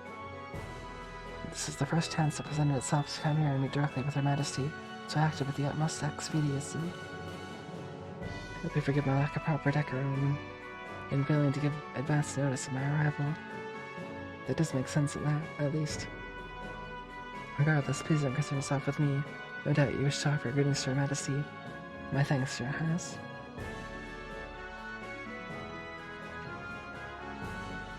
Well then, allow me to extend my most heartfelt greetings to both of you, Queen Alicia and Princess Claudia. It's abundantly clear that the crisis that unfolded here has been quite the ordeal for yourself and for your nation's people. In my deepest sympathies for the hardships you have endured, as well as my commendation for bringing the situation under control. I thank you for your kind words, Your Excellency. If anything, we should be apologizing to you for the fact that the southern side of your nation is caught up in what should have been our problem. We should be the ones going to you, rather than having you trouble yourself to come all the way to Liberal. I beg you to accept our apologies together with my deepest thanks for coming here today. I would never ask for apologies. I've heard what happened was the work of a shadowy organization stirring up trouble within your borders. While I meant well by sending a military force to aid you, I wouldn't have done something so careless. You know the truth of the matter. My actions were rash, foolish even. I was rightfully reprimanded by His Imperial Majesty for them. Oh my. Fortunately, His Highness the Prince was able to act with all due haste to put right my misstep before even greater harm was done. I owe you a great debt of gratitude for that, Your Highness. And congratulations besides, for your part in bringing an end to the crisis. Oh, I did nothing out of the ordinary. I had a lot of help from Her Majesty, Her Highness, and Brigadier General Bright here too. Bright, you say? It's a pleasure to meet you, Your Excellency. I'm Cassius Bright, a Brigadier General in the Liberalian Army. Haha, the pleasure's all mine, I assure you. Your name is rather well known even in the Empire. Not as much as yours is known here in Liberal, I would imagine. It's an honor to be able to speak with you in person. It's certainly a surprise to be able to, though. Coming here on a whim can't have been easy for a man as busy as yourself. Sounds as though I may have underestimated how capable you truly are. Not at all. I was greatly impressed to see the Royal Army's effectiveness in dealing with the tumult here. Your forces have proven powerfully and flexible, capable of dealing with emergencies, ably and decisively. I might go as far to say as it embodies an ideal that the Imperial Army, with its swollen ranks, could never hope to realize. You flatter us, Your Excellency. For your part, I hear you are responsible for the establishment of the Imperial Army's famed intelligence division. Our army is in desperate need of a new one of its own, so I found myself quite envious. It almost sounds as though the two of us each want what the other has. Haha, so it does. May I ask, Your Excellency, what will you be doing now? For my part, I intend to leave Liberal today, so I'm afraid I won't be around much longer. Yes, so I've been told. I believe you're intending to make your grand arrival in Handler aboard the Bayless Arsail. I'm impressed you're already aware. I almost wish I could return to Arabonia on board it alongside you. But alas, I'm afraid I have other business demanding my attention after I'm finished here. I'll be leaving Liberal separately this afternoon. That is a shame. I would very much have liked to invite you to this evening's banquet. Please, you do not need to go to such trouble on my account. I feel as though I've put out enough showing, unannounced as I did, to say nothing of dining with such esteemed company. So, I do have some time before the airship. I'll be leaving on as you depart. That being the case, but I ask a little of your time, Your Highness. A few things I'd like to discuss with you personally. Yep. Very well. I have some matters I'd actually like to discuss personally with you as well. What a fortuitous coincidence. Allow me to have a room arranged for the two of you to have a discussion then. Hilda, if you would. Certainly, Your Highness. Certainly, Your Majesty.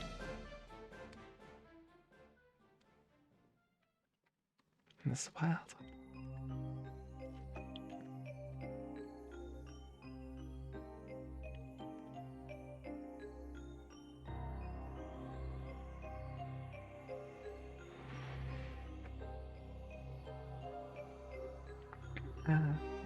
It's obvious that Her Majesty is quite the tea fancier, as bad as anything to go by. The fragrance, the temperature, the taste. I'd be hard-pressed to find fault with any of it. I was more of a coffee man myself. I have no doubt that I'd be content with a cup of this at my desk each morning. As much as I agree with you, I don't believe we're here to talk about beverages, so shall we get right to the point? What did you want to discuss with me? I see your sojourn in Liverall has proven most fruitful. Pardon? When we last spoke, you struck me as a bright, flexible young man, and no doubt you still are, but now I see in you a resilient inner strength, guarding those aspects. I'm sure His Majesty will be most delighted with your personal development. Yeah. Meanwhile, I see you're the same fearless man I've always known you to be. More so even, that crushing aura about you seems to have only grown with time. It's as if you feed on the resentment of those who live in the territories you annex. Such harsh words, Your Highness. Personally, I prefer the term political unification. Annex can carry such negative connotations, you know. Since the end of the 100 Days' War, our army hasn't committed a single act of aggression. All our unifications have been entirely peaceful. Oh, you're quite right about that, on the surface. Oh? Amazing how some of the annexation processes, every single time it happens, first for the small nation or independent state with an array of problems beyond repair. Those problems start to worsen, out of which Jaegers and other dangerous elements enter, sending public order to an all-time low. Desperate for a solution, local government requests the help of the Imperial Army. Before they know it, they're part of the Empire. Well, it's not as though I can deny what you're saying. Each instance has certain commonalities. Still, it's to be expected, inevitable consequence of the age of unchecked growth and progress in which we live. The Imperial Army is simply acting in the Empire's best interests, helping to stabilize our neighbors for the good of the Empire. It's understandable that they would. I do find myself rather curious why Intelligence Division members are going to such nations with such particular frequency. Well before the problems I described worsen, no less. I won't. As to where you can buy such information, as curious as I am, but I will say this. At its most basic level, these actions are about risk management. It's because we've been acting to minimize such risks beforehand. The Army's been able to successfully quell each problem in turn. With the small price of running the disdain of the people, those nations, and an increased risk of terrorism in exchange. To tell you the truth, I'm rather astounded that you had the courage to come here to Liverall all on your own to begin with. After all, you made yourself the biggest target for terrorists in all of Arbonia. Your concern is touching, Your Highness. I would ask that you not trouble yourself with my safety. I employ some very skilled subordinates tasked primarily with limiting the risk of terrorist attacks against me. Really now, that Lecter is one of those, I assume. A rather peculiar fellow, isn't he? But a very useful one all the same. Working out the scheduling for this trip and taking all the necessary precautions to ward off terrorist threats were both his doing. And thanks to his commendable efforts, I can depart for Crossbell free from worries as soon as I've finished my business here. Crossbell? Are you surprised? I'll be participating in a top-secret discussion with a representative of the Crossbell government. Recently, a large amount of funding has been flowing into the country through Republican channels, putting our allies on the defensive. But I'd always meant to visit at some point. This seemed the perfect opportunity. Are you out of your mind? Crossbell is full of enemies and different factions at each other's throat. I hear it's now even a hotbed for terrorists and criminal organizations because it was positioned as a buffer state. Does that really sound like a place the Erebonian Chancellor should be going on an unofficial visit? I'm surprised to hear you advocating caution in the face of potential danger, Your Highness. After all, it was you who flew onto an ancient city at great risk to your own safety and returned unharmed after surveying it. Compared to such rousing risk-taking, a visit to Crossbell will be child's play. As I'm sure you're aware, you're regarded as something of a hero back in Erebonia now. To see a hero make a grand return before befitting his newly minted legend, and aboard the famous Arsail no less. Naturally, our hero was also taking the time to ensure that every well-known newspaper and magazine are aware of his homecoming too. Although I have no doubts that your triumphant arrival will be every bit as glorious as it is played out in your imaginings, Your Highness. Haha, Do be sure to capitalize on this chance as best you can to build yourself a firm foothold. I expect great things from you after all. Wild.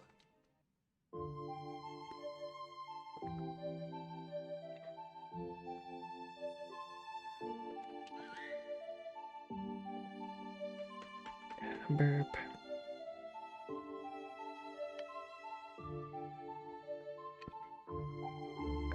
Oh, let's see.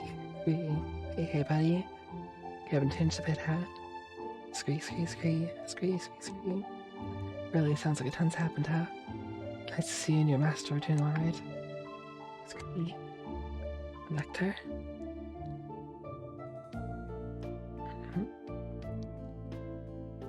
Lecter is from the Academy, I think. Well, good day to you, Your Highness. I pray I'm not causing any trouble by taking a tour of the castle like this. The view from this terrace certainly is beautiful, isn't it? What happened to you, Lecter? How'd you end up working for Chancellor Osborne? I'm sorry, I haven't the faintest idea what you mean. Are you perchance mistaking me for someone else? Your name is Lecter Arundel. You were the student council president at Janusrael Academy, which you attended before leaving suddenly 2 years ago. So no, I'm not mistaking you for someone else. Ah, but that's where you're wrong, because my name is actually Lek Arundel. I can certainly see how our names could become mixed, however. They are scarcely close. Still, now you know, perhaps call me Lech. Don't try and joke around with me, Lecter. Do you have any idea how worried all of us were when you just disappeared without a word? You submitted your notice to leave the academy and then were never seen again. Even the otherwise calm Leo let out a cry of anger when he found out. All Lucy could do was give me a sad smile and say, "This is just like him," the whole time with tears in her eyes. Jill and Hans were heartbroken, and so was I. Yet after all that, after all this time, you finally show yourself, knowing full well that I'm here, and this is how you act. You're pretending you're someone else. Victor. Sorry, no need for the scary glare. You're still taking things way too seriously. Looks like it'll take more than stepping up as crown princess to change that part of you. Oh. But you know, seeing you makes me feel kind of relieved. I always figured if someone like you became crown princess, you'd have virtually no freedom to do anything other than work. But from all that's reached my ears, sounds like you're actually doing alright for yourself. And you even made some great new friends after I left the academy, didn't you? Nice. I sure did. Nonetheless, it's thanks to you that I was able to change it all. You were the one who gave me the first push in the right direction. I never had the chance to thank you properly after you left. But all this time, I've always been grateful to you. Well, consider me honored. Do I get a kiss in return? You do not. I may pay respect to you, or it's you, but nothing romantic. Ah, that's a bummer. And there is me, all taken in by how pretty you'd become, wondering if this could be the start of something downright magical.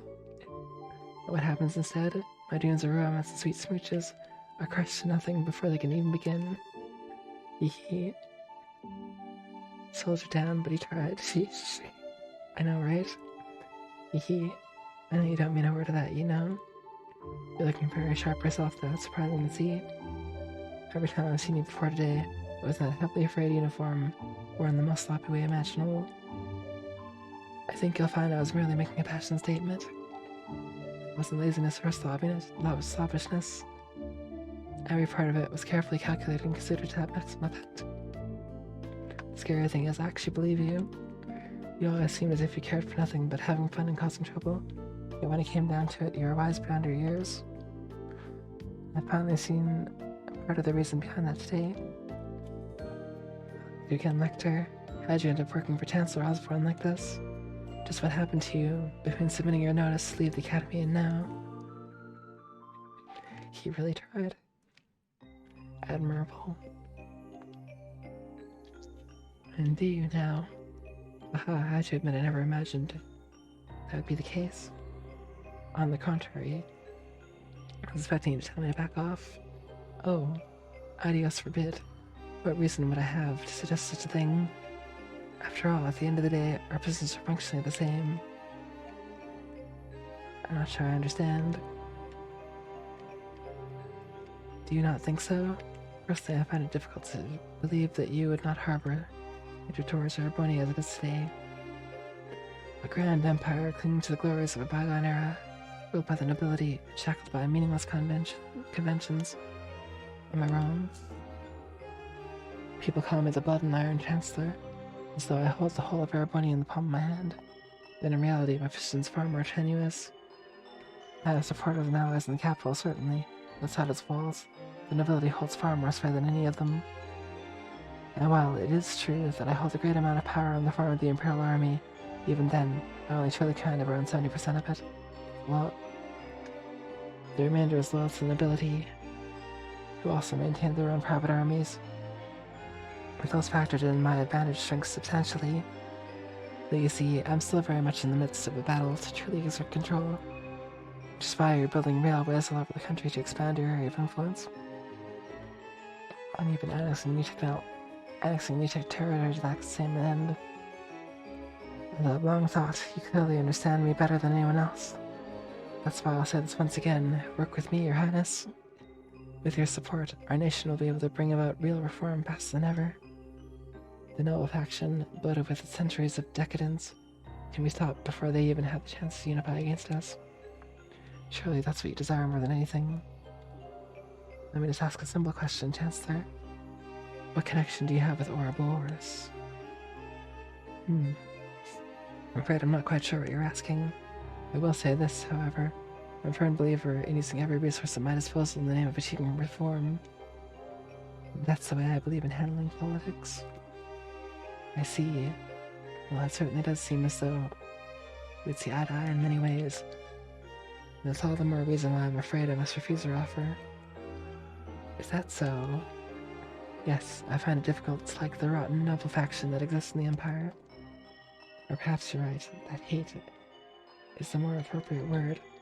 My feelings of fear towards your methods are far greater than my feelings of hatred towards the Nels. What you seem to be doing is trying to compel Erebonians with the delusive utopia to whip them into an enthusiastic frenzy. No doubt by successfully convincing the people, the old guard will fall into the metaphorical firestorm created.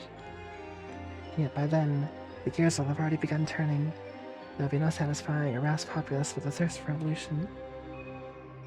The storm will just keep growing larger and more ravenous, engulfing anything and everything in its wake. You know this, don't you, Chancellor?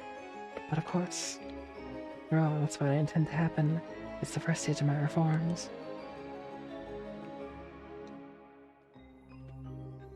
I'd be more than happy to share further details with you if you were to decide to work with me, Your Highness.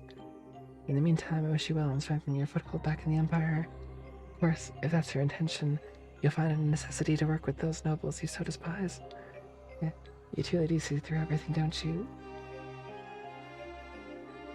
Well, that sounds like the noon bell. The airship should be arriving shortly. Which means it's time for me to take my leave, I'm afraid. Look forward to seeing you again in the capital in 2 weeks' time.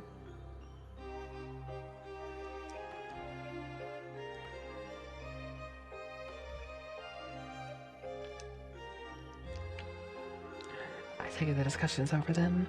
What's wrong? You look awfully tired. Oh, nothing. I'm just feeling odd and new at what a monster I decided to pick a fight with. A monster indeed. Oopsie, I think it's probably about time for the airship to arrive. You have to stop you there and get going. What? See you, Sieg. Next time I see you, I'll bring some Ereboni and salami as a souvenir, okay? Sweet. But wait, are you planning to just disappear without telling me to get anything a second time? Oh, I got an important question for you. Did you fall in love with someone while I was away? Hit the nail on the head, huh? Ah, it's so cute. First love, right? How's that feel? Heart a love letter 1 minute, end of the world the next. Don't you dare start teasing me. But you're right, though. I did. You rejected me in this very spot not that long ago. Wait, you're joking, right? There's a coincidence I didn't see coming. I'm not so sure about that. Feels like you know everything sometimes. Yeah, I'm not some kind of all-knowing, all-seeing divinity. That's what makes the world so interesting to me.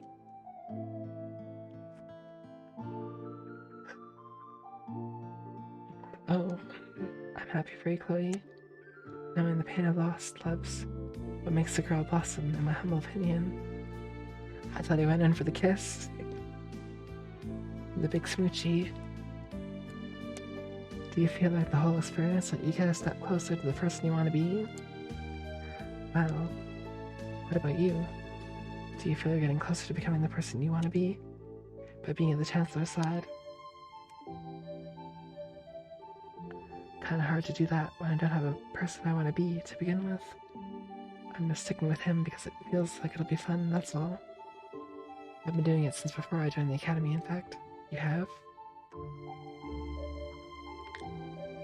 That prince is proving surprisingly capable, but he still isn't a match for the Chancellor. And tell him to watch his back, alright? He doesn't get swallowed up by that monster after he gets tired of dancing.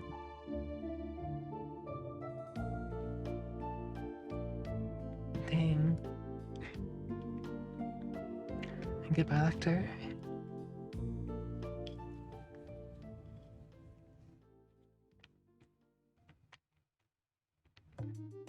I have a feeling Lecter is undercover, working as a bracer.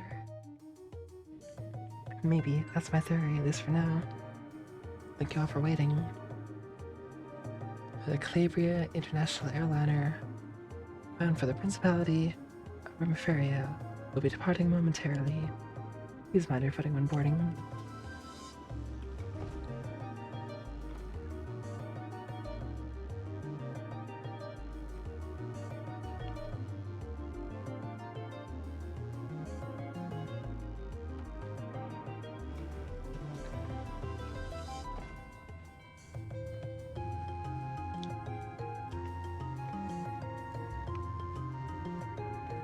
Well, that was the Bud and Iron Chancellor. Can't believe he actually went out of his way to use a civilian airship when he probably has a private one of his own. I heard rumors about how out of the ordinary he is, but he listens to all of them. Haha, he keeps me on my toes, put it playfully enough. And aside, thanks for coming all this way to see me off, Sheriff. I was lucky I just happened to have business here at the right time. Feels like this is going to be the last chance we get to see one another for a while, after all.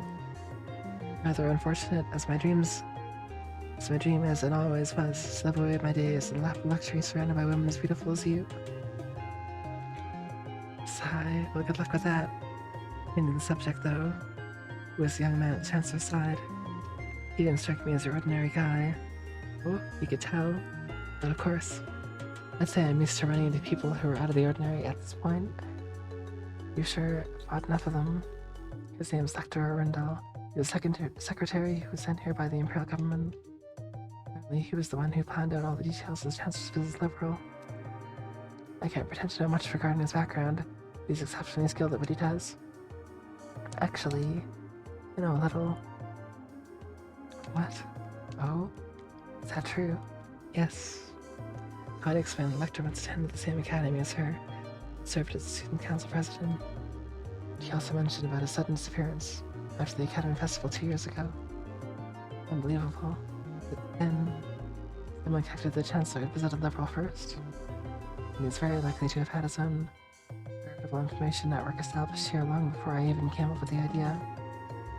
I think it's safe for us to assume that's the case, which also means that it's safe to assume he knows every detail about all that's happened here since. From the coup d'etat to the crisis regarding the Oriole, all of it. This man gets more unbelievable by the minute. So he gave me a message to pass on to you earlier too. Watch your back so you don't get swallowed up by that monster when you get tired of dancing. He sure knows how to sing where it hurts, doesn't he? I feel like I can see a whole new world of pleasure opening up before my eyes. You should know better. I'm getting it done at every turn like this really isn't my style. What do you mean? Captain Schwartz, I have a little favor I'd like to ask when we're in the air. Oh. Oliver, can you do something crazy?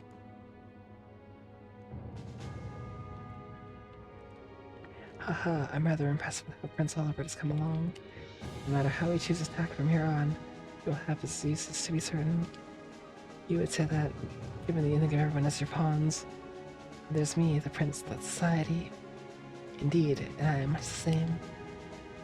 We are but pawns on the vast game board that is the Empire, where a thrill like no other will take place. It's because of you, too. We should see how that game plays out. You've chosen to stand with me, is it not? It's me. Well, hey, what can I say? Just don't forget that this piece right here will not be loyal forever. Such a betrayal would be perfectly fine by me. Which do you honestly think I'd never consider the possibility may happen? I just thought I'd come out and say it. How are the other Ironbloods doing, by the way? They're all doing very well by the sounds of it. At the rate things are going, there's a chance all the prince's efforts will be for naught. Perhaps I ought to hold back on him a little. You sure don't pull any punches, do you? You know something? I wouldn't write him off so easily if I were in your shoes. What?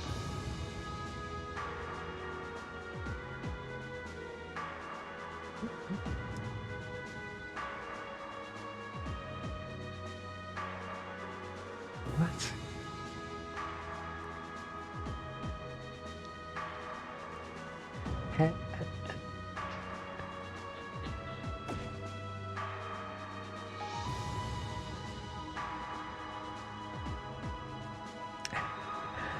These look like rose petals. If you look out the windows on the right-hand side of the airship, you'll be able to see the famous high-speed cruiser, the Yrsel.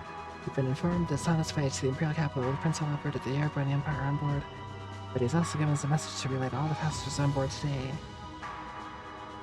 I give thanks to Adios for the good fortune to have been able to meet you today. May your journey be filled with beautiful roses and her blessings. And of course, may your journey to your homes be a safe and pleasant one. That marks the end of his message.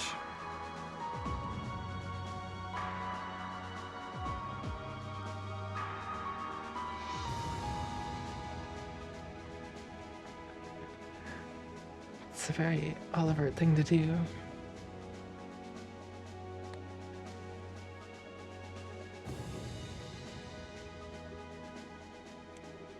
I never thought there was a bigger dumbass in this world than me, and yet here we are. Very well, debaucherous prince. I look forward to seeing what you can do. Show me how long you can hold out against me.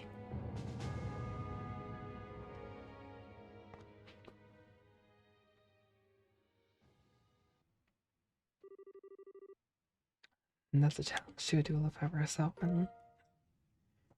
The Divine Eye. Nice. What'd it do? That's a lot of reading. Wow.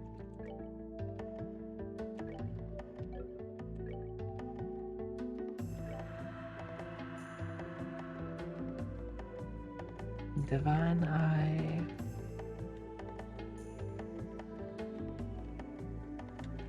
Heaven's Eye.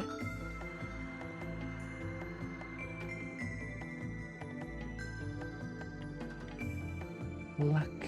Memory. Divine Eye. Wind elemental value. Whoa. Scent, Eagle Eye, Information, Septium Vein, Luck. That's crazy. That's so good.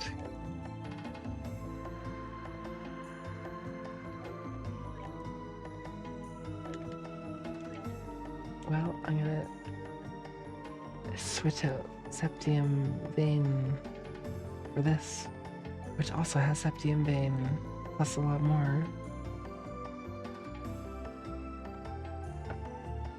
I think anyway, for now. It was worth the reading, I think. That's crazy.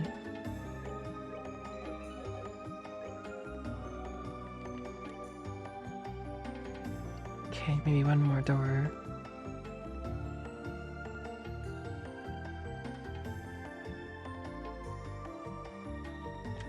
So let's see, which have I done? I check my bracer notebook.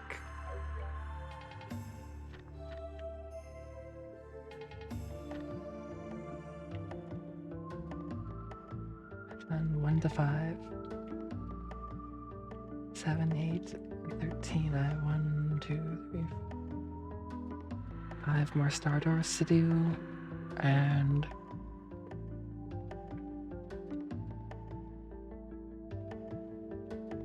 technically 3 more sun doors to do.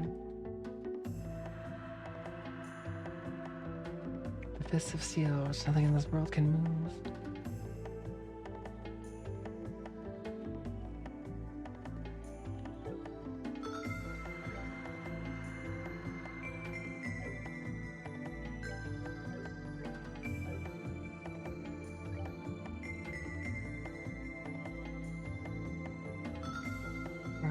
Fully healed anyway. Let's go to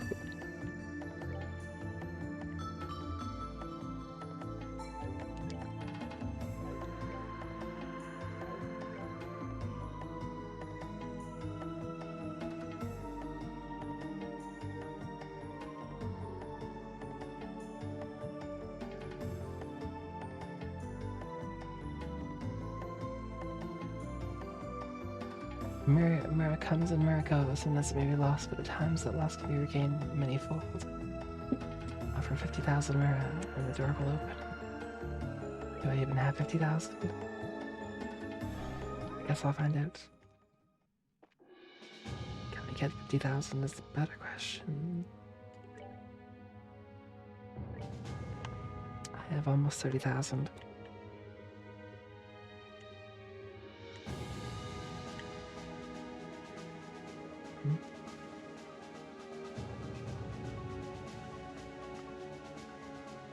Missile team. Looks like a great sword.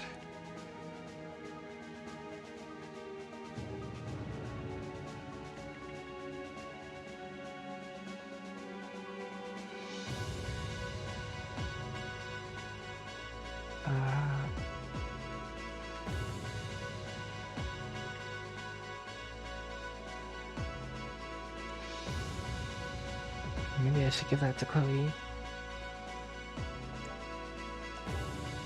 So much for having 50,000.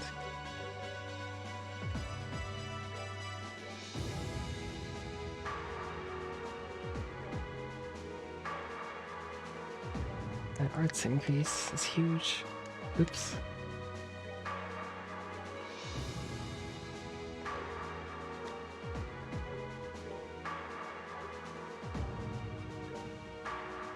Jagged armor. Oh, I got a happiness stone.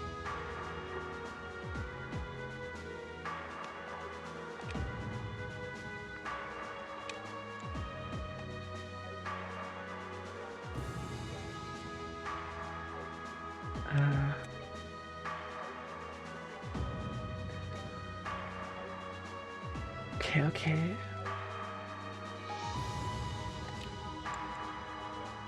I wonder if I can convert.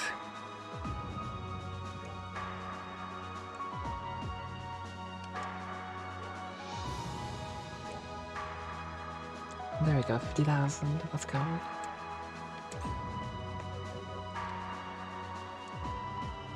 Easy.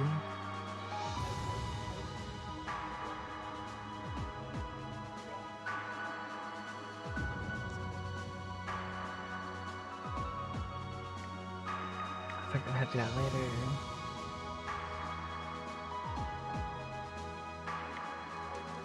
Oh yeah. I'll switch out my party for Ren and Boost.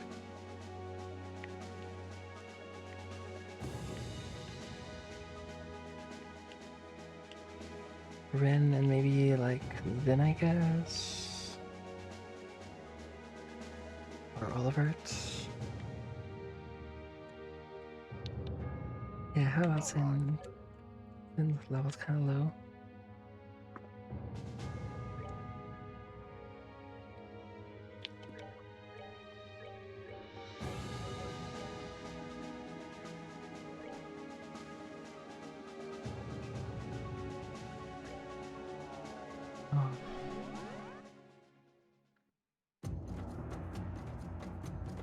what the?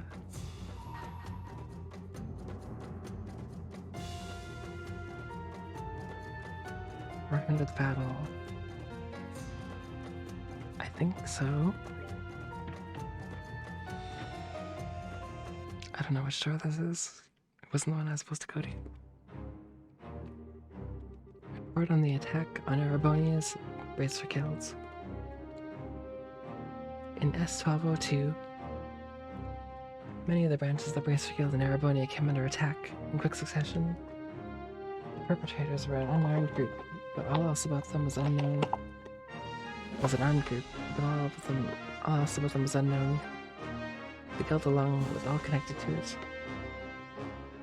The nation fell into the state of confusion.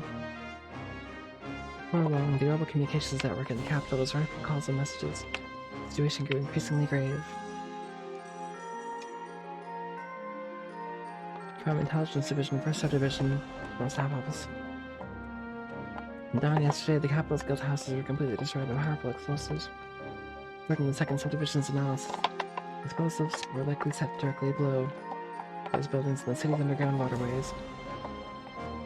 Judging by explosives used, the means implied this was the work of professionals. Currently working to confirm the locations of potentially dangerous persons within the country. From Intelligence Division, 3rd Subdivision, Intelligence Division, 1st Subdivision, a Jaeger member has been found among those suspected of entering the country illegally.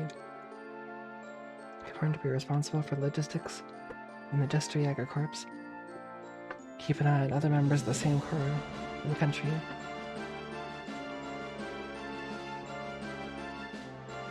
From Erebonia Bracer Guild to Liberalian Bracer Guild Council Branch.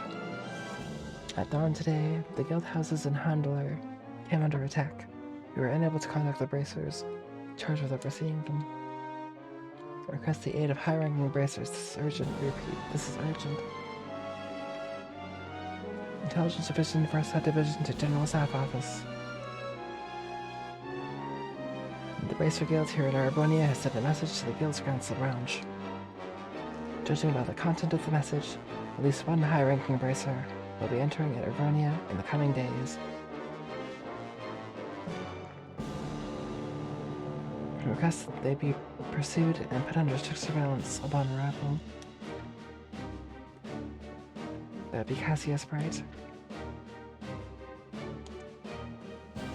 2 days after the assault began, Cassius Bright S rank arrived in the Imperial capital. He assumed the post of professional representative of the Erebonian Guild. After doing so, he assessed the damage to the guild, called for the bracers assigned to them to become scattered in the chaos, to reconvene outside the city. Also ordered a halt to all orbital communications to prevent interception by the enemy. At this point, guilds in 6 cities have been attacked. The Bracer Guild in Erebonia is beginning to struggle to function. The branches that had not yet been attacked requested the army's protection. However, they seemed to be in no hurry to grant their support, making it clear that they could not be counted on. Meanwhile, the original representative was able to estimate the rough location of the enemy's supply base from the movements up to that point. And after choosing a small number of bracers who were familiar with the area, he sent them to try and find it. His reasoning for going with this approach was he has concluded the enemy have to build a supply base inside the country, so how strict Erebonia's border controls are. It did not take long for this is lose the battle but win the war strategy to produce results. From Intelligence Division, 1st Subdivision to General Staff Office, the bracer sent by Liberals Guild is confirmed to be one Cassius Bright. Bright is an S-rank bracer whose battle in our subdivision is rated as an L4 threat, the highest level possible. He's also the man believed to have commanded the counter-offensive against the Imperial Army during the 100 Days' War. He may potentially pose a threat to national security, so he is being carefully watched. Intelligence Division, 1st Subdivision to General Staff Office. Attempt to track CB failed. Current whereabouts are unknown. However, as requested by HQ, we have not raised the alert level, unless it stands. Several bracers are currently traveling aboard a train, believed to be taking part in some kind of operation. Intelligence Division, 1st Subdivision to General Staff Office. 6 bracers are held at the Jaeger's base. The Jaegers inside the base were apprehended.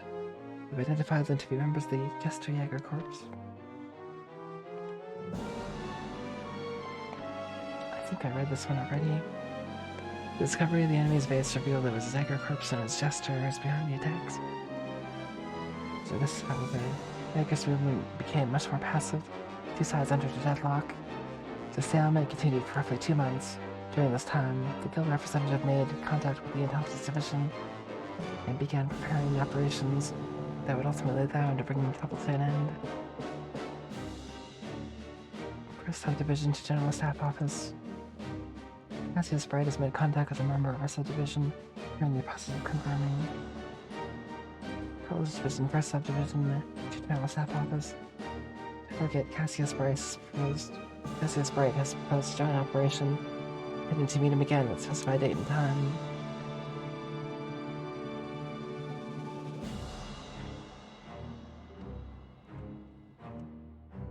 What eventually broke the deadline was a brilliant strategy devised by Cassius Bright. Having successfully made contact with a member of the intelligence division, he made them send a message to the HQ in hopes it would be intercepted by the enemy. What happened was exactly that. From the message, they were able to deduce the time and place the next meeting would happen, instead about plotting his assassination. Exactly what CB hoped would happen. During the meeting, Cassius Bright also given said intelligence division members an encoded message contained detailed plans for an operation in which the Imperial Army would defeat the Jaegers after they had been lured out by false information. The General Staff Office chose to go ahead with the proposed plan. After a joint operation with the Bracer Guild, the Jaegers, who had gathered to assassinate Cassius Bright, were surrounded and forced to surrender. Furthermore, the remnants of their forces who were at other bases were also defeated after the initial prisoners gave up their locations. Several months after the trouble began, Jester was completely dismantled.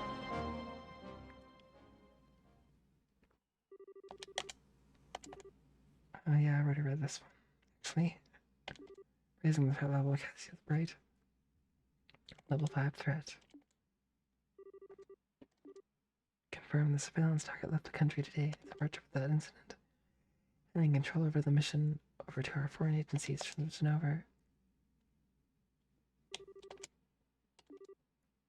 Confirmed departure.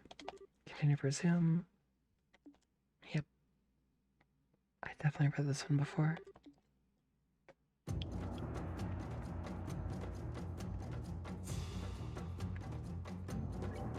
I don't know why I accidentally went there.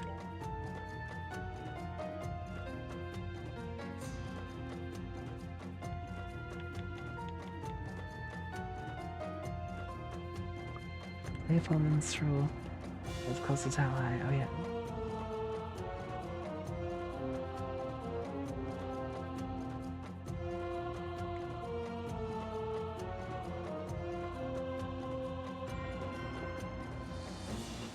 Okay, here.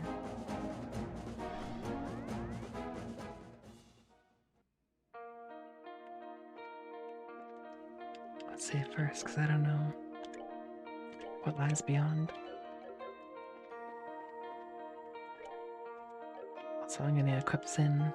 So I don't think I did that before.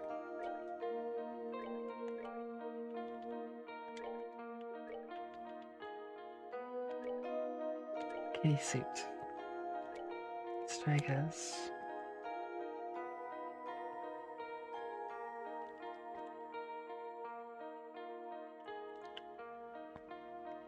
Removes equipment.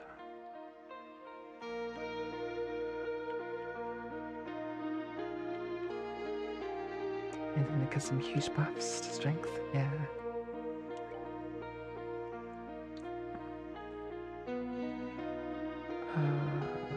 Okay.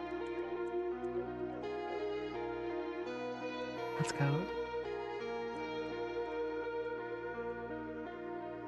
Loss can be regained many-fold. That's expensive, but what's up? We'll do it.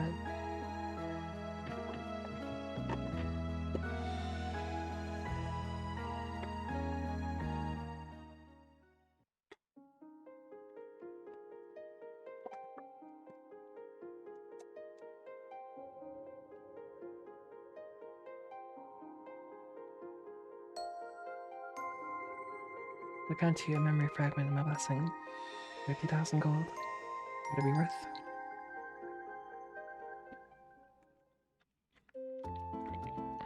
City of Boasts.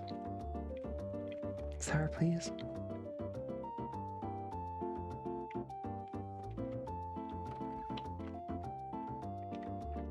It's the mayor.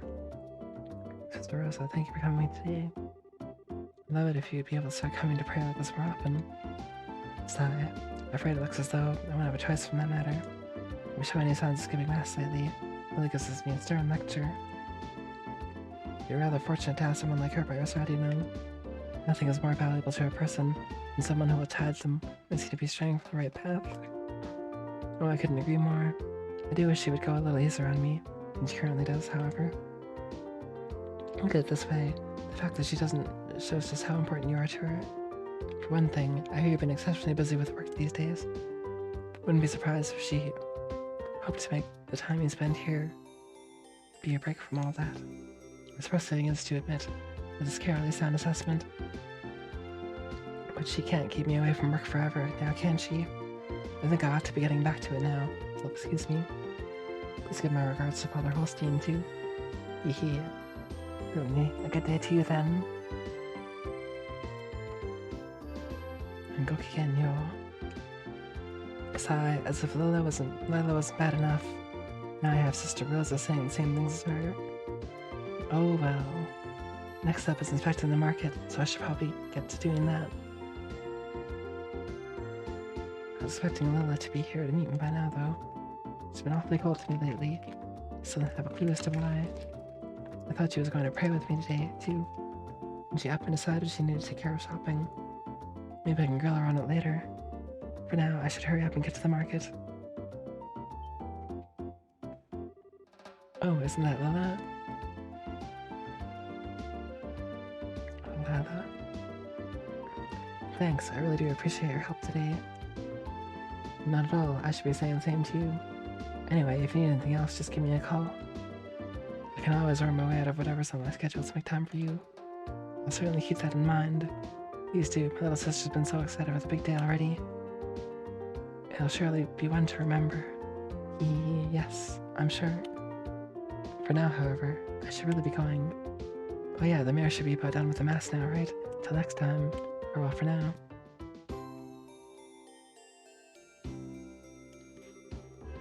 Did I just witness what I think I did?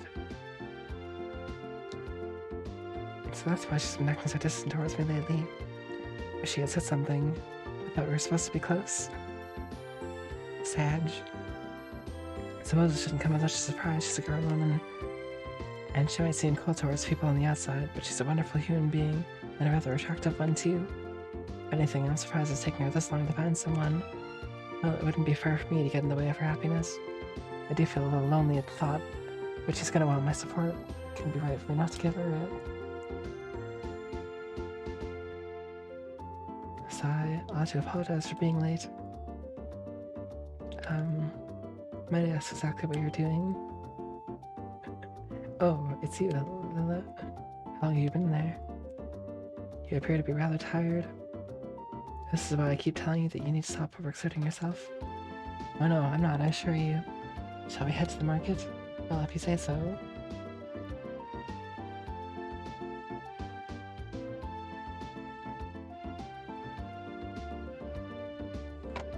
The next day.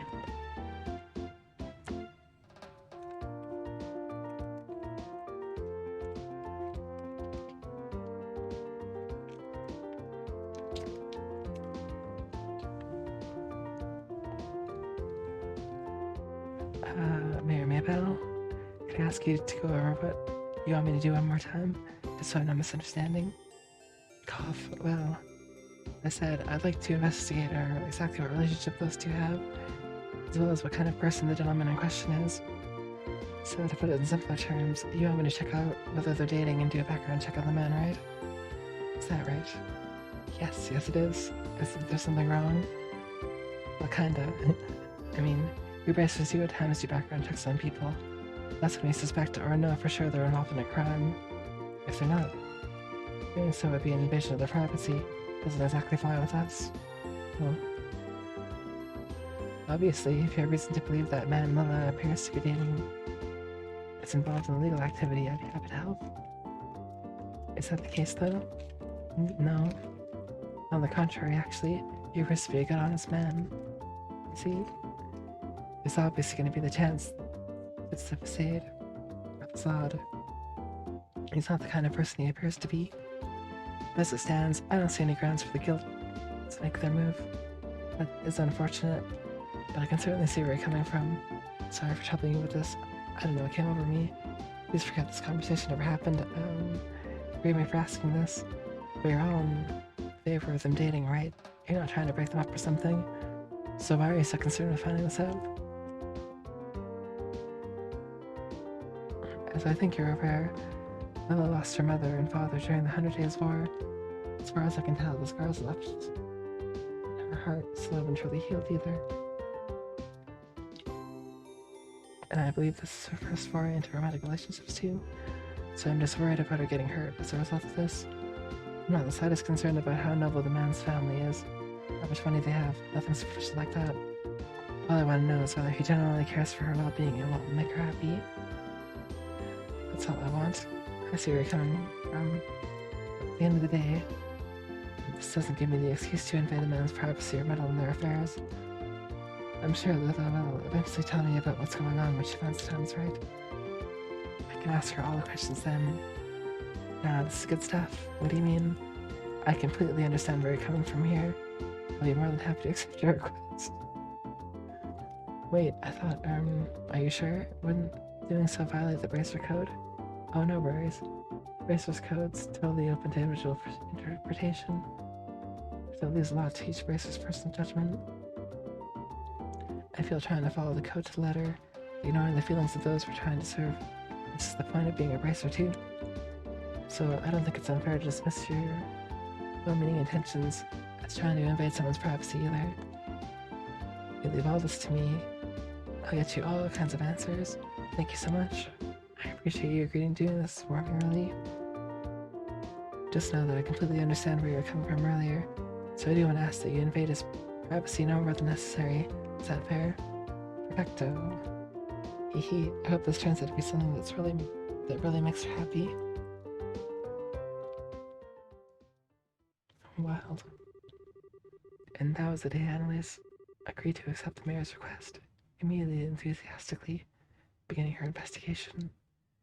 Naturally, she was very cautious not to make both Nella and her presumed partner suspicious in the process.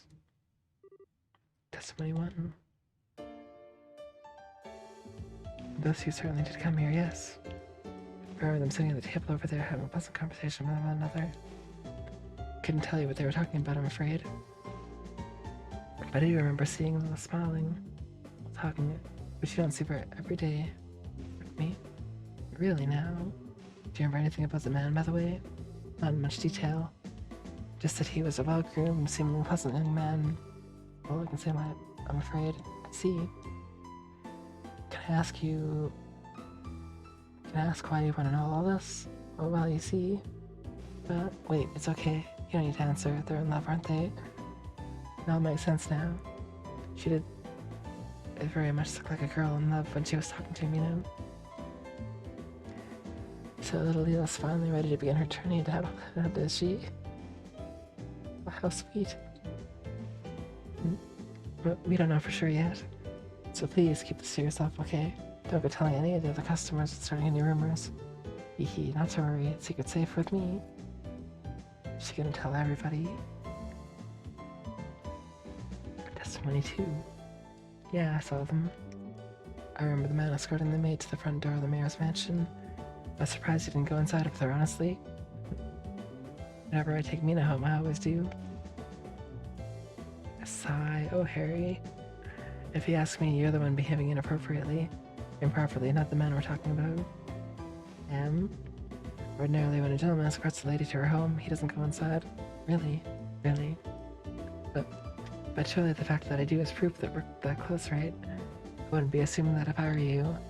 One thing, those two seemed awfully close even without that, didn't they? Sniffle. I'm not saying it's always wrong to go inside per se. If that's what you want to keep doing, you won't see me stopping you. Okay, I will then. Sigh. Why does everything have to be so much work when it comes to you? Thanks for the info. Testimony 3. You want to ask about a man who's been spending time with Lily lately? Thinking back, I did see her with a man when my husband and I went out to the market. They were looking at souvenirs together, I believe. Haha, I remember it well too. I've rarely seen a more adoring pair in my life. They were like a pair of newlyweds. Really? I wouldn't pay much attention to anything my husband says. His habit of exaggerating. Look, I'm not ashamed of it either. These kinds of stories are always much more interesting with a touch of dramatic flair. Haha. It wasn't the first time I've seen the man, though. I'm sure I've met him somewhere before. But I can't for the life of me remember his name. Do you remember, dear? Don't be silly, of course I remember. Never forget the name of a man I've done good business with. That was young Leonard. Wait, I know that name. Leonard from the Kingfisher Inn? Oh, you know him already. Well, that puts a damper on my fun. I use the place a lot for work reasons. So I even know him by face. Can't say I know all that much about him as a person, though. You're well acquainted with him. You're telling me a bit more about him? Adam, this information isn't gonna come cheap. You're gonna charge me? Please, that's not funny, dear. We owe ever so much to the Bracer Guild. You can't threaten to charge a member. I want to have it. Sorry. I just can't help myself to a good joke. Let's see. Well, he's a good honest man for starters. Excuse me. Several days later.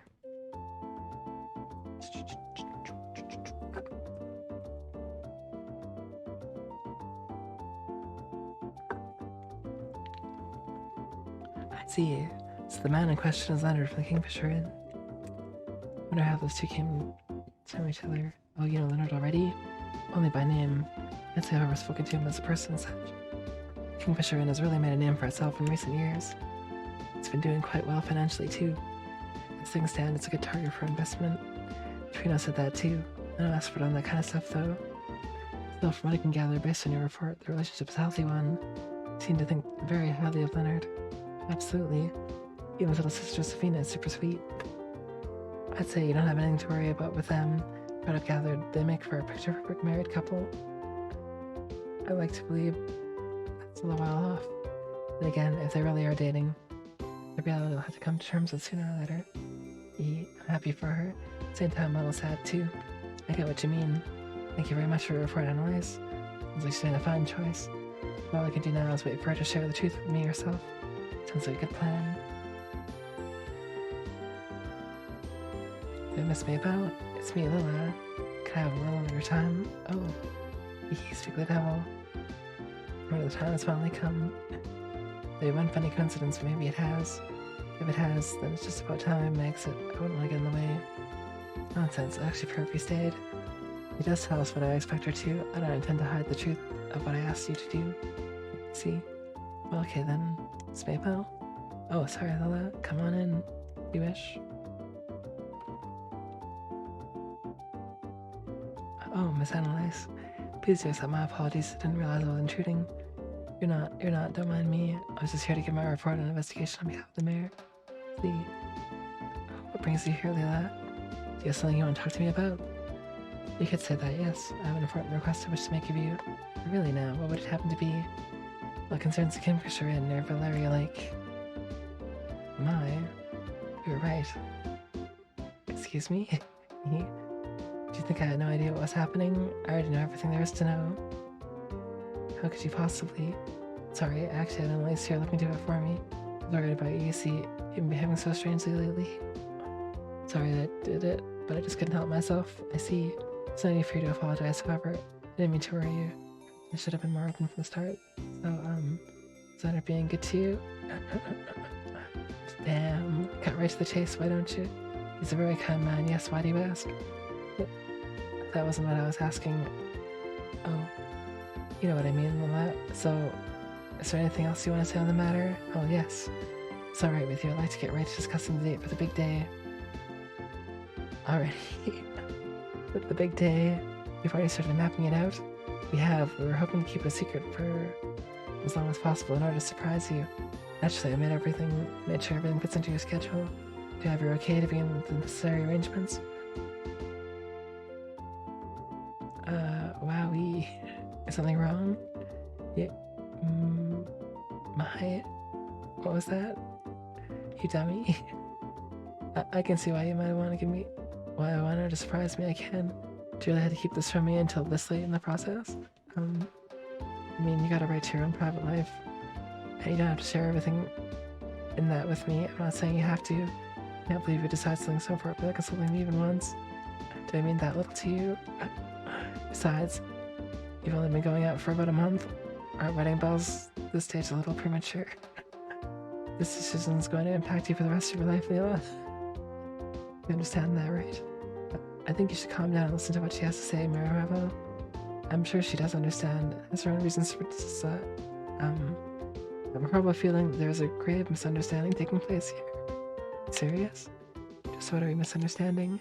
You and I have been making our for your next vacation. You've been so busy lately that I thought you really ought to have one, so I'd make the necessary arrangements in secret. What? You mentioned before that you'd like to visit the famous Kingfisher Inn once, you see. So Leonard needed to come to Bus Market. Excuse me. To Bus Market to do some shopping. We decided to use that chance to discuss how to go about this. I hadn't realized my actions were causing so many problems for you. See? Sigh, I worry about you sometimes. Besides, I have no intention of getting married before it's just mine. She doesn't seem to be anytime soon, since she makes a hobby of turning down countless marriage proposals in favor of devoting herself to work. It's not a hobby. It's because I have so much work on my plate that I don't have time for marriage to be on the brain. So there's nothing between you and Leonard? Nothing at all? Everyone says you two have been getting along so well. I'll admit he's a lovely man, one I have a very positive impression of. I've never considered him a potential partner, not once. But why? All girls your age experience romance these ones. It wouldn't be right for you to not do the same. This isn't something I intend to come out and say, but it seems you leave me with no choice. Right now, the most important thing in my life is your happiness.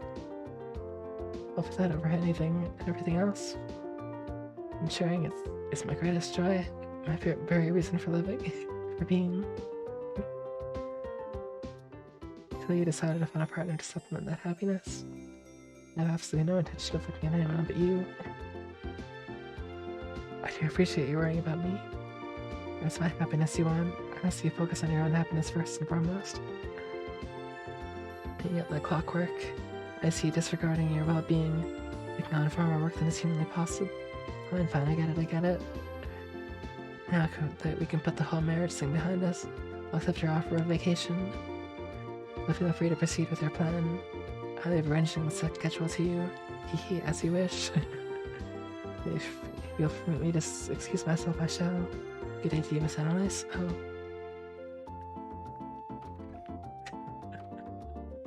Wrecked. I'm really sorry. My research have been a tad incomplete. Don't worry about it. I don't think anything was wrong with your report. All this was due to my foolishly jumping to conclusions. I can't believe I ended up giving her yet another excuse to lecture me. It's no big deal. Gotta admit though, I am jealous. Jealous? You never heard that.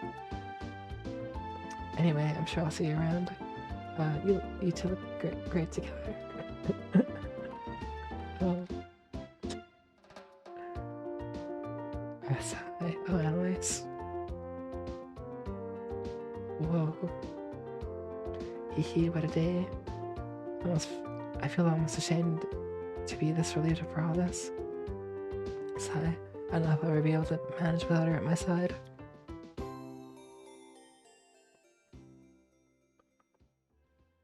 That's worth the 50,000. Buddy meatballs.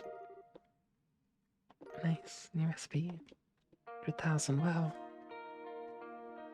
Double my money. That was very worth it.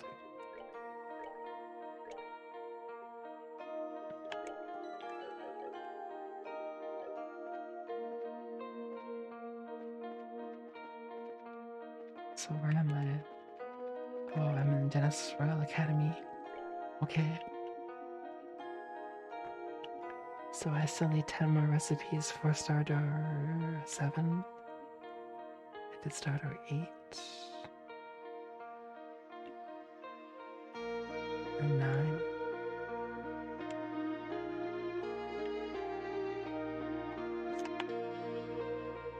And bring me the girl who plays the giant doll.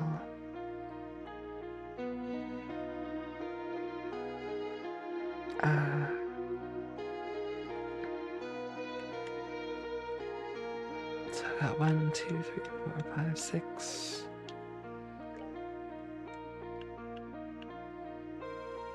About 9 of those left.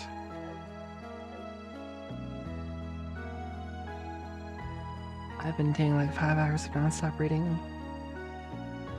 So I think I'm gonna actually call it a night here.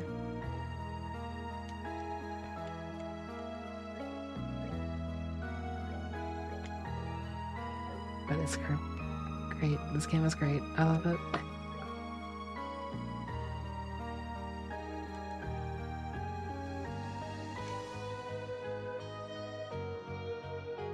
Oh wait, should I? Yeah, I'm gonna call it here. Sorry.